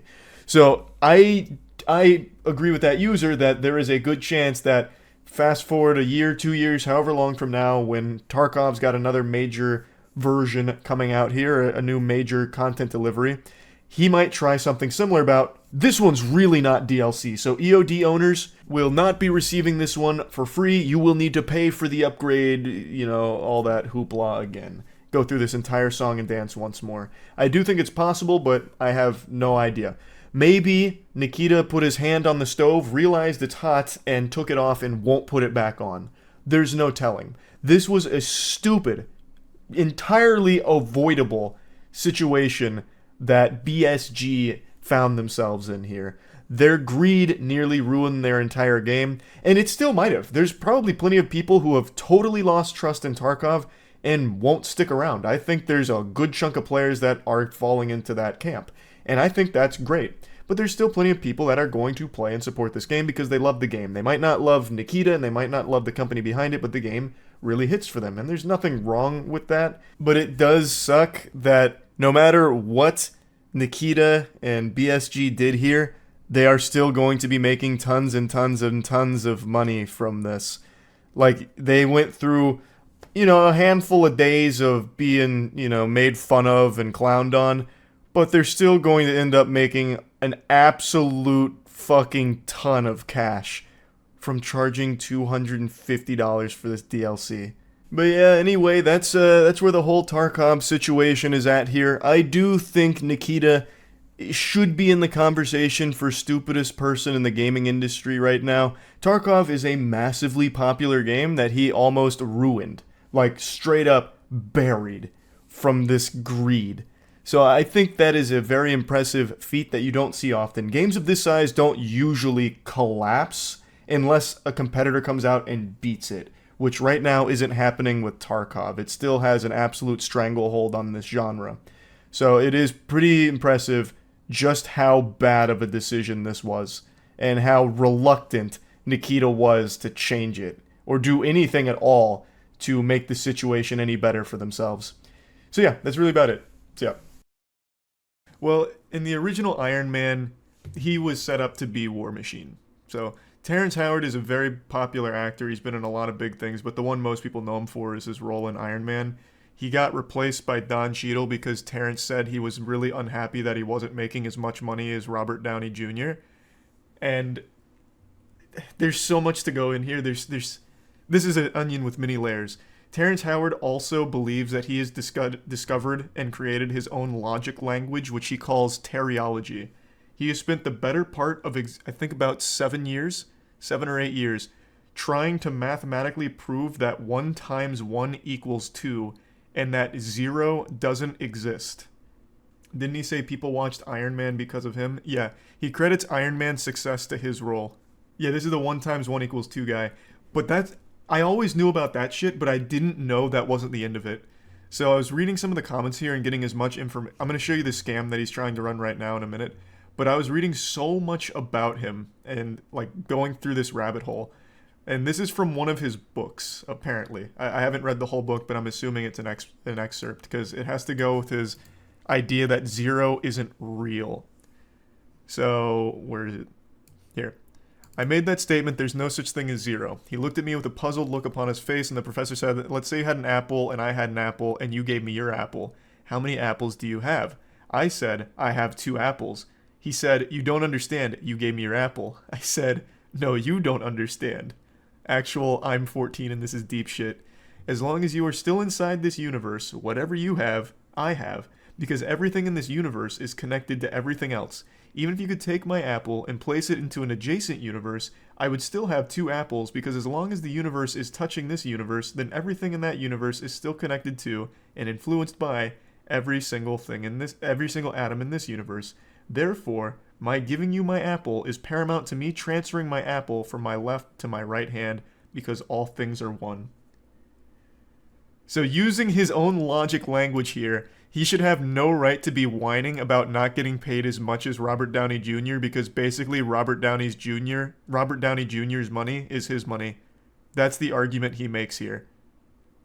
The man is a walking contradiction of his own dog shit logic. Okay, but that was years ago. What? No, he still does this. What? Look, this is from 2 days ago. Was there for 2 years until I saw that there was an inconsistency with the math. There. Yep. And so I went out to explore 1 times 1 equals 2 of understanding how the universe works, and I was able to define the grand unified field equation they've been looking for and put it into geometry. And then with that geometry, I was Oh able my to God, put he's done it. props on that. And what I'm saying is now we have invented a new form of flight that I would like to bring here to Uganda to replace the drones, to replace the helicopters, to replace the planes in which to build this. Now, this is the geometry of hydrogen. Mm-hmm. Of hydrogen. Hydrogen. This is the proton itself. So any bond that Yes. hydrogen can make, Goddamn our right. linchpins are able to make. So we're talking about unlimited bonding, unlimited predictable God, it's like an anime. structures, supersymmetry. And So many the buzzwords. linchpins are now able to behave as a swarm, as a colony that can defend a nation, that can harvest food, that can remove plastics from the ocean, that Can do give anything. the Can fuck your children own of wife. Uganda and the people of Uganda an opportunity without having to have our young men lose their lives. All thanks to the hydrogen linchpin bonding geometry that he was able to discover. See, I don't know what you're talking about, but that was years ago. He still believes this and does this actively. This was 3 days ago at a conference, trying to sell them on a scam. And he also, this was back when I first found him. Where's the, he published a paper on 1 times 1 equals 2. And he posted it on Twitter to get laughed at. Oh, another really interesting thing. This one's more sad than interesting, honestly. Terrence Howard, when he was a child, witnessed his dad stab a guy to death at a mall during a Santa Claus showing. They called it the Santa line slaying. I had no idea, but I learned this yesterday. When Terrence Howard was a child, him and his father were in line to sit on Santa's lap, and his dad got into an altercation with another guy. I think his name was Jack Fitzpatrick. They started arguing. Jack Fitzpatrick eventually pushed Terrence Howard's dad against a wall, and then they got broken up, and then Terrence's dad got some sharp object. No one knows whether it was a knife or if someone gave him something or whatever, because there was apparently a story about how a bystander gave him a nail filer to fight back, and he took the sharp object and stabbed him a lot, and he died. And it's called the Santa line slaying. And Terrence Howard is so shameless that he went on Oprah's show and told a complete fabrication of the events that happened, so much so that Terrence Howard's own dad came out and basically just called him a lying clout chaser. Why would you stab someone who you just met? You make it sound like it was at Thanksgiving or something. They got into an argument, and apparently both parties were at fault. They both got rowdy, but Terrence Howard's dad took it much further than the other guy, clearly, and stabbed him to death. All over cutting in line during a Santa Claus event at a mall. Oh, this is also a really cool quote that people always give thanks for. If 1 times 1 equals 1, that means that 2 is of no value because 1 times itself has no effect. 1 times 1 equals 2 because the square root of 4 is 2. So what's the square root of 2? Should be 1. But we're told it's 2, and that cannot be. Fucking poetry, man. That's so deep. This man is traveling through dimensions with this advanced mathematics. That paragraph would fool 60% of Americans into thinking it's accurate. No, you're actually wrong. So, and I understand, like, Americans super dumb, and I've been on Twitter, so I think everyone's kind of fucking dumb to some level. But even Terryology, nobody besides Terry believes in. So Terrence Howard, like I said, has spent the better part of like 7 years trying to prove his logic language, 1 times 1 equals 2, 0 doesn't exist, all these things. And it's called Terryology. And I believe he even patented it. Nobody, not even his most brainwashed fans, believe in it.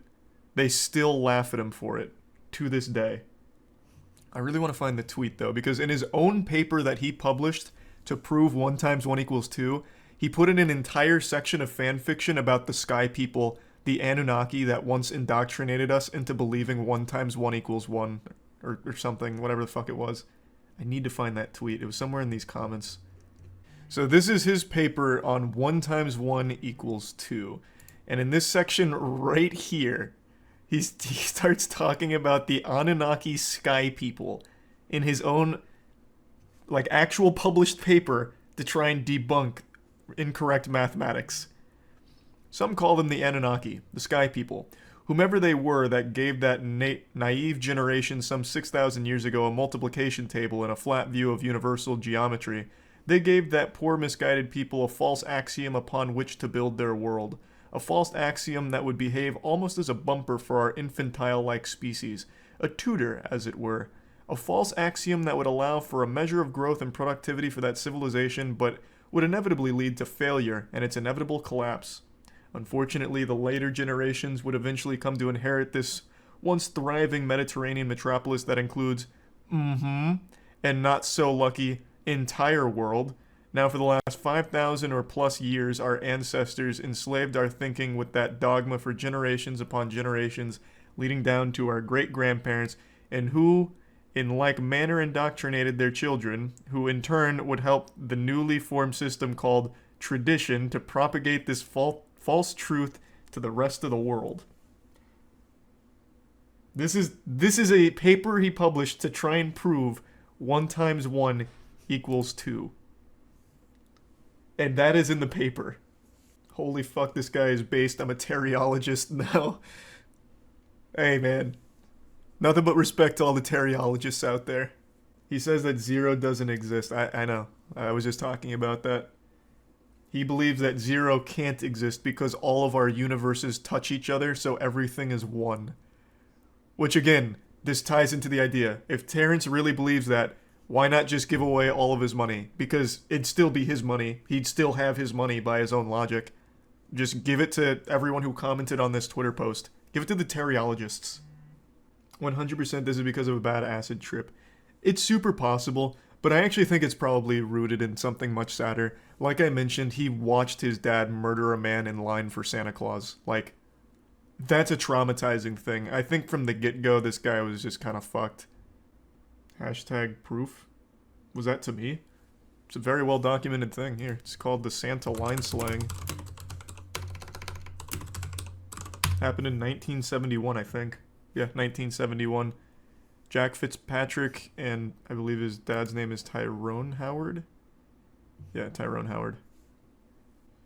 That's a cool origin story. Yeah, I don't know about cool necessarily. But it actually does sound like an origin story out of a comic book.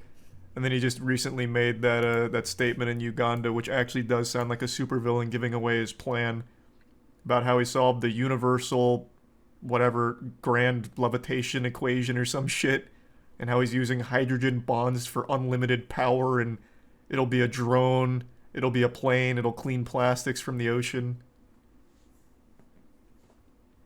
Oh yeah, the hydrogen proton. Right. I like his math. I'm pretty sure this doubles my money. Well, it's not your money to begin with. It's Terrence's money. It's all of our money. Read the book on stream and convert the chat to teriology. Well, the book isn't like... As I understand it, the book is shit like this, where he starts talking about the Anunnaki sky people, and then just throwing formulas all over the place, but getting all of the formulas wrong. Like, endlessly wrong. So it's not exactly like a book to be read. It's more of like a look into lunacy. Like written out. Maybe Terry was right. Can you imagine? Imagine 50 years from now, it turns out all of our math was wrong, and they look at Terrence Howard as like a prophet. They look at him as like a genius that wasn't appreciated during his time for his work on 1 × 1 = 2 and 0 not being real. Just fucking imagine that universe. In 500 years, we'll have a Terrence statue outside the MIT building. Well, by then we'll already have mastered the the hydrogen proton technology. So we will have flying buildings by then. We won't even use statues. It'll be like hydrogen molds. I actually remember he went on... Was it Good Morning Today? Or it might have been The View. I think it was The View, to talk about teriology. Go ahead. Okay. Now, a couple years ago, I did an article for the Rolling Stones, and they said I was crazy because I was telling them that the square root of 2 was a rational number. This is the proof that the square root of 2 is a rational number. Well, you went to Oxford to present. Fuck, now I see it. About the point where 4 bubbles meet equally and oppositely. Can I touch it? Yes, and it's where 12 planes meet. This is an undiscovered geometry. that I'm now making known to the world Mm-hmm. here on this show. Isn't that fantastic? Yeah. Well, when I was at Oxford, I love that geometry. they were so upset. Our entire world economy is based on 1 × 1 = 1. So if you can prove that an action times an action equals a reaction, which science proves, then 1 × 1 must equal more than 1. And to have the physical proof of it, that kind of shakes things up a bit. Well, you're a shaker-upper. Well, that's the Oxford. Oh. I guess they don't like I think The View and like maybe just talk shows in general are one of the most detrimental things to the American household that we've ever had. Second only to like Twitter and shit, I would say. It just platforms absolute insanity. It's wild. Like it's baffling. They don't even bother to even like ask the most general questions like, well, how? Can you prove it? Are you sure? Really? They're just constantly sucking dick all the time for whatever guest they bring on. Blows my mind. So here's my question for you, because we were talking about immigration before on the panel, and I'm a child of Italian-American grandparents who were, my mother was born here. Okay, well, I guess we're done with teriology. They steered that topic away real quick. Tony Stark himself taught Terry that 1 × 1 = 2. Yeah, he should really credit Tony Stark somewhere in this paper, but I don't think he does. No respect. It's just such a fascinating rabbit hole. I implore anyone who likes wild, wacky shit to look into teriology. I do believe it is patented. Let me double check. I was going to wait a little while to talk about this because I have a sneaking suspicion this won't be the last desperate marketing attempt we'll see from this film, but I just can't resist the urge anymore. It's like trying to hold in a sneeze, just trying to fight my desire to make fun of what I just saw a couple days ago. To set the stage, Pixar has released a new film and it's become the second worst opening in all of Pixar history. It's looking to be a bit of a flop here. And there's a very good chance that you haven't even heard of the new Pixar film. It's called Elemental. It really flew under the radar. The marketing budget had to be like 5 popsicle sticks and like word of mouth. I don't really know what they were thinking here or expecting because most people didn't even know this was on the horizon here. There was about as much hype for Elemental as there is going to the DMV. Most people didn't even know it was coming, and the ones that did just didn't really care to go see it, so it's not performing super well. And it appears that the higher-ups at Disney are starting to panic. So they're dusting off the oldest tricks in the marketing book here to try and convince people that the film is popular and worth going to a theater to see. Because a lot of people would probably choose to go to a fucking dentist's office as opposed to going to a theater to see Elemental right now. So they're trying everything. And that's when they came up with this absolute shining stinker of a viral marketing campaign idea. David for the wedding. Hey! Yo, yo, yo!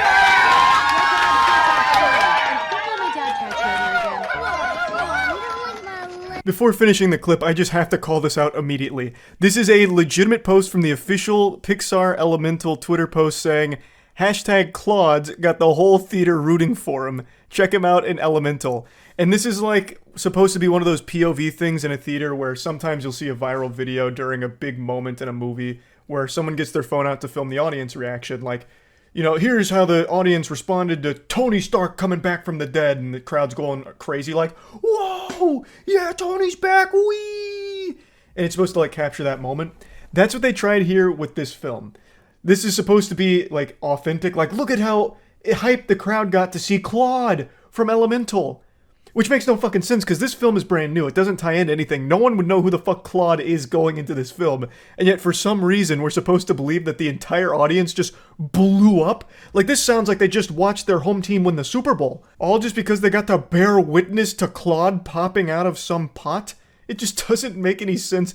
But I love how they try to pass it off like, man, look at how everyone loves Claude. They can't get enough of Claude. Look at him go crazy. And then it's just like stock cheering sound effects you can find on like any royalty-free database for stock sounds ever. It's beautiful. Like this reminds me of that Morbius clip where someone made a fake Morbius voiceover from the theater where they were filming the screen and then he says, it's Morbin time. And the crowd goes like, yeah, yeah! And since barely anyone had seen that film since it was such a box office disaster, a lot of people actually believed that that line was in the movie. Even to this day, they still think that that clip that went viral is real, and he actually says it's Morbin time.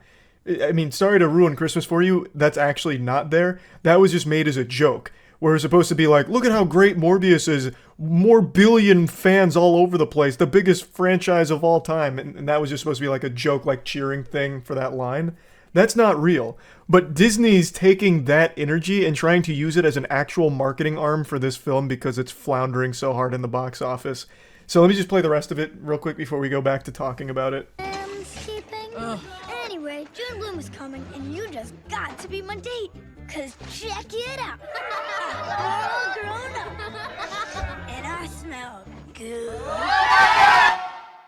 What in tarnation? That's such an abrupt chaos ending there. That reminds me of like a scene out of a disaster movie, like a Roland Emmerich film in like 2012 when an entire city blows up and everyone's screaming all at once before they all die.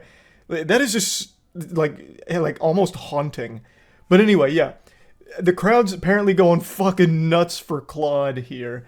And I love that they even have like the stock baby giggle sound effect, like they pulled out all of the stops. This couldn't have taken more than 15 seconds to make, and it actually might have just been made by one of the higher-ups' child during like study hall at middle school. They're actually using it. They're legitimately trying to pass this off as a real thing and marketing for the film. I fucking love the caption, the theater when Claude finally shows up in Elemental. Nobody knows who Claude is. Why would they be sitting there waiting on bated breath, counting down the seconds for the moment that Claude finally graces them with his presence? This is a complete new property, a new character they've never seen before. Why would they blow a gasket in excitement for it? This isn't like a moment in a beloved franchise or like a cameo fan service moment, you know, like Across the Spider-Verse where people will point at the screen and be like, oh, holy shit! That's Spider-Man Turbo X5 from that 2008 obscure fanfic Tumblr moment. They listen to us! Ah! Like, no one's doing that for Claude. It's not happening. I also can't help but just love that they even go a step further. Instead of just, like, pretending that people gave a fuck about Claude, they then go even further where they start making, like, sound effects as, like, the spectators during the film. The most annoying audience reactions ever, such as, like, ooh, when he's, like, flirting with the main character here, I guess. Like, nobody does that. Like, that's so rare. What the fuck? Just a complete brazen disregard for the audience intelligence to try and convince people that this is real is... It's admirable. I can't help but be impressed that they're actually trying this on TikTok, but I can't even blame them for trying. I don't even hold them at fault for this, because a lot of users on TikTok suffer from legitimate brain rot. That's going to be a studied phenomenon in 10 years. Mark my words. Put it on your calendar. 10 years we're going to be studying the effect that TikTok has had on the brain and the development of children and people across the world. One of the biggest goddamn trends on TikTok for a while, a couple years ago, was this, where it was like pretending that your hand just went through your other hand, and it blew so many people's minds. That one thing I just did right there has like 10 billion views across all the people that did it on there. So I do believe that this probably wasn't the worst idea for Disney Pixar to try and convince them that, like, oh man, people must really love Claude. I kind of want to get in on that hype. I don't want to feel left out. And look at how the audience responded to him. Claude must be fucking amazing. This is the second coming of Christ. I might need to get to a theater now to see this. Mom, Dad, let's go. We gotta go to the theater right now. Claude needs us. We gotta see Elemental, quick. What's the next showing? I gotta get in on the hype. It might work. And maybe it has, because yesterday there was an article that came out saying that Elemental is actually making a bit of a resurgence in the box office. So it's still a massive net loss right now. It's got about 166 million total box office off of a $200 million production budget, which you usually double for marketing, but in this case, probably not. They didn't really market it much. So even still, it is in the red, but it's starting to bounce back a little bit. Thanks largely to Claude, I imagine. Claude's doing a lot of heavy lifting for this film, I guess. That just goes to show you the power of Claude. When you bet on Claude, you're guaranteed a win, it seems. Now, I know Mickey Mouse is going to public domain pretty soon. They're going to have to retire Mickey Mouse pretty soon for Disney. Maybe they'll just pick Claude as the next, like, actual Disney mascot. Like, the face of Disney might be Claude within the next couple of years. So I'm seeing a lot of potential with the character. We can clearly see how much people love Claude. Like, goddamn. You know, maybe I'm wrong. I fully admit there's a chance that I'm very wrong, and this is all a very real audience reaction to seeing Claude. Maybe that's just how we as human beings are programmed to respond to something as perfect as Claude, right? I haven't seen the film yet, but I gotta be honest, that marketing tactic's almost working on me. I kind of want to get over there real quick to see, you know, how great Claude is. He's not even the main character of the film, and I guess he really steals the show. But yeah, anyway, I just had to talk about this a little bit. I'm curious to see if they're going to do any other Hail Mary marketing plays for this film if it continues to not do well in the box office. So yeah, excited for that if it happens. That's about it. See ya. Do you know this man? He may look like a default character in a Warhammer 40k Space Marine game, but he's very real and has become a very real boogeyman to the music industry. He was recently arrested on a series of charges, and they're basically treating this guy like Cobra Commander for what he's done. He stole directly from music distributors, and the way that he was able to do this, make off with upwards of $10 million in royalties over the course of 7 years, is through a really interesting scheme that I imagine a lot of others are doing behind the scenes, and it's something the music industry themselves also does in broad daylight. But he got slapped hard for it.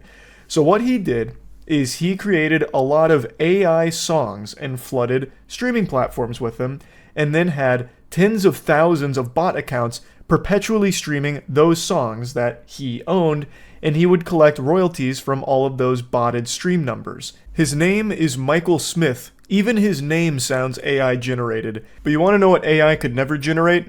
Goof juice. It's the best flavor ever made. It's actually perfection, and AI can't do that. Also, GamerSupps right now is having a big special where you can get free shipping to anywhere in the world using code MOIST. So pick up some goof juice, best flavor ever, gamersupps.gg/moist. And he's getting his ass spread open here by the FBI now. So the FBI assistant director said, the defendant's alleged scheme played upon the integrity of the music industry by a concerted attempt to circumvent the streaming platform's policy. I love how they just unironically said the integrity of the music industry. What integrity? What kind of fucking laughable joke is that? No such thing. And like I mentioned at the beginning, the music industry is guilty of botting numbers as well. But that's different. It's totally epic when the music industry does it for themselves. That's just swag style business, baby. The FBI remains dedicated to plucking out those who manipulate advanced technologies to receive illicit profits and infringe on the genuine artistic talents of others. As alleged, Michael Smith fraudulently streams songs created with artificial intelligence billions of times in order to steal royalties. Through his brazen fraud scheme, Smith stole millions in royalties that should have been paid to musicians, songwriters, and other rights holders whose songs were legitimately streamed. Today, thanks to the work of the FBI and the career prosecutors of his office, it's time for Smith to face the music. You know, the guy that said that had the biggest fucking smirk on his face. That was his mic drop moment where he put the sunglasses on. I also couldn't help but actually scoff when they said, with a straight face, that he took money away from the artists that would have been paid through these streaming platforms. Brother, look around. The musicians make the littlest piece of that pie. The actual entities that make the lion's share of the money through streaming platforms for music are distributors, publishers, and labels. The actual creative, the artist behind the work, they get the tiniest cut of that cake. They get a urinal cake more than anything. They just get served little dog shits on a plate. They don't see most of that money in the first place.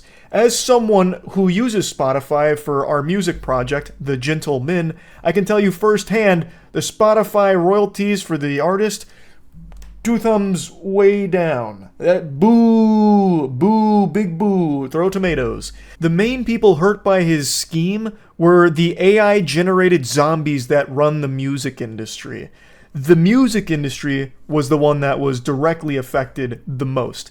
I do think there is an argument and a strong case to be made that because he was pumping so many streams to his songs, he was taking some of that marketing, like advertisement money, away from other artists because those ads were instead getting played on his streams that weren't real. So I do think he did end up taking some money away from some of the other artists on the platform. But the main people that were affected was just the music industry directly. He's not like a hero or anything, but it's hard to feel sympathy for the victim here because of how corrupt the music industry is. Now, the way he did this, I think, is pretty interesting, and it's something that I think a lot of other people are doing to a lesser scale than Smith was. So to carry out this scheme, he created thousands of bot accounts on music streaming platforms, Amazon, Apple, Spotify, YouTube, and then used software to make the accounts constantly stream the songs he owned. Smith estimated that he could generate 661,000 streams per day, which would get him 1.2 million a year, but he wanted to avoid streaming it all to a single song because he recognized that that would be pretty suspicious and would probably get the kibosh put on his operation pretty quick. They'd find it. So he then identified the need for thousands of songs that he could pump these fraudulent streams into because it would keep the number low enough because it'd be spreading the 660,000 streams a day across thousands of songs. So it wouldn't really be setting off anyone's alarm bells.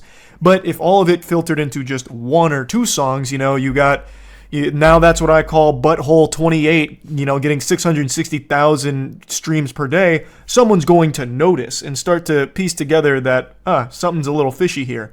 So that's when he turned to some co-conspirators about needing to get a ton of songs fast. And there's nothing faster than AI. What I find really surprising, though, is that this is in 2018, so this is very primitive AI, and he contacted a chief executive officer of an AI music company, and together they generated hundreds of thousands of songs for this. The names that the AI spit out were pretty trash except for one, Calm Baseball. That name bangs. That right there, I could see that name in lights. Calm Baseball, now performing at Madison Square Garden. Like someone's gotta take that. It's too good to just let wither and die, to fade away. But that's the strategy in a nutshell. So he created tons of fake artists, tons of fake music, and tons of fake streams, and collected a lot in royalties from it. Now, I think there is a ton of people doing this. I think there are a lot of people that aren't flying as close to the sun as Michael Smith did with over $10 million that they're raking in. Michael Smith was going fast and loose here, going hog wild with the amount of money he was making from this, but I think there are a large number of people that are doing this exact thing with smaller numbers. Because Michael Smith would have never been caught if he didn't make so much from it. And I'm sure every single one of you watching this, if you use Spotify, you've stumbled across one of these AI cesspools, like this fucking latrine of AI generated music, and some of it's got hundreds and thousands of listens to it. I think those accounts are doing exactly what Michael Smith did, but instead of making off like Scrooge McDuck with 1.2 million a year, they're probably doing something smaller like $100,000 or $200,000 a year through this same technique in order to stay invisible to the upper echelon of the music industry. That's my guess, and if I'm wrong about that, I don't think I will be for long, because now that this story has blown up, I think there are going to be tons of copycats that are going to do this exact same thing. Bots have become so prevalent. I know this gets tossed around all the time with like dead internet theory and all of that, but unironically, the data has shown more often than not, the people you interact with aren't people at all. They're not blood, flesh, cringe, and cum. They are bots. And a lot of the things and content you consume doesn't even come from humans either. It comes from bots. So it's one of those things where if it's not already happening in a big way on Spotify, Amazon Music, Apple Music, all that, it's going to very soon. Now, in the case of Michael Smith, he's being charged with wire fraud conspiracy, wire fraud and money laundering conspiracy, and could face a maximum of 20 years in prison per count. And I've got a hunch that the music industry is going to do everything in their power to make an example out of Michael Smith to try and scare people away from emulating what he's done. I think they're going to throw the book at him to make it a deterrent from copycats.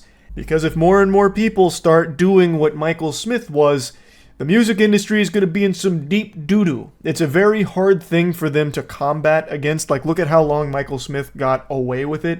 And again, the only reason he got caught is just because of how much money he was pulling in. But if people stay at lower amounts that they're making from it, I don't think they have the ability to find all of them. So I think they're very scared of this becoming a bigger problem for them. And I think they're going to do everything in their power to fuck Michael Smith. But anyway, I just wanted to talk about this a little bit. That's it. See ya. How do you keep playing if it's so bad? Because I have a champion's mentality. I see the light at the end of the tunnel. And the pavement is paved with broken glass, and it's painful. I'm not going to sugarcoat it. It doesn't feel good. But the destination is worth the journey. Do you think the best athletes in the world reach the top of their game easily? No, they don't. They go through turbulent journeys as well, ups and downs. Probably not as boring as exposing yourself to Lord of the Rings Gollum, but nonetheless, in order to achieve greatness, you must persevere through the garbage. And that's what I'm doing with Gollum. Let this be an inspiration to all of you out there. If I can beat Gollum, you can do anything you set your mind to. What's the reward, though? The relief that I'll never have to touch it again. And the satisfaction in knowing that I did it. That I saw those credits roll. Find a way to talk to the blind elf. We could just keep talking. We don't talk. She's trapped in a cell. We can just keep talking at her. Alright, I'll find a way. By yelling.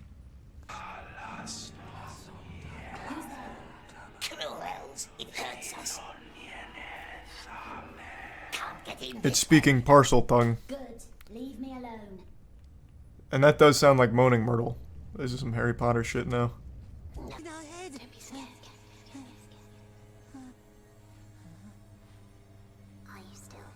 Okay, so by drinking the water from the shell, she basically implanted Neuralink. That's big. She's directly beaming her voice into me now. Interesting posture. What the fuck is that? That's unique even for Gollum. Does anything happen in this game, or is it just a walking simulator? This is a different kind of level. Usually it's, you know, non-stop action-packed platforming and chores, but this time it's mainly just dialogue to dialogue. What? There you are. Uh-oh.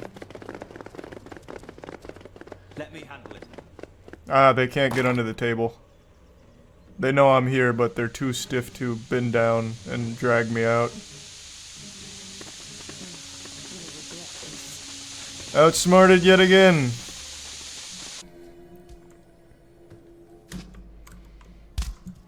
What is this, a half pipe? Was Gwendil a huge skater or something? Where is the attic? How do I get up to it? That up there is worthless. If I hit my head on that fucking thing one more time, I'm gonna scream. Well, actually, I'm gonna have a conniption. Why didn't you jump? Why?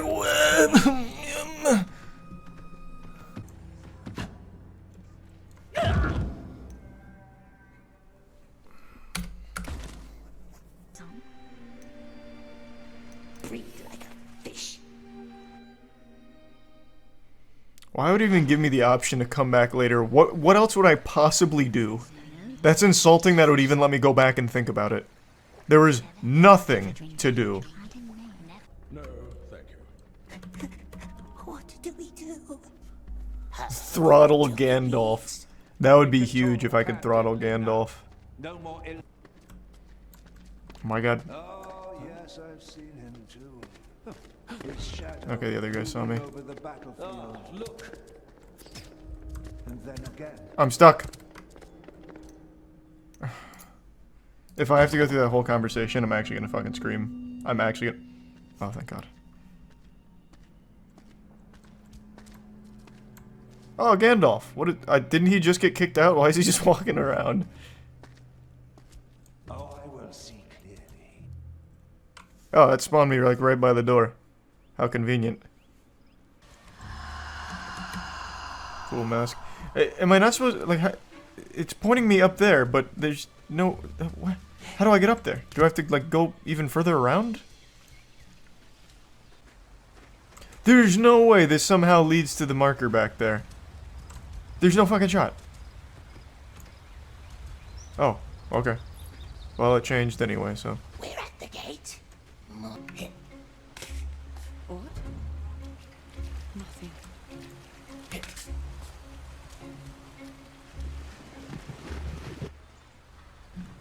Why did it lead me here? I can't do anything here.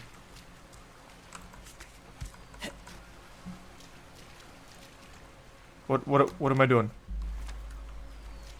I can't swim upstream. There's actually nothing here. What do you want from me? What do you want from me? You need to restart the level. I watched this glitch happen to Dan's game. Like, restart the whole level? No shot. No shot. There's absolutely no fucking shot. There must have been like a cutscene or something that's supposed to play. You missed some invisible checkpoints, so it won't trigger. I just don't believe that. Okay, what's supposed to happen here? Oh, that's very concerning.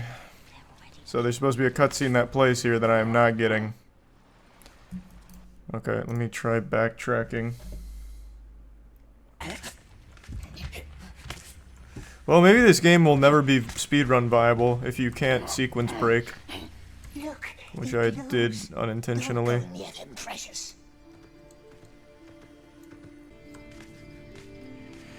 Alright, here's hoping I fixed the game. We'll see. I'm going to be extremely upset if this cutscene doesn't activate. Oh! Just grab it! Look, it glows. Don't go. I understand the level broke, but I'm trying to fix it. I went back, I did the objective. So the cutscene should load. There's no reason why it won't now, or shouldn't now. I hit the checkpoint. No way they saw me. No way they saw me. Don't fucking do it. Don't you dare shoot me. I'll scream. Thank you. Please fucking work. Oh my god, please work.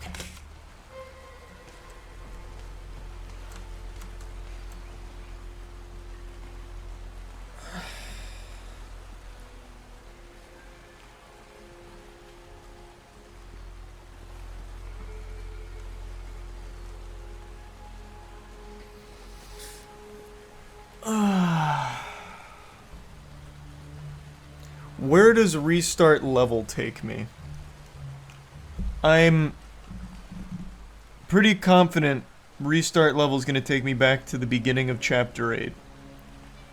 So over about an hour and a half. But what if I just believe in a little bit of that Middle-earth magic? Maybe it'll start me over from the Gandalf conversation. Oh, that's huge. Oh, thank God. Okay, this isn't nearly as catastrophic as I thought. Oh, that's so big. Thanks, Reese and Picky and Faust. Okay. That's actually wonderful. This isn't far at all. Oh, I don't think she said that last time. We will find you anyway. They don't know we're here. They definitely know we're here, Gollum. I have a very strong suspicion that they know we're here.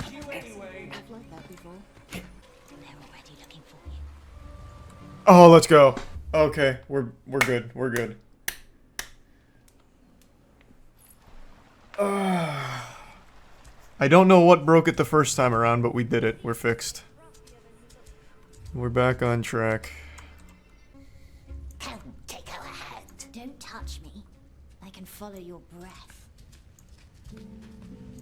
Man, even she knows Gollum's ugly as shit. How does it move? Memories are nice. We don't want them, do we, love? Why? Memories are all I have. I didn't ask. Can you just open the door? Oh my god, thank you.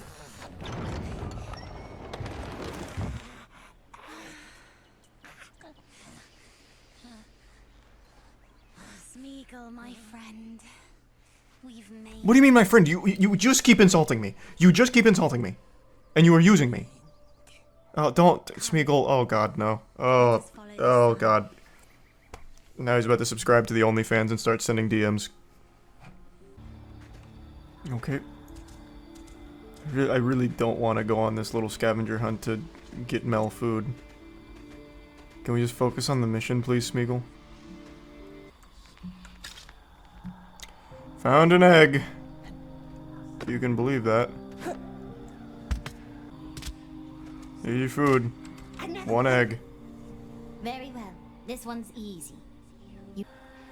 How hungry is she? I gave her an egg. All this for some goddamn eggs. The chores never end. Mel, please. So is it that way? Must be.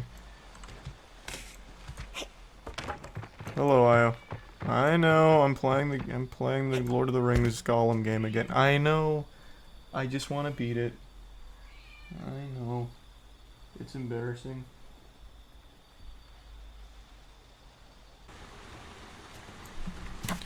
I have to beat it.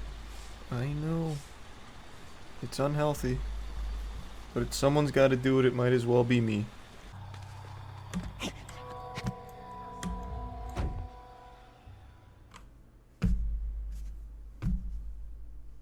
What? I don't know what even happened, man. He must have twisted his ankle, I guess? A fatal ankle sprain? Poison ivy. Oh yeah, must have hit some poison ivy. Insta-killed him. I believe somehow he saw me, protected me. Come, the gate is not far now. Didn't protect us. Why would he protect us, Gollum? We're not a fucking elf, and we don't even believe in him. He's like Santa Claus to us. What are you talking about?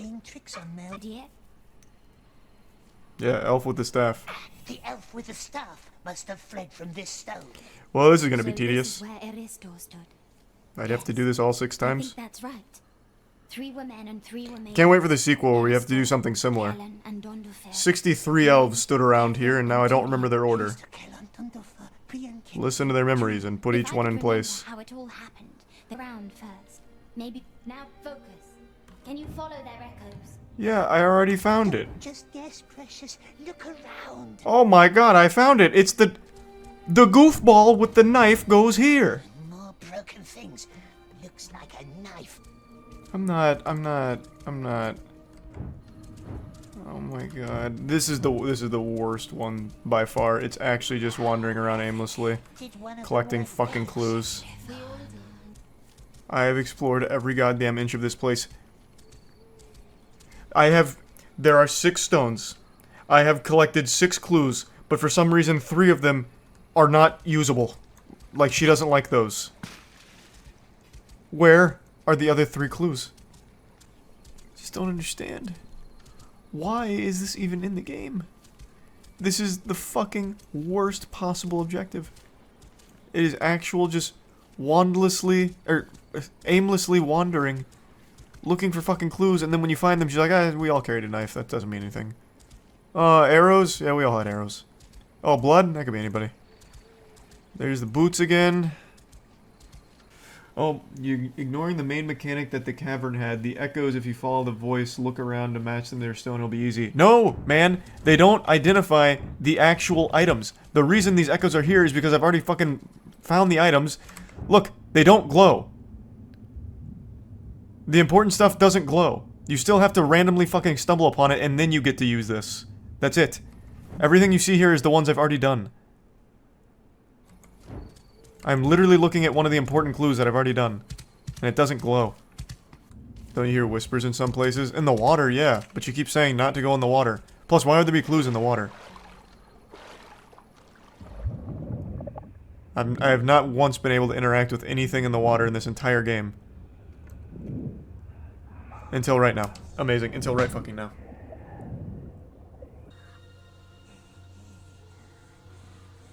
What? Oh, he's going for it. Don't let him. He's got the cheese touch. So I don't want her to stay here, right? Because she dies. I don't care one way or the other. Just, it's raining. It's a bad day for rain. Cursed water. The water's no good. They've been putting fluoride in it. Mel doesn't need the Riddle Master Oh, he's anymore. making his move. Maybe Riddle Master is gone forever. I heard his voice. A ghost, perhaps. A voice in the wind. But Smeagol is here now. So lucky she met Smeagol. Oh, Jesus. Immediately going for a toe suckle? We can describe gardens to her. Jesus. Gardens with flowers. And looked up into the sky. Oh, he's having a real big flashback. Wake up. We didn't do it. It wasn't us. We did nothing. Nothing. You are mad. He tried to... Oh man, she really fucking zoomed out of there. I don't even understand why that was the straw that broke the camel's back for Mel. He's actually been this way the entire time. Mel. What? I don't know why that scared her so much. Uh-oh. Now he's battling with a big revelation. Please just be chapter 9. Thank you. Okay, we're making good progress. I just want to be done. I just want to be done. I just want to be done with it. I'm about to have my own little fucking Golem episode here in a second. Trying to convince me to just stop playing. I just want to be done. Children love to take my light stones up to the gardens to play. Would you not help me find them? No. They look like shining marbles, No. as big as your eyes. No. I am not your goddamn errand boy, please. Don't make me do it. That's cruel and unusual. Oh no. Oh no. Just don't. To us, you know. Like friends. Friends trust each other. Yes, friends do not. We must know what he asked. Let's just lie. Let's just lie. Let's just lie. If you're not comfortable with it. Oh, actually, no, even better. The truth. That'll save us so many problems. Here. Go. Your birthday. That you help her with her lanterns. That's very thoughtful of you. You know. Why does she just keep staring at this guy? In the King's Garden. Are they falling in love? I had to shoo them from the old tower. Why aren't you looking at Smeagol? almost You are sure talking they to lit the him. light up there. What is happening? You know.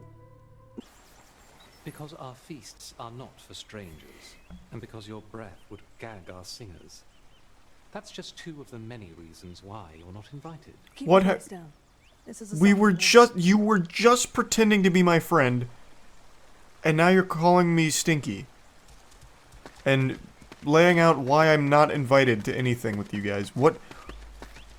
Brother, you can't even keep up the facade for a minute?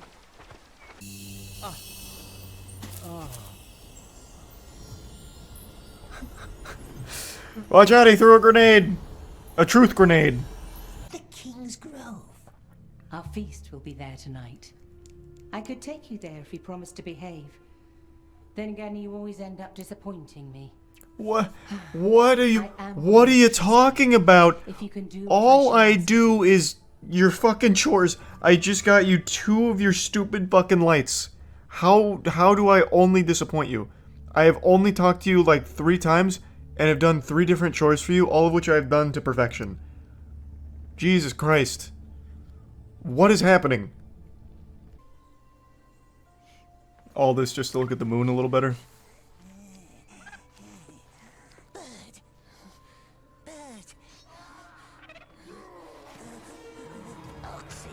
Oh no!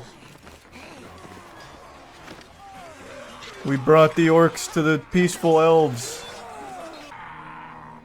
That guy's so afraid he's hitting some kind of like Irish river dance or something down there. Man's getting him with the jerk.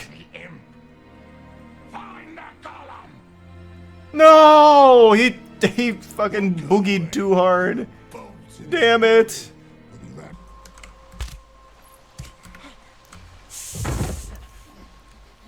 Sometimes wall running and wall climbing just decide not to work. Yes. Throw a stone, distract them. Drop your weapon, alright?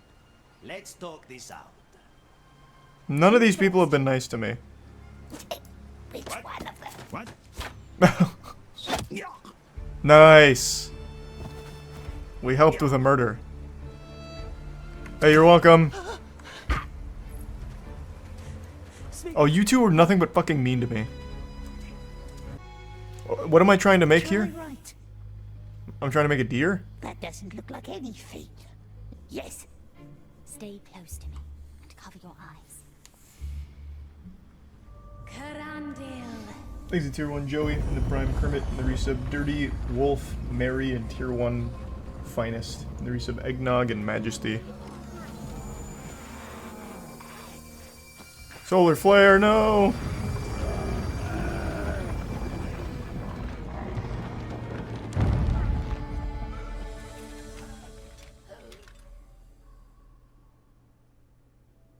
Bested yet again. They heard the words though, they can just go up and say it, right? Cursed, is it? Orcs will find another way soon. Stay away from me. Smeagol never meant to hurt her. Mel must believe me. Stay back. What? You didn't have to take me in here, you know? Why are you acting like this? What? If you're afraid of me, why did you grab my hand and pull me in? You could have actually just left me out there and came in by yourself then. If you want to be so stubborn. This doesn't make any sense. The only reason I am here is because you dragged me in here. Now you're trying to like shoo me away like a dog. Is it lost? I had an open door prompt, but the door was already open. Even the game was confused. Mel.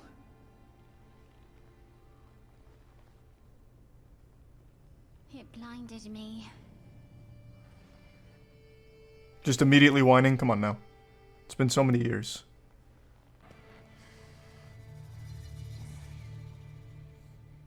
Is this gonna be a love triangle situation? That'd be so hype. But changed. It didn't change you. You guys hold my hands and lift me up. I do. Smeagol, I'm sorry. I was listening for Gwendole's voice. What's wrong? Don't trust him. He posted cringe on Reddit once. Shouldn't trust the Riddle Master. Leave with me instead. Don't be scared of him. He's my friend. You can trust him. Good luck. Oh, damn it. Well, she did say friend.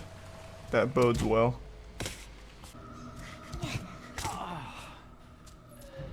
Gwendol, no! Snake, what's happened? I tried to take the stairs. There's some Coopers. Exactly. I can't move it. What? What is that answer? Mel. I tried to take the stairs. There are no stairs, exactly. So how did you hurt your Shut leg? the gate. Be alone again, will he? No, never. I wish the Riddle Master was dead. That's so cute. Nice.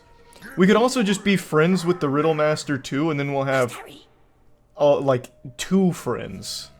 Because he doesn't seem romantically interested in Mel, I don't think. He keeps using her like a mom figure to like protect him. So why not have like 2 parents here? Gwendol, I solved everything, but I'm going to have to throttle you.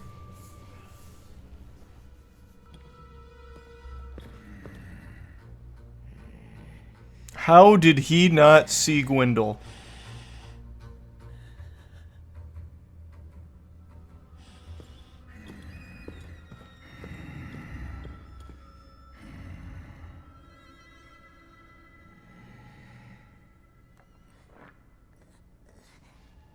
Oh, he's going to alert the orc with the rock. And have Gwendol executed. Scared little orc, hmm? But this is our Riddle Master. Oh. Damn. So far, like, these are the only choices that make any level of difference. I wonder which will be the more entertaining outcome if I kill the orc and get cucked, or kill the elf and get friend-zoned. Let's see what the cuck ending looks like. Nice. We came out on top. Wait.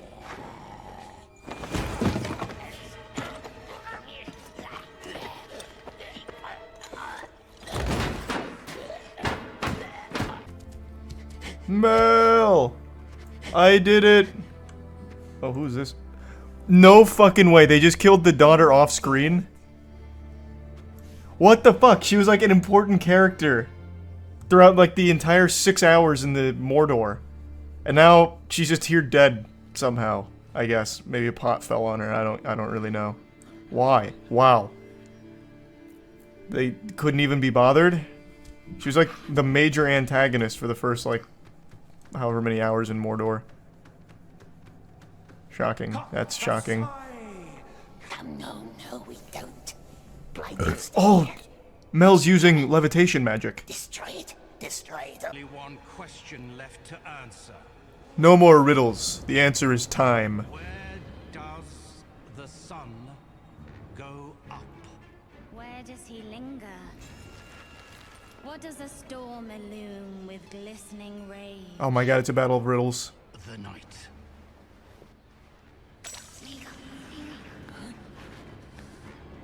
What is happening? What?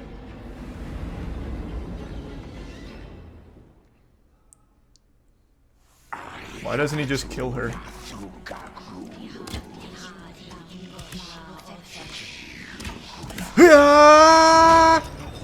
Take this!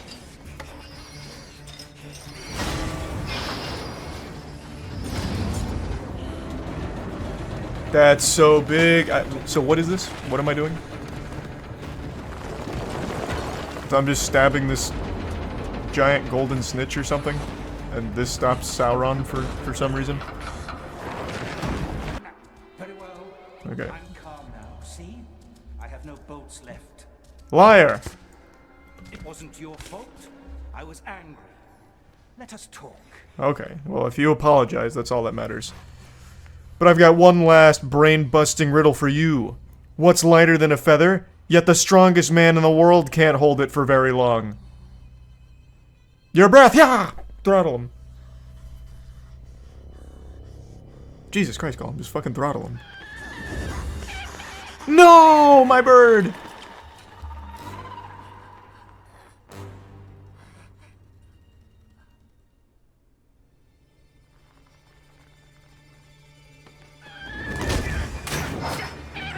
Oh, my bird saved me!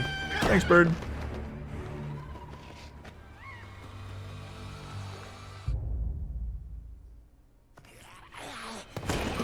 Yeah! We're doing it! Oh, we don't get the satisfaction of seeing it.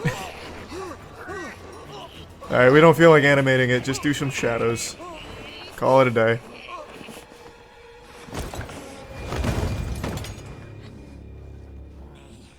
That was epic. That was huge.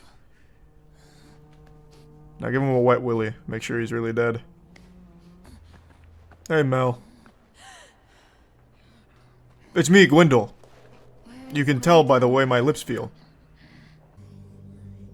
Uh-oh. What? I actually just don't get it. What would even be the thought process? The whole reason we even did this was for their protection. To help us. Killing them would serve no purpose. Smeagol?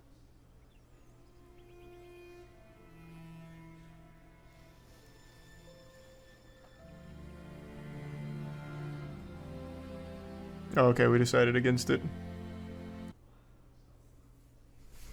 What a game. What an experience. What an experience.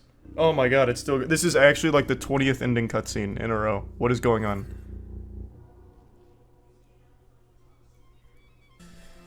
Man, that feels good to be done with. I know many of you read the title and assume that this is clickbait or exaggeratory, but it's not. You may not believe me yet. Wait until I show you the evidence, the proof. This is the most unhinged individual we've looked at yet. He's equal parts frightening and fascinating, tiptoeing on the fine line between intrigue and how are they not locked in Arkham Asylum. It's a mystery here. He's like the product of a science experiment gone wrong, like if Professor Utonium added chemical cringe to the concoction instead of chemical X and then created this weirdo. Since I've been down this rabbit hole, this bender of consuming awful romantic texts and bad dating stories and bad dating videos and all of that, this guy is now at the top of the tier list for the weirdest. Like all great fairy tales, it begins over Facebook memes. So he says, "Did you block me on Facebook?" To which she responds, "Nah, my profile got deleted, maybe. I don't know. Lol. Long story." Then he goes, "You don't have to lie." I can just feel the sadness emanating from that line there. I can imagine him looking down and kicking his feet in some sand.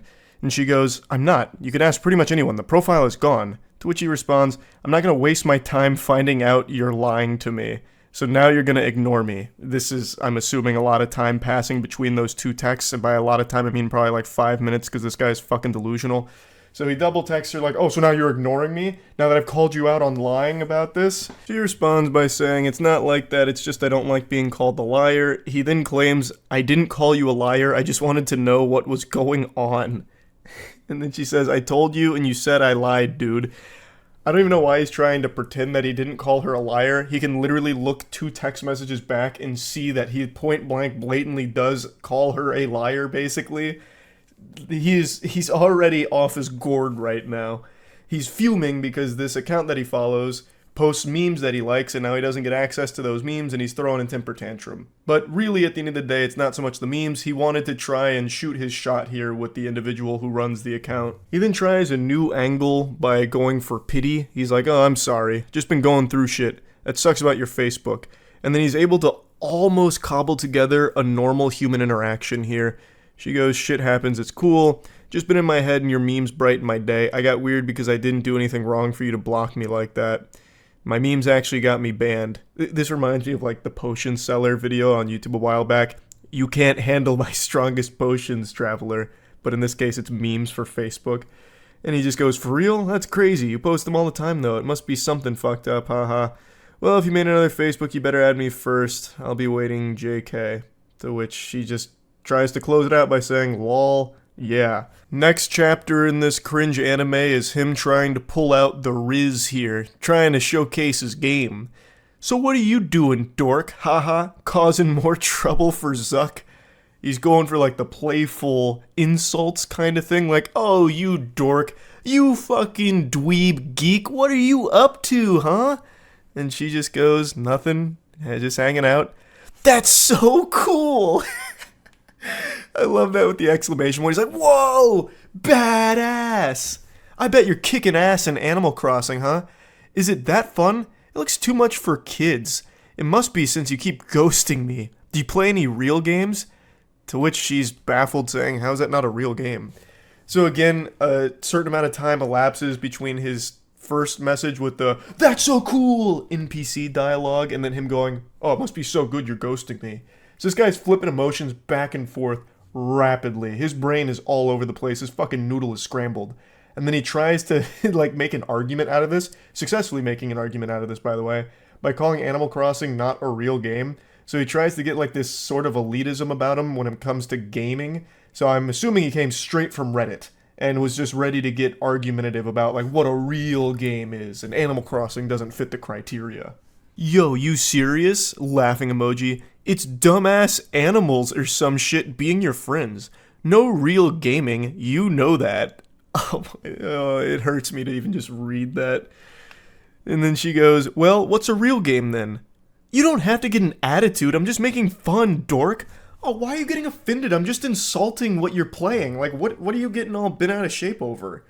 "Oh, come on, calm down. What, are you on your period or something? Well, why don't you ask one of your dumbass animal friends to help you with it or something?" Like, dork.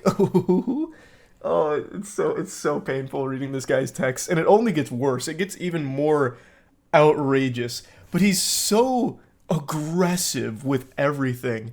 It's like he treats a text conversation like it's an active war zone. Rocket League is a way better game than that, but I guess that's not cute enough for you. Yeah, not enough sunshine and rainbows for you girly girls. This is a real man's Battlefield. And speaking of Battlefield, game like Battlefield, Cyberpunk, Far Cry, shit, Madden, that's a sport. And men like me play sports. I could help you play them. What a generous offer from this guy. Wow, tell me you're a basic white guy without telling me you're a basic white guy. You got jokes. Double laughing crying emoji. All that is casual shit. Pick up a real game, get on my level. I really appreciate that now she's just making fun of him directly to his face. I have no doubt she was laughing while writing all this shit just to string him along and continue to watch him embarrass himself like the clown he is. What the fuck are you talking about? I'm playing around, dork! Every game I play is so much more hardcore than what you just said. Witcher, Shin Megami Tensei, fucking Fable even. And that was the straw that broke the camel's back. She started to insult his gaming choice, insinuating he's not playing real games and she's more hardcore. And he does not take kindly to that. Now he gets exceptionally whiny. Why are you being such a bitch? I'm literally trying to have a convo, that's it. And oh brother, it's the worst conversation ever attempted. I feel like I should have blocked you even if I did have Facebook. You're insulting my game choices. Which is all he's been doing is just insulting what she plays. I don't know why he thinks it's just some like normal conversation. And he keeps calling her a dork like it's straight out of Ed, Edd n Eddy or something. I don't know what he was expecting. Because they're weak AF and you're being a cunt over nothing. Whatever. She really hasn't even been even close to mean. Not an iota of malice from her here. All she did was like defend her game choices and then joke about what he's playing being casual. Which it is. Fucking Rocket League, Madden, Battlefield. Like, what are you talking about? It's not like you're some kind of hardcore gamer playing some niche shit. You're playing the most mainstream games ever. Like, it's so silly. I don't know why he thinks that she's some supervillain that's just been doing nothing but belittling him. He started it, and she's not even doing anything mean. Does your mom know you talk to women like this? My mom won't around. Why, TF, you bringing that up? That checks out. You have zero respect for me or anyone. You're just a fat bitch who does nothing and leads people on. You're nothing. Fuck you, I was being nice. If this is him being nice, I am so curious to see what him being mean looks like. He immediately just breaks down into his fucking soiled diaper meltdown. You're a fat bitch! And he keeps using the wrong "you're." He never even accidentally gets the correct form of "you're" in any of his statements here, which grinds my ass a little bit. But then he's like, you just lead people on. What? How? How did she lead you on? By responding to you? Granted, this is probably the first woman that has ever responded to a text message from this guy, so maybe that's like where things got misconstrued. He thought that since she responded to his initial message, she must be interested. This is so baffling, it's making my voice crack. My vocal folds are freaking out because it's so odd that someone could have a rotted brain like this. No wonder you can't get a boyfriend, bitch. I don't settle for trash like your baby moms. You called me a liar, shit on my games, play even more trash games. At least they gettin' dick, unlike your fugly ass. You have no idea what you do. What does that mean? You have no idea what you do? I don't even understand what that statement's supposed to mean. Bet you have fucking herpes, you fat piece of shit. How many kids do you have custody of again, lol? How many of your boyfriends died? Which, I'm guessing these two must know each other through Facebook mutuals or something, so he must see like some of the stuff that she posts, because that sounds legitimately extremely personal. And if that is a real situation that one of her partners died, that is one of the most vile fucking things you can say to somebody, and this guy is an irredeemable, insufferable piece of shit. Wow, so this is what you do to get girls? Insult them? Again, I was playing, but you had to be a cunt. What do you mean you were playing? Your whole thing was just being aggressive from the start by just constantly spamming the word dork while insulting her playing Animal Crossing. She then continues to just take the piss, so she goes, okay, I'm sorry, I've been going through shit too. How are you at Rocket League anyway? And then immediately he just simmers down, he's back to like, good boy status. I understand, I'm sorry too. Going caveman mode. I'm pretty good, I can show how to level up. What's your ranking? Platinum. So you're mediocre at best. I'm fucking Plat 2 and Diamond 2. And I'm trash. In Rocket League, Plat isn't very high. That's where the majority of players end up. So he's not good. He's not good at all. What's your gamer tag? Y. So it also seems like he's lying about this because no sensible person would brag about being Plat in Rocket League. So she's starting to catch him on a bluff where he's puffing out his chest and just lying about his Rocket League rank, which is even more pathetic. I want to see for myself. What console? What's the matter? You don't have an Xbox. I play on Switch. It's on all consoles. So he's starting to sweat a little bit like he's pressed against the wall. My gamer tag? Why? Why? Why do you want to know that? He tries desperately to turn this around into a situation where they can see each other, which sounds like it'd be downright dangerous to be around this guy. Why don't we hang and I can show you? What's your tag? I got trust issues. It's not that big of a deal. I mean, yeah, what is your gamer tag? It shouldn't be an issue, right? You're plat in Rocket League. You're a big guy, a big man. What's the gamer tag? What do you mean you got trust issues? Again, ignoring that. I'm just curious. It seems like you're lying. I'm not. And then she drops a meme. It smells like bitch in here. Which is just genuinely a normal, silly meme. It's not even like mean. If anything, it's clearly meant to be like a joke. And for some reason, this sets him off in the biggest way yet. A fucking atomic bomb in his brain here. And he unleashes the Godzilla heat breath. Cunt. Fuck you, fat piece of shit. You have no idea who you mess with. Go die. Everyone at Dress hates you and thinks you're a slut. I thought differently, wanted to give you a chance. I thought you were a nice girl and want to be your friend. I'm sure this was the best way you can do it. By the way, I have a fresh meme. Taking care of my kids, lying to women about my Rocket League rank. So she's just dropping some memes on him at this point here, just adding insult to injury. To which he responds, just kill yourself already. He's trapped in 2009 Xbox Live gamer zone. He's really fucking struggling here, treading water. I can hear the tears in his eyes right now. Literally feel them through his sad texting. Forever hard stuck plat in Rocket League and forever hard stuck being alone in life with an attitude like this. What an absolute curse. He just continues speaking like an anime villain. Fucking with me, you slut. Wait, can I not get dick, or am I a slut? Pointing out a contradiction because he keeps calling her a slut and then also saying that she can't get any wiener. So he's all over the place. He's scrambled. Yeah, I'd bet you'd want it after this, you whore. Choke on a dick, whale. Just continues having a fucking conniption.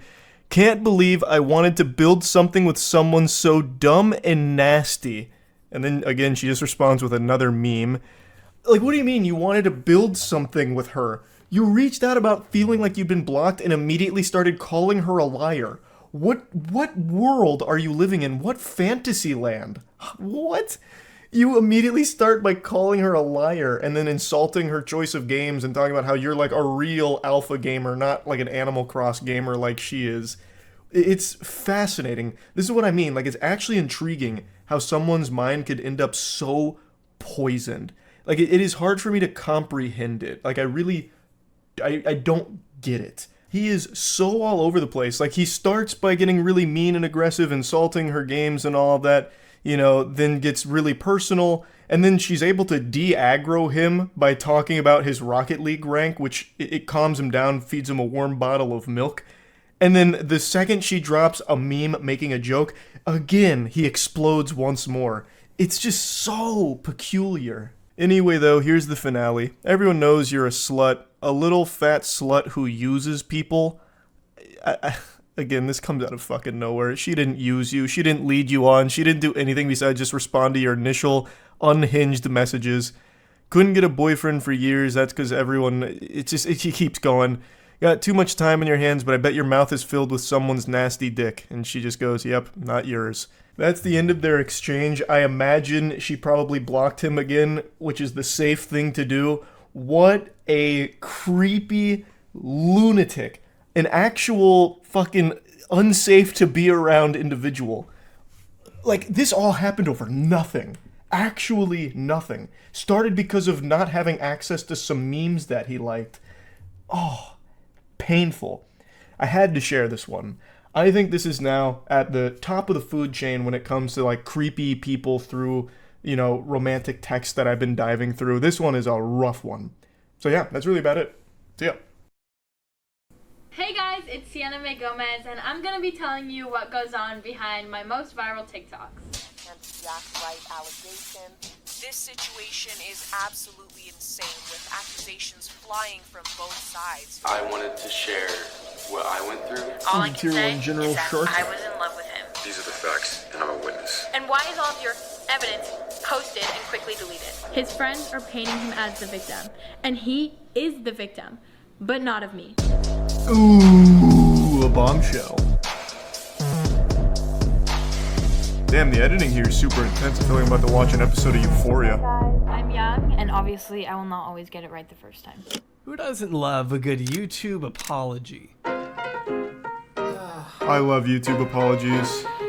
I'm so sorry for anyone that's been hurt. Continuous lapse in my judgment. It's hard to overlook the irony of David Dobrik turning off comments on a video titled Let's Talk. While some apologies may lead to an accidental admission of guilt, others don't even contain the word sorry at all. Some are scripted, while others are very much not.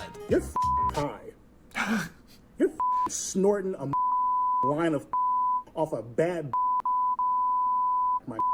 You know what I mean? I never saw his apology video. I didn't know he had one. Online, you get used to a pretty wide range of public statements, varying from sincere and tactful to, oh my god, what are the words coming out of your mouth right now? Actually, that just reminded me.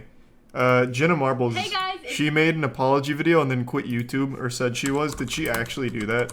It's been like 2 years now. I guess so. Damn, she said, alright, I'm out then. Issues new apology to staff as producers are fired.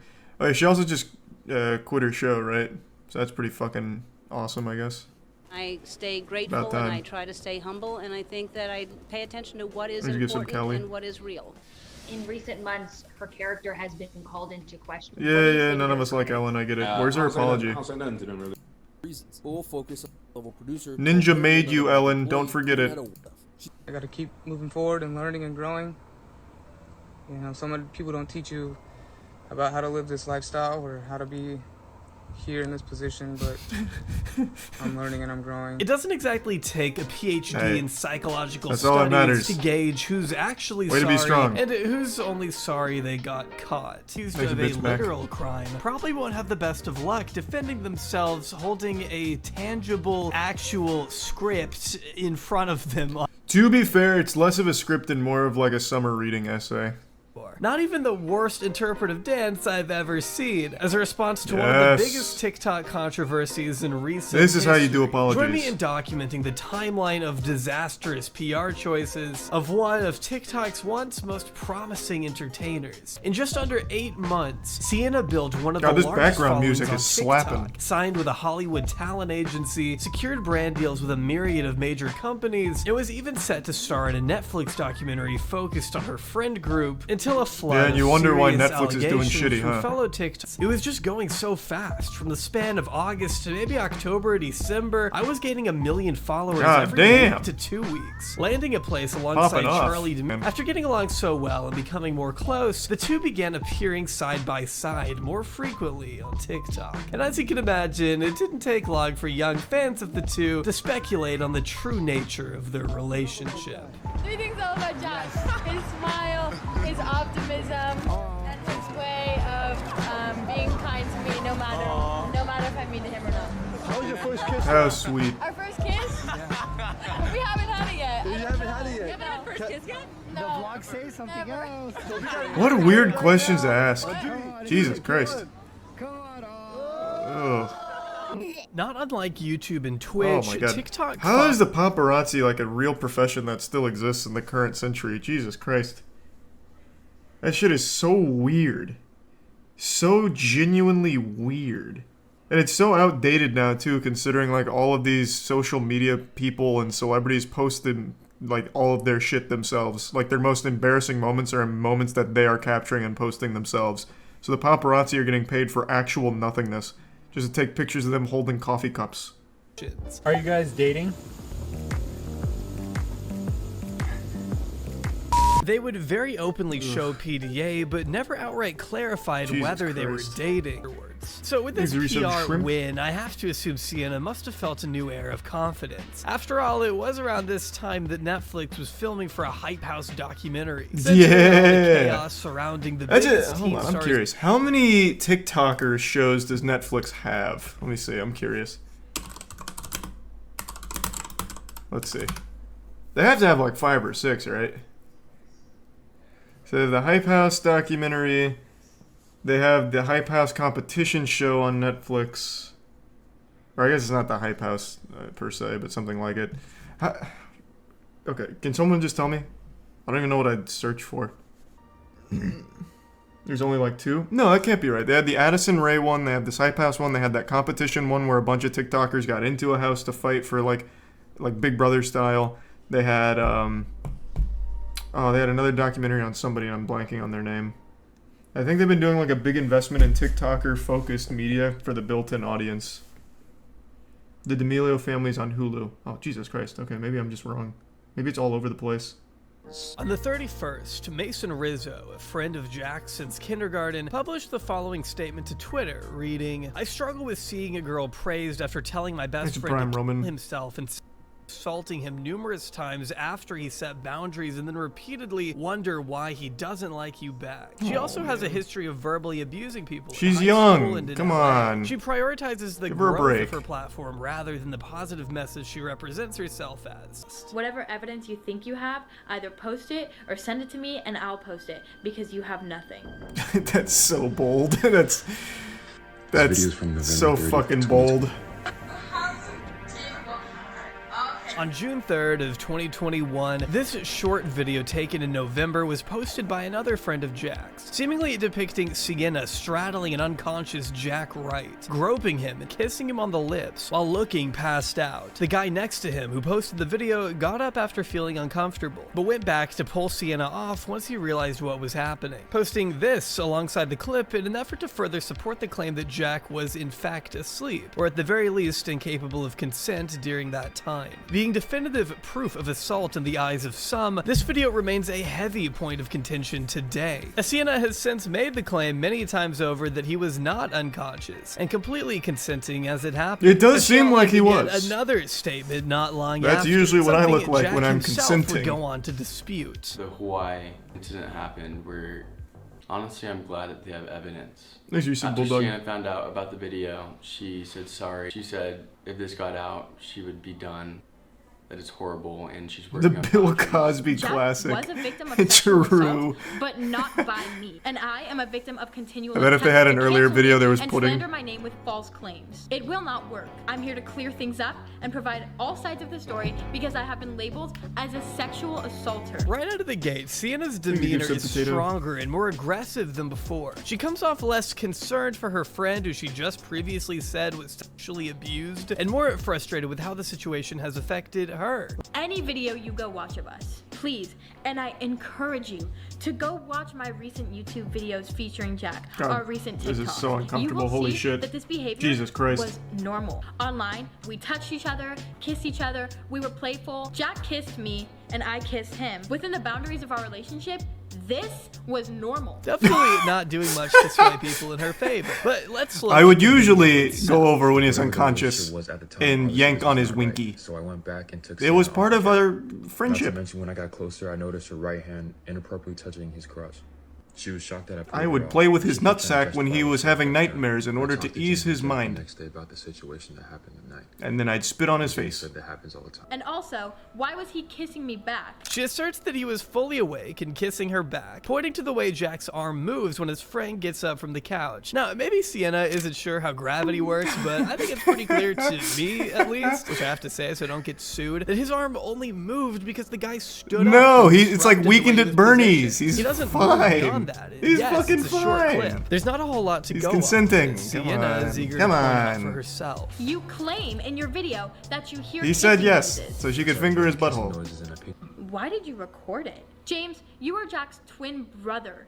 And I know that if Whoa. my brother saw me being taken advantage of, he would pick up the person on top of me and beat them. That's a not classic film it. awful But, I mean, defense. that would be a horrible look. They're trying to incriminate you, not themselves. To me, Jack's twin James took this video Exhibits for his potato. brother's own good. She then goes on to rapid fire a bunch of points that, again, really don't matter as far as what she's being accused of. This was also in November when we had first just started to kind of ease our way into relationship, not relationship, defined, and you were introducing me as your girl. Having your friends take a 10-second clip out of context of this entire night is not sexual assault. She's confused why Alright, it's case even an closed. issue at Fuck it. all, since James Run and it. Jack had never brought it up to her privately. This would not age the finest either. In the wake of Jack's formal She's better than statement Amber Heard's published to lawyer, his though. YouTube channel about That's half true. a year later. Sienna issued cease and desist letters Good to see you again. Hope regardless, you had a good though, week. and went on to take a month-long break from social media. The situation died down once again, at least before Sienna made her long-awaited Yes! and critically acclaimed. Yes!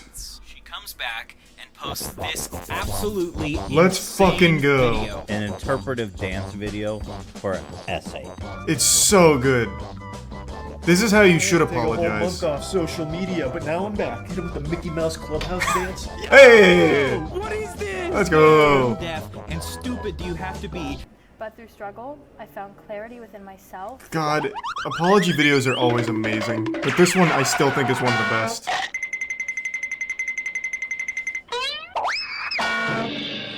I don't have anything to add. This Fucking is literally the epic. worst response to any controversy I have ever seen. So good. Somehow, Sienna May's PR team figured that Exit shooting a Prime, highly Angstis. stylized interpretive dance to a song which contains the lyrics, "I did nothing wrong, I'm young," would be an appropriate response to SA allegations. God, And it I'd love was. to be a fly on a wall during that meeting. It's like getting up in the middle of your trial and doing the Squidward dance. I mean, if you go to Google Tone God, Deaf I right wish. now, a link to her video pops up. For God's sake, she starts off with a close-up shot of her push to start. Even if I can only inspire one person, I will have done what I was put on this earth to do. It's Very Sia-esque. Before launching into the worst dance moves a human being is capable of. Needless to say, this video convinced everyone she was. Didn't Amber Turd just fire her whole PR team? Maybe there's a chance we see in trial her break out the interpretive dance like as a last-ditch Hail Mary. I don't want this to be the last one. It can't die here. I really think there's a lot of potential with the apology interpretive dances. So, fingers crossed. I really think we got a good chance there. The Hawaii incident happened. Jack can confirm that he was in fact passed out, unconscious, almost. Oh, I can't believe and that. Sienna That had looks like a taken fully advantage of conscious him in man his to most me. vulnerable state. Two friends escorted her out of the party since she had also been causing additional problems that night, but resorted to jumping and rolling out of a moving vehicle to get back. Oh, to I forgot Jack, about that who was part. hiding from Sienna in the house. According to him, her parents had to. That was like get full-blown like Two Jason friends wanted Statham to take her stunts. home, and I don't know, it was just like normal for me that I didn't think there was such like a problem at all. Like part of me wants to blame myself for being nice and sticking around after so many times, but now I realize that I was stuck in this like manipulative cycle of her acting like she extremely cared about me. Yeah, she's like a and then fucking supervillain that night of she would do stuff to wanting me, and it was to just fuck Jack. so normal for me. I got used to it. painting a horrific picture of waking up in the middle of How the does night. all this happen before you raise a red flag, though? You've clearly not been around a ton of people. People you think are a friend, you'll ignore a ton of flags for. Happens all the time, even if it's not romantic. I am holding in a pee-pee really badly, though, so I'm gonna go tinkle real quick, and I'll be right back. On February 23rd, 2022, Sienna May returned to the public eye with an appearance on the BFFs podcast hosted by Dave Portnoy, the CEO of Barstool Sports, who you may remember as a proud investor of the infamous crypto coin SafeMoon, which turned out to be a worthless pyramid scheme. Or Hey, you may recall the time he threatened to fire SafeMooners. and sue his employees on the spot for wanting to unionize. Or you may know his abundant legal history. Whatever the case may be, Dave Portnoy, alongside his co-hosts who are half his age, brought Sienna back on the program after having her on just a Yeah, year that sounds about prior. right. I actually saw Dave Portnoy in real world once when we went to that god-awful fucking Logan Paul Floyd Mayweather fight. Dave Portnoy was there, and he was leaving the stadium, and one person asked for a picture with him, so he turned around and asked if anyone else wanted a picture with him, and nobody said anything. That's the only experience I've had with Dave Portnoy. It was fucking awesome. I like his pizza reviews, though. I don't know too much about the guy, but that situation was pretty awesome. Shit was great. I want to talk about my emotional state, and like I feel like what I want to touch on is like how I'm doing and like the emotional questions that I know you guys are gonna ask. But as for like the legal and like the so what's going on questions, that's for them to answer, because like I don't want to. I'm trying to. I don't want to butcher anything. This is all like now it's serious, you know. Like social media. What a blunder. Okay, yeah. So why would you go to an interview on something like this and bring lawyers? That just makes it look significantly worse. Hey, Charlie, you did something bad. You want to talk about it? Yeah. And I'm bringing an entire legal team, too. Okay. You guys and whoever's going to see this now, that there's nothing being done. Like, I just Why does that... kind of like, what? all right, I'm going to let my team, like, just talk about this one and kind of like... She has the worst PR team of all time. If that's the same team that told you to do the interpretive dance, Holy shit. I'm thinking you should probably be worried. When the two had never even gotten to the point of dating, he made it clear he did not want to be with her, and she still persisted, according to what's been claimed. I, like, really, really loved him, and I was like, I'm gonna get married to this guy, like, this is the one, like, I was so stoked on him. He... Man, that is such weird behavior. Bro, if this was a guy saying this, it would be much differently received. This is like actual incel shit. They were never even dating or anything. At all. Talking about like marriage and shit. This is the one. Exit Prime. Gizmo, Thebe, and Dermot. Yeah, that is like real stalkerish behavior right there. Sienna likes to emphasize that the two had never had sex, as if this was ever something Jack claimed, and I'm surprised Sienna keeps harping on it, even with her lawyer sitting right next to her. She absolutely cannot, for some reason, answer Dave's question of, well, did you know he wasn't into it, and you're still pursuing it? Instead, all of her answers are keeping the best interests of Sienna in mind, and how Wait, does she have two lawyers all of here? her answers are... Wait, is this one of the normal hosts on Portnoy's show? This doesn't seem like the company Dave Portnoy would keep. She brought two lawyers? What the fuck? Hey, can I get Saul Goodman over here and then, I don't know, someone else, please? I really need to make an impression. Are keeping the best interests of Sienna. Oh my god, you're right. Wait, they are in the same room, all of them. And you're still pursuing it? Instead, all of her answers are... Yeah, you're right. It's the same plants. I knew she was here because she reached out and patted her on the shoulder or whatever, slapped her in the face, God only knows. But yeah, I didn't realize this guy's in the same place too, unless he has just been like deep faked in here. The National Center for Audio and Video Forensics was retained to perform an analysis on a cell phone video posted to social media. I was asked if the video could be used as credible evidence of the accusations against Ms. Gomez. In short, no. The posted video is not credible evidence of these accusations. The video is not original. The video has been heavily altered. The video based on what? No context to the events. Wait, how did... The video is not credible. Well, I think we need to clarify in these first two statements. This would be huge if you can prove the video has been heavily altered. You're telling me someone actually did CGI this shit in here? You're gonna need to, like, clarify here. That would blow this whole thing wide open. The video doesn't exist. Yeah. Point 5. The video is not real. In fact, nothing's real. What is solipsism? Of the accusations against Ms. Gomez. I feel like that was a bad CSI video. I mean, my instinct is people are going to be like, that's a guilty video. It felt like a bad movie. Actually very funny. They shred this video in front of the guy who made it. But I have to say it's hard to deny the video is short and doesn't show the events leading up to and after what is taking place. She repeatedly chose to take advantage of Jack Wright when he was at his most vulnerable, keeping him at arm's length no matter where they went due to her bizarre, ignorant, and selfish infatuation with a boy who clearly didn't reciprocate feelings. I personally believe the latter. After everything Jack has said and personally testified against, it's hard for me to look at this video as anything other than the truth, even if saying that could get me crucified by Sienna's legal team. However, I don't know, man. Her legal team doesn't seem that adept. This guy actually put together a fucking CSGO montage to prove why the video is bad without any evidence. He just said 4 points. It's not original, it's heavily altered. Like, with nothing else there, it's kind of worthless.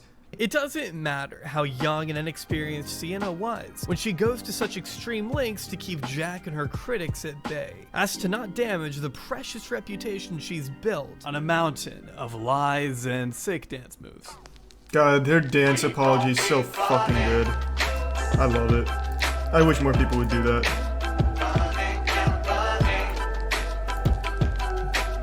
That was interesting.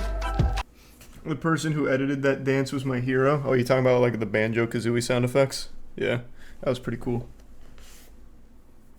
Do you think clout prolongs relationship? Oh, do you think clout prolonged their relationship? I mean, yeah, it was a business. They're both profiting off pretending to be together or whatever. Of course. The title's not clickbait. There's something I need to complain about. Shocking, I know.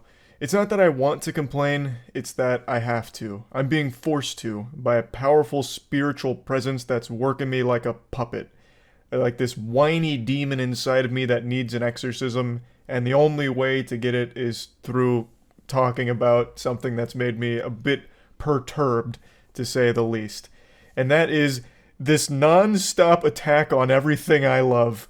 All of my favorite properties that I grew up with are getting adapted into either movies or TV shows, and all of them are terrible. Jesus Christ, I feel like my brain has been stun-locked thanks to the Halo TV show, something that I dreamed about, wet dreams as a kid, finally making it to reality with the Halo television program, and it was an unforgivable fucking war crime of a production, a damn near violation of the Geneva Convention for how atrocious that show was, and it hasn't stopped there. So often, they are adapting beloved game franchises that I cherish near and dear to my heart, and just turning them into laughably pathetic shows. I swear to God, like, there's more dogshit video game adaptations on streaming services than there is dogshit in downtown Tampa sidewalks. It is absurd how often this is happening now. Now, of course, not all of them are bad, but you can pretty much count all of the good video game adaptations on one hand. It's very rare that they do a great job of it. And then this brings us to the topic of today's video that served as the catalyst, the little spark here for my whining. Peacock has a Twisted Metal TV series that's hitting their platform next month, and they released a new trailer for it today that makes it look like a bit of a stinker, and watching it made me more upset than when I realized my growth plates had closed and I wasn't getting taller than 5'6". Just a trailer that I feel missed the mark in getting people excited for it, because this is a franchise that I fucking love as well as many others, and it just didn't really do it justice, I don't think. Also, looking at the description of it on Peacock here, a post-apocalyptic live-action comedy TV show based on the classic 90s PlayStation combat game, makes me sick. Twisted Metal does have its goofy moments. It has very self-aware silliness and a lot of humor in there, of course. But it's a lot more than just a comedy. This should read like a post-apocalyptic, over-the-top, fucking full-throttle, nuts-to-butts action series with some comedy as well, like dark comedy. Because that's what Twisted Metal is. Like, Jesus Christ, Sweet Tooth, who is in the trailer, we're gonna get to all the trailer stuff in a minute. Sweet Tooth is a fucking psychopath serial killer who has an incredibly dark past and an incredibly dark storyline, as well as many other characters, but Sweet Tooth in particular. In the most recent game, he is a fucking maniac who killed his family, and his daughter was the one person he was unable to kill. So his wish with Calypso and winning the event was that he would be able to get to his daughter so he can finally kill her because it's been bothering him for so long.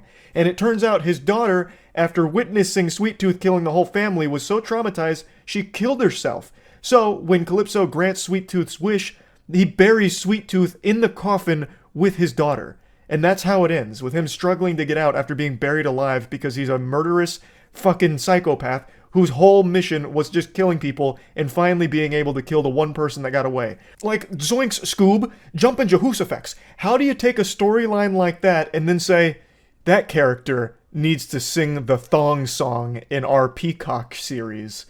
Like, what the fuck?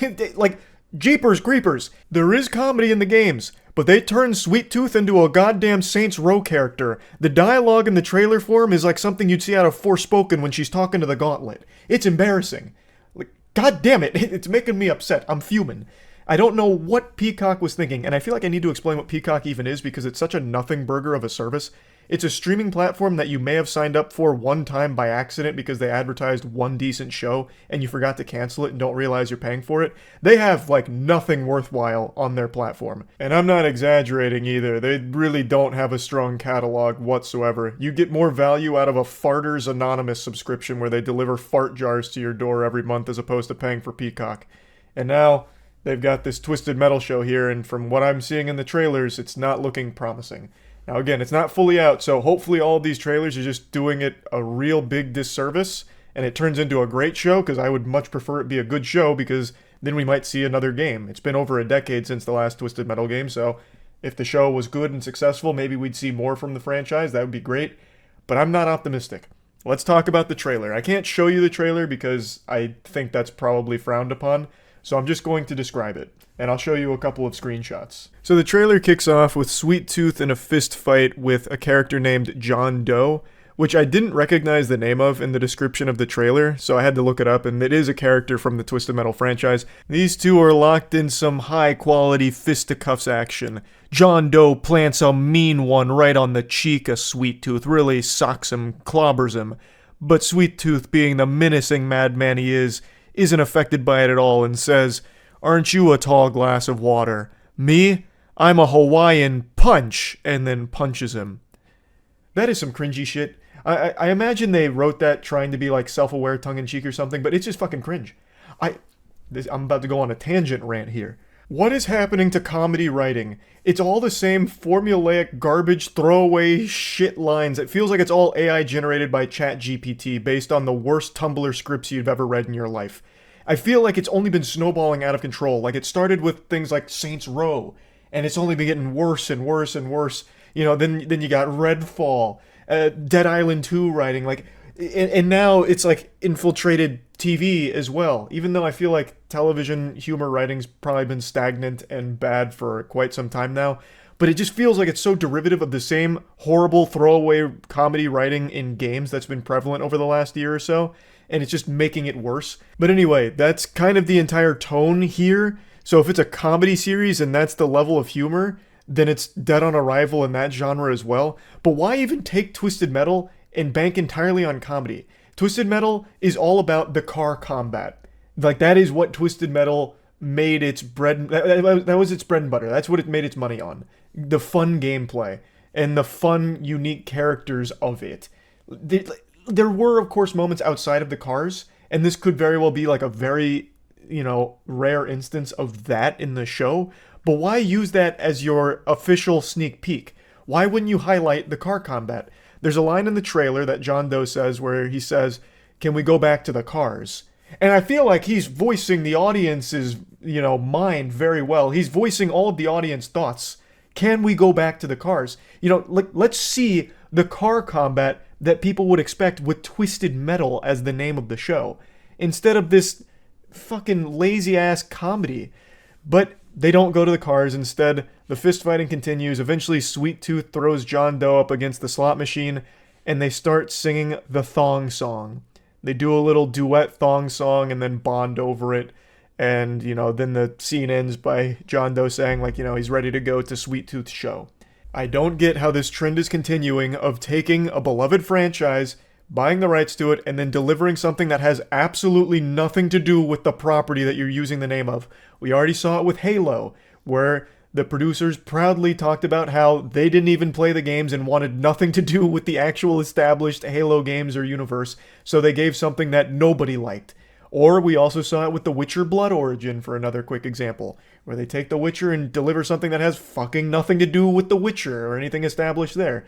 It just doesn't make sense.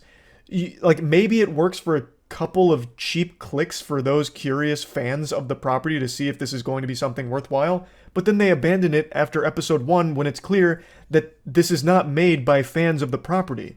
I just don't get who the audience is. It's not for fans of Halo, Witcher Blood Origin, or in this case, it's looking like Twisted Metal either, and the shows are never good enough to stand on their own two legs either. They just use the property, the IP, as a crutch for really lazy throwaway garbage.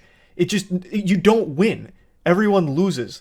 You don't accomplish anything. I just don't fucking understand it.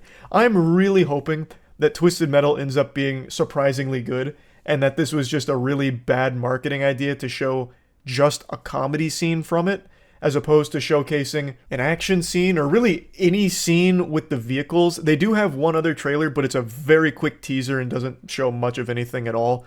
So that one's not anything that I'm going to heavily critique. It's just supposed to be a teaser, so I don't think that one's necessarily bad. But this one is. This is over 2 minutes. It is a sneak peek, and it's supposed to sell people on the hype of the show. But I just don't see how it would. I don't think fans of Twisted Metal are going to be pumping their fists yeah, Sweet Tooth said Hawaiian Punch and then really gave him a wallop. Woo! I don't see that happening. I feel like most people would rather have seen a sneak peek of the vehicle combat. that Twisted Metal is known for. And it would be unique for a show. That would be hype for people who don't even know what Twisted Metal is, to see some of the crazy shit that Twisted Metal offers, with the weaponry on the cars and the crazy cars and the wild over-the-top action. But instead they just chose a dumb, stupid, not very good fist fight comedy routine scene from it. Just doesn't make sense. I hope the show's good. I'm not optimistic, and I just needed to rant about it. That's it. See ya. 2020 hasn't had a whole ton to celebrate, but recently the internet's been given some good news, you know. There's rumors of a Gangnam Style 2 coming out, so you can get ready to see every 40-plus-year-old hitting some of these bad boys again and getting all kinds of parodies from high school students and shit floating around. And, above all else, we were just given an incredible gift. Belle Delphine's back. Now, if you've been on the internet for at least a year, you're familiar with who Belle Delphine is, or was. She was basically the internet's first massive e-girl. I said it on Twitter and I'll say it again. Belle Delphine is like the Nikola Tesla of simp technology. She basically invented simps and then discovered innovative ways of using them. Even if you haven't directly tugged your magic meat to Belle Delphine, you felt her impact on the internet. She was the girl that sold her bathwater and it all sold out in minutes. The one that was dunking her ass like a baby getting baptized in her bathtub and then sold that water that people would drink, sniff, and give themselves enemas with. That was Belle Delphine. She really was an actual pioneer when it came to simps. She created that entire species of the simp. And while I, as a simp epidemiologist, believe the term simp is a bit outdated and quite tired, I'd prefer if we start drifting to other nomenclature, because simp is just getting used to fucking death. It's important when talking about Belle Delphine to mention the simps, because that's what they are, that's what she's created. And no one's even come close to it. All the other e-girls that have tried to capitalize on this field are simply borrowing it from her. They're like the Thomas Edison trying to, steal the patent that Belle Delphine has created. She was able to make, rumored, up to like $100-something thousand a month just from Patreon, all without ever releasing a single nude photo. There's no pictures of her beef curtains or even nipples or anything like that. She's never goat-seed, all just lewd photos. But she was selling hope to these men for about a year. They'd wake up every morning hoping, today's the day. Today's the day I see Belle Delphine's chocolate starfish, and it never came. And then, at the height of her popularity, when the simps needed her most, she vanished. She's like the Avatar, master of all four elements of virgin men. She remained off the internet for about a year, with no reason as to why, no updates, just kept everyone in the dark. You had all these men with this money they couldn't give to Belle Delphine, so what good was the money? It was Belle's money, they were simply keeping it warm for her, but they couldn't give it to her. They were lost. But luckily, Belle Delphine has come back stronger than ever. She released a video saying, she's back, she has this incredible song from the exact same artist who made the OK Boomer song, by the way, so it's a nice full circle since the OK Boomer girl Nico came and became, kind of like Belle Delphine's version 2. Just as popular, just as many simps, started an entire simp war on Twitter that we covered, so it's fitting that Belle Delphine would come back to a similar song by the same artist, so that was a very good choice, I'd say. And she's made an OnlyFans, her Instagram's back, she's back on YouTube, and people are elated. It's back to business as usual now for a lot of these men who have been disenfranchised for the last year since their queen had left them. Belle Delphine was gone. They didn't know what the fuck to do anymore. Some of these guys were actually saving money, if you can even fucking believe that. But anyway, this brings me to what I actually found extremely interesting about Belle Delphine's return, is how loyal simps are. The second she came back, she immediately got like thousands of people signing up to her OnlyFans, so she's just immediately right back on the saddle again, using simps in ways no one else has been able to do. She's making so much off the back of the same simps from over a year ago. Probably now more than ever, since, they've had a year worth of stockpiling money, just like fucking doomsday preppers. Like, what if the e-girl apocalypse comes upon us and Belle Delphine rides again? I have to have all this money for her. I have to make sure that I'm ready. I think when it comes to the internet, there's really two areas that you can kind of speedrun financial security through. One of them is by drawing furry porn. I've said this a million times. If you have any amount of artistic talent and you need some money, I'd always recommend drawing furry porn as like a side hustle. You don't even have to use your real name. You can just make some shit up like, Sir Springle of Discord HQ's Furry Porn Emporium or something, and you just commission work that way, because furry porn is always high in demand, and people are paying a pretty penny for it. So you can make a ton of fat stacks doing that with very limited effort, even limited talent, because they're not very picky when it comes to the quality of the furry porn that they buy. And then the second way is by just being good looking. If you're attractive on the internet, money just gets thrown at you. It's fucking wild. Like, you don't even have to do anything. Sometimes dudes just reach out on Twitter asking to give money. They're called pay pigs.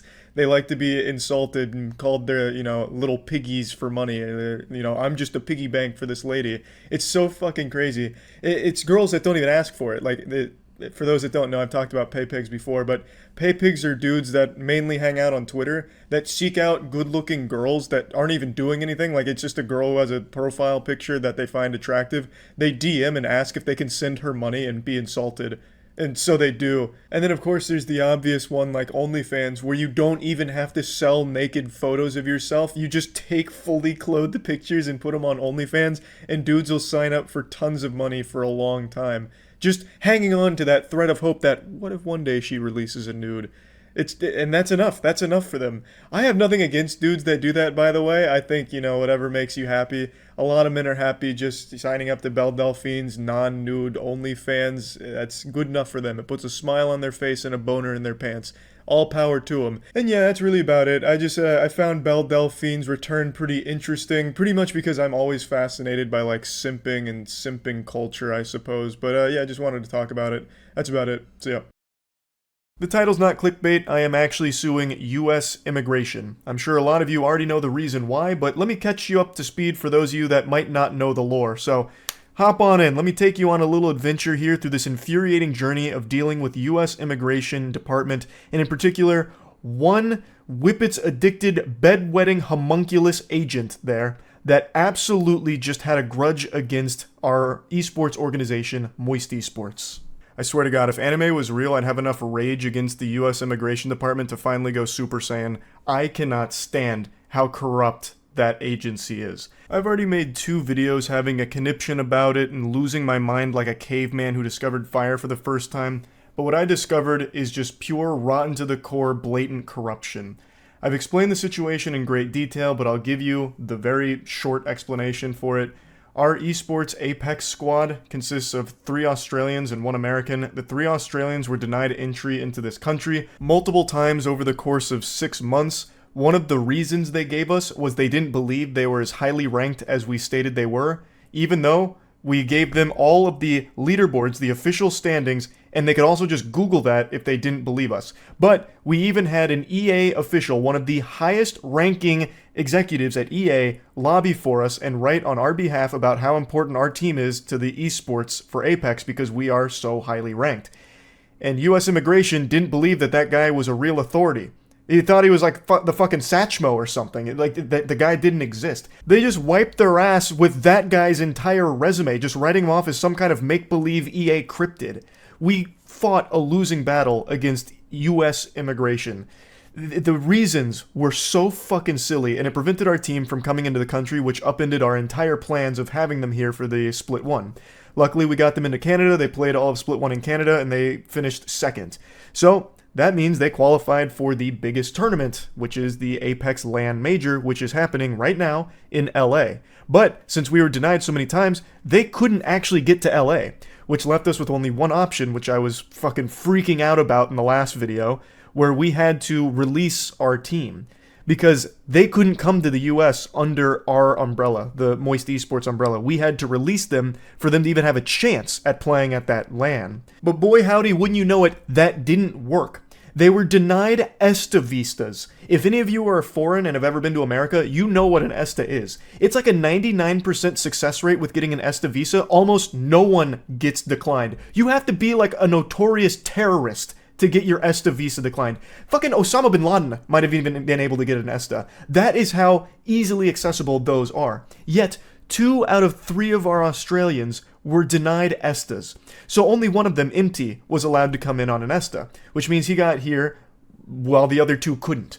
That's inexplicable. Why were 2 of them rejected, but Empty's was accepted? They were in the same boat, and yet for some reason, it was him that was okay, but the other two, no, they're a fucking danger. You guys are trying to smuggle in Romulans or something to take over America from the inside out. The land of the free and the home of the fuck me in the face. Like, that is inexplicably stupid.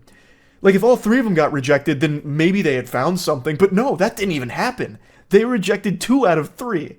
So what the fuck could the reason for that possibly be? We speculated it's because they reapplied for ESTAs even though they still had like a little time left on their previous ones, so maybe that flagged it in their system. But that might not be it because IMT still got through but the other 2 didn't. It's stupid. Super stupid.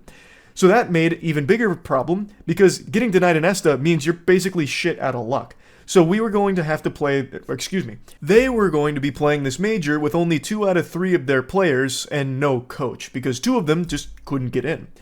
So we were pretty much out of options. By this point, our team hadn't been playing together for fucking weeks because Waltzy and Kyle, the Australians that were declined, were still unable to make it into America.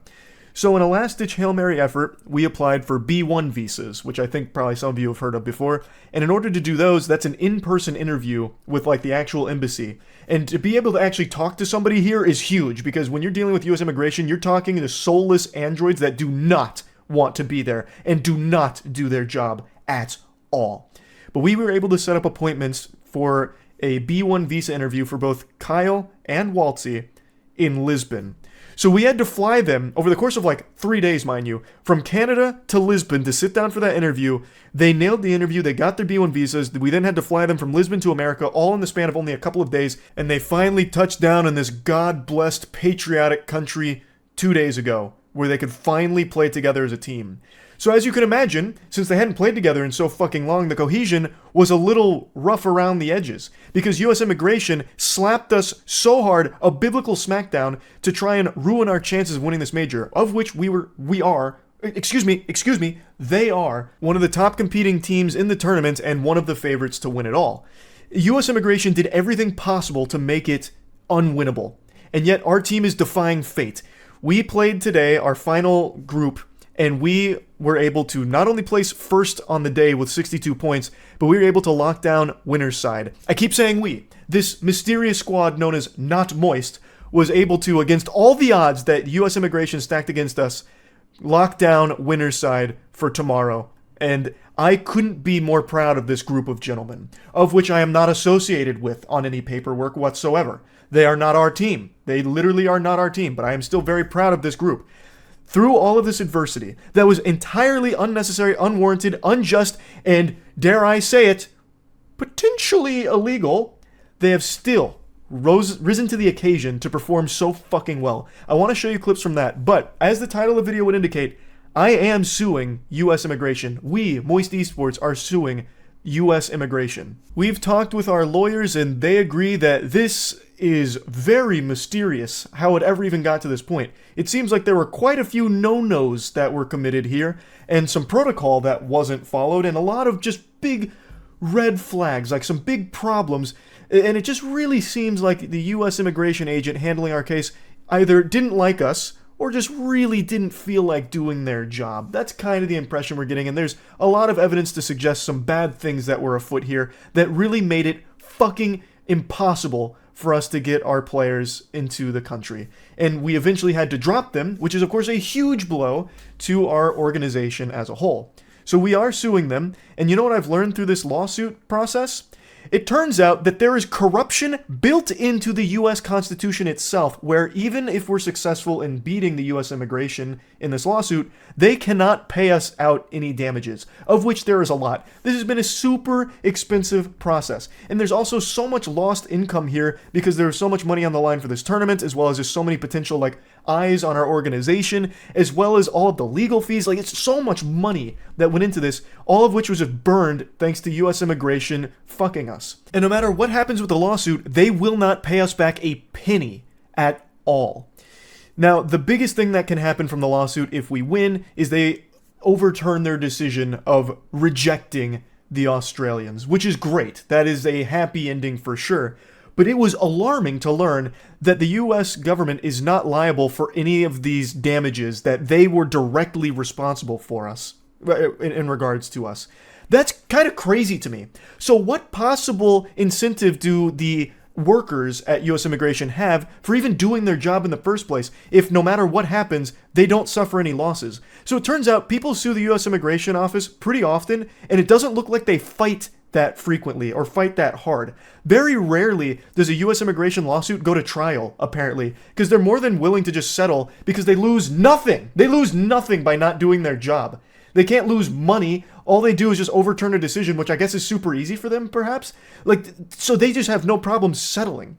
So, like, what possible reason is there for any of the workers at US Immigration to even take their job seriously? We also can't even go after our agent in particular who mishandled this case, because to do that, we would have to pierce the corporate veil of the US fucking government. We would have to go through Uncle Sam to get to that agent, which is not happening. That is an unwinnable battle. So the individuals are protected as well. So let's say you had an agent at US Immigration that's just racist. Like, by all possible definitions, he's just racist and is declining people because he doesn't like their skin color.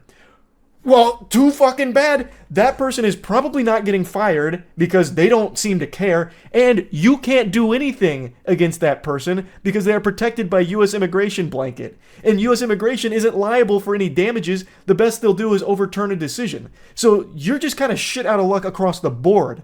Like, it's worth suing US Immigration to get that decision overturned if we win, but I am stunned at how deep and rotten the system is. It is so fucking broken. It is a joke. It is a joke. But anyway, I can't get into specifics here. I'll just leave it at all of these, more general statements about this case. I'll of course keep all of you updated through this legal process.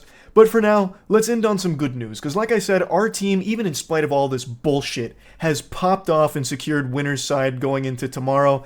I would love to see all of you come out there to support our squad for the watch parties. I'll be streaming it here on YouTube as well as on Twitch at Moist Critical. So please stop by, cheer on the squad, give them your energy like a giant spirit bomb. And let me just show you our final game for the day, where we actually fucking steamrolled every squad and secured winner's side. Okay. Holy fuck, yeah, get the fuck out there. Nice flush. Please, knock him. Nice. Good arc stars. Flush. Oh, he's so low. Yeah, just push that. Just fucking push that.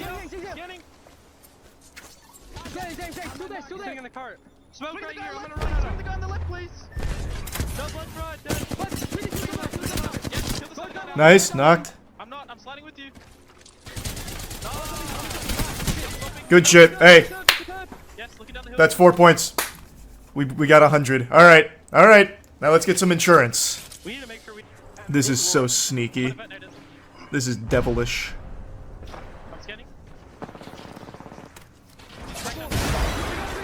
Yep, here we go. This is the perfect third party time. How did we not down him? Nice, Waltzy.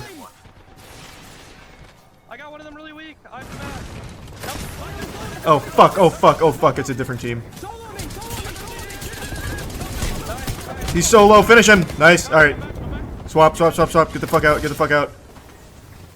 Oh, nice, this is good points.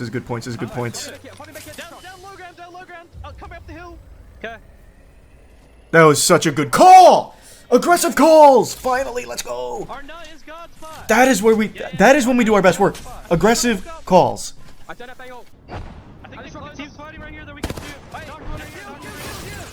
Disengage.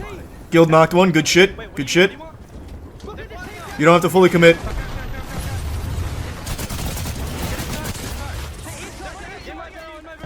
Come on, get that bat off. Oh, fuck!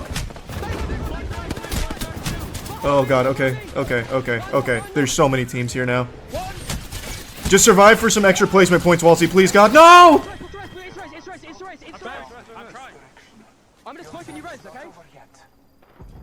Holy shit. What the fuck? How? Waltzy! You fucking madman! You diabolical scoundrel! He did it! Holy shit! A reset! A fucking reset? In this day and age! Oh my god, there's so many! Get out, Walty! Fuck, please! Yeah, just push him off, just push him off, push him off, push him off. Yeah, just relax, just relax. We can just farm some easy placement points here if we just don't overheat.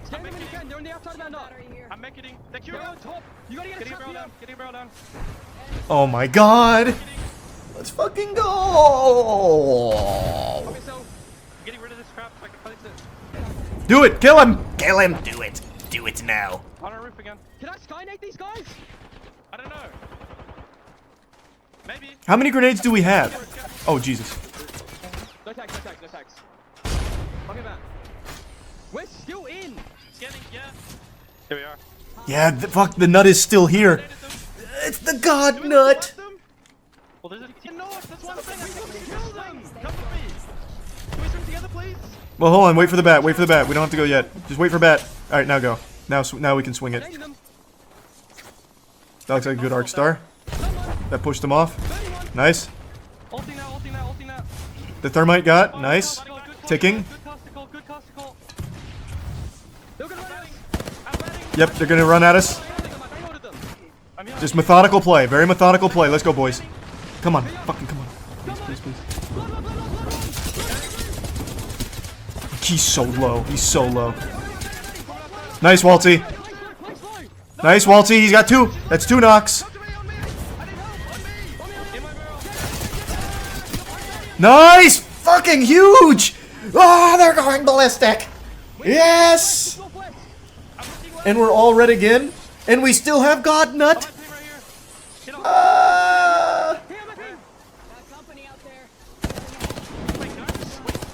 Yes! It's all happening!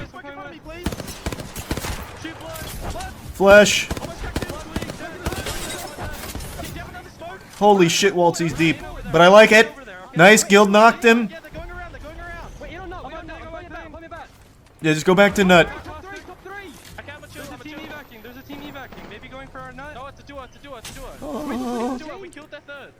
That's true, Walty did kill their third.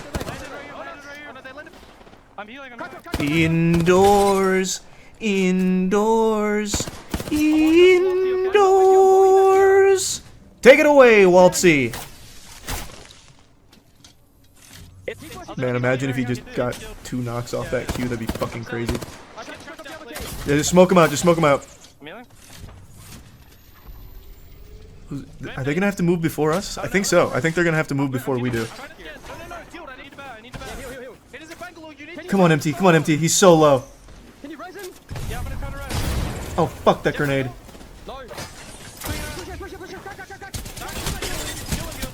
Please, Guild. Please, Guild. Yes, Guild! You're so clutch. You're so clutch. Above you, above you. That's fine. Hey! We'll take that. What a finish. What a finish. Alright, great day. That should secure winner's side. I think we're locked. We really only needed like 3, and I think we got like 30. That was a fucking heater. They dropped that full meat on him there. That was big. That was a big one. That was a Keanu Reeves tied to a chair moment from Knock Knock. You came into my house and you fucked me. Yeah, I think 118 should be set. I don't want to put the cart before the horse, but I think we should be set. Oh yeah, another 12 kills, second place, 21 points, Stinkarooski. Yes, sir. Fucking stink maxing out here. Love that. So that's winner's side, baby. Winner's side secured. Where did we finish on the day? We had to have finished first. I'm pretty sure we got first on the day here. To make the difference. Let's see as we look at our series. I keep saying we, but it's not my team. The not moist squad, whom I become a huge fan of. 62 on the day, first place. That team's they've got that X factor. No, their logo's pretty similar to ours, admittedly, but it's a little different. We are locked for winner's side. There isn't enough points left for any teams to pass us. So we're good. We did it. We locked winners. Apex! Walty! Got to do a better job next time. I am here with one of the greatest. The caster is afraid being next to a man that big. God, look at Waltz. He's a monster. Waltzy, it's been a heck of a year for you guys. You guys moved from APAC to NA. How's the transition been? Honestly, it was a lot of fun, to be honest. Picking up Guild and taking on like a way harder region was just like, I don't know, it's like something that you kind of dream of, you know, moving to NA and playing against the big boys all the time. So it was definitely fun. That's what I'd say. Tell them about the American dream. How much do you love being on American soil? Changes, right? Huh? How great was that, right? Had to overcome a lot, right, over the past couple weeks. How have the boys been for that? It's definitely been like ups and downs. Obviously visa issues and stuff like that is just unnecessary pressure just leading up to LAN, but I think we coped pretty well, and I think as you guys saw today, we're still the same team that we were a couple weeks ago, so I think we're doing well. A fucking man. Built different. I mean, old org owner Charlie is watching right now. Do you have any words for Charlie? Just big love, man. Just cannot stress enough how accommodating he has been for us, and genuinely, like, everyone at Moist has just been a rock for us. You know, this was a very stressful situation. Was. Past tense, not currently. So I can't say thank you enough. Absolutely. Was. Make some noise for one of past tense, they are not our team right now. The man's trying to get deported. Jesus. Thank you, peeps. Always what a fucking day, though. To see what what a day. on. Wherever we send the camera.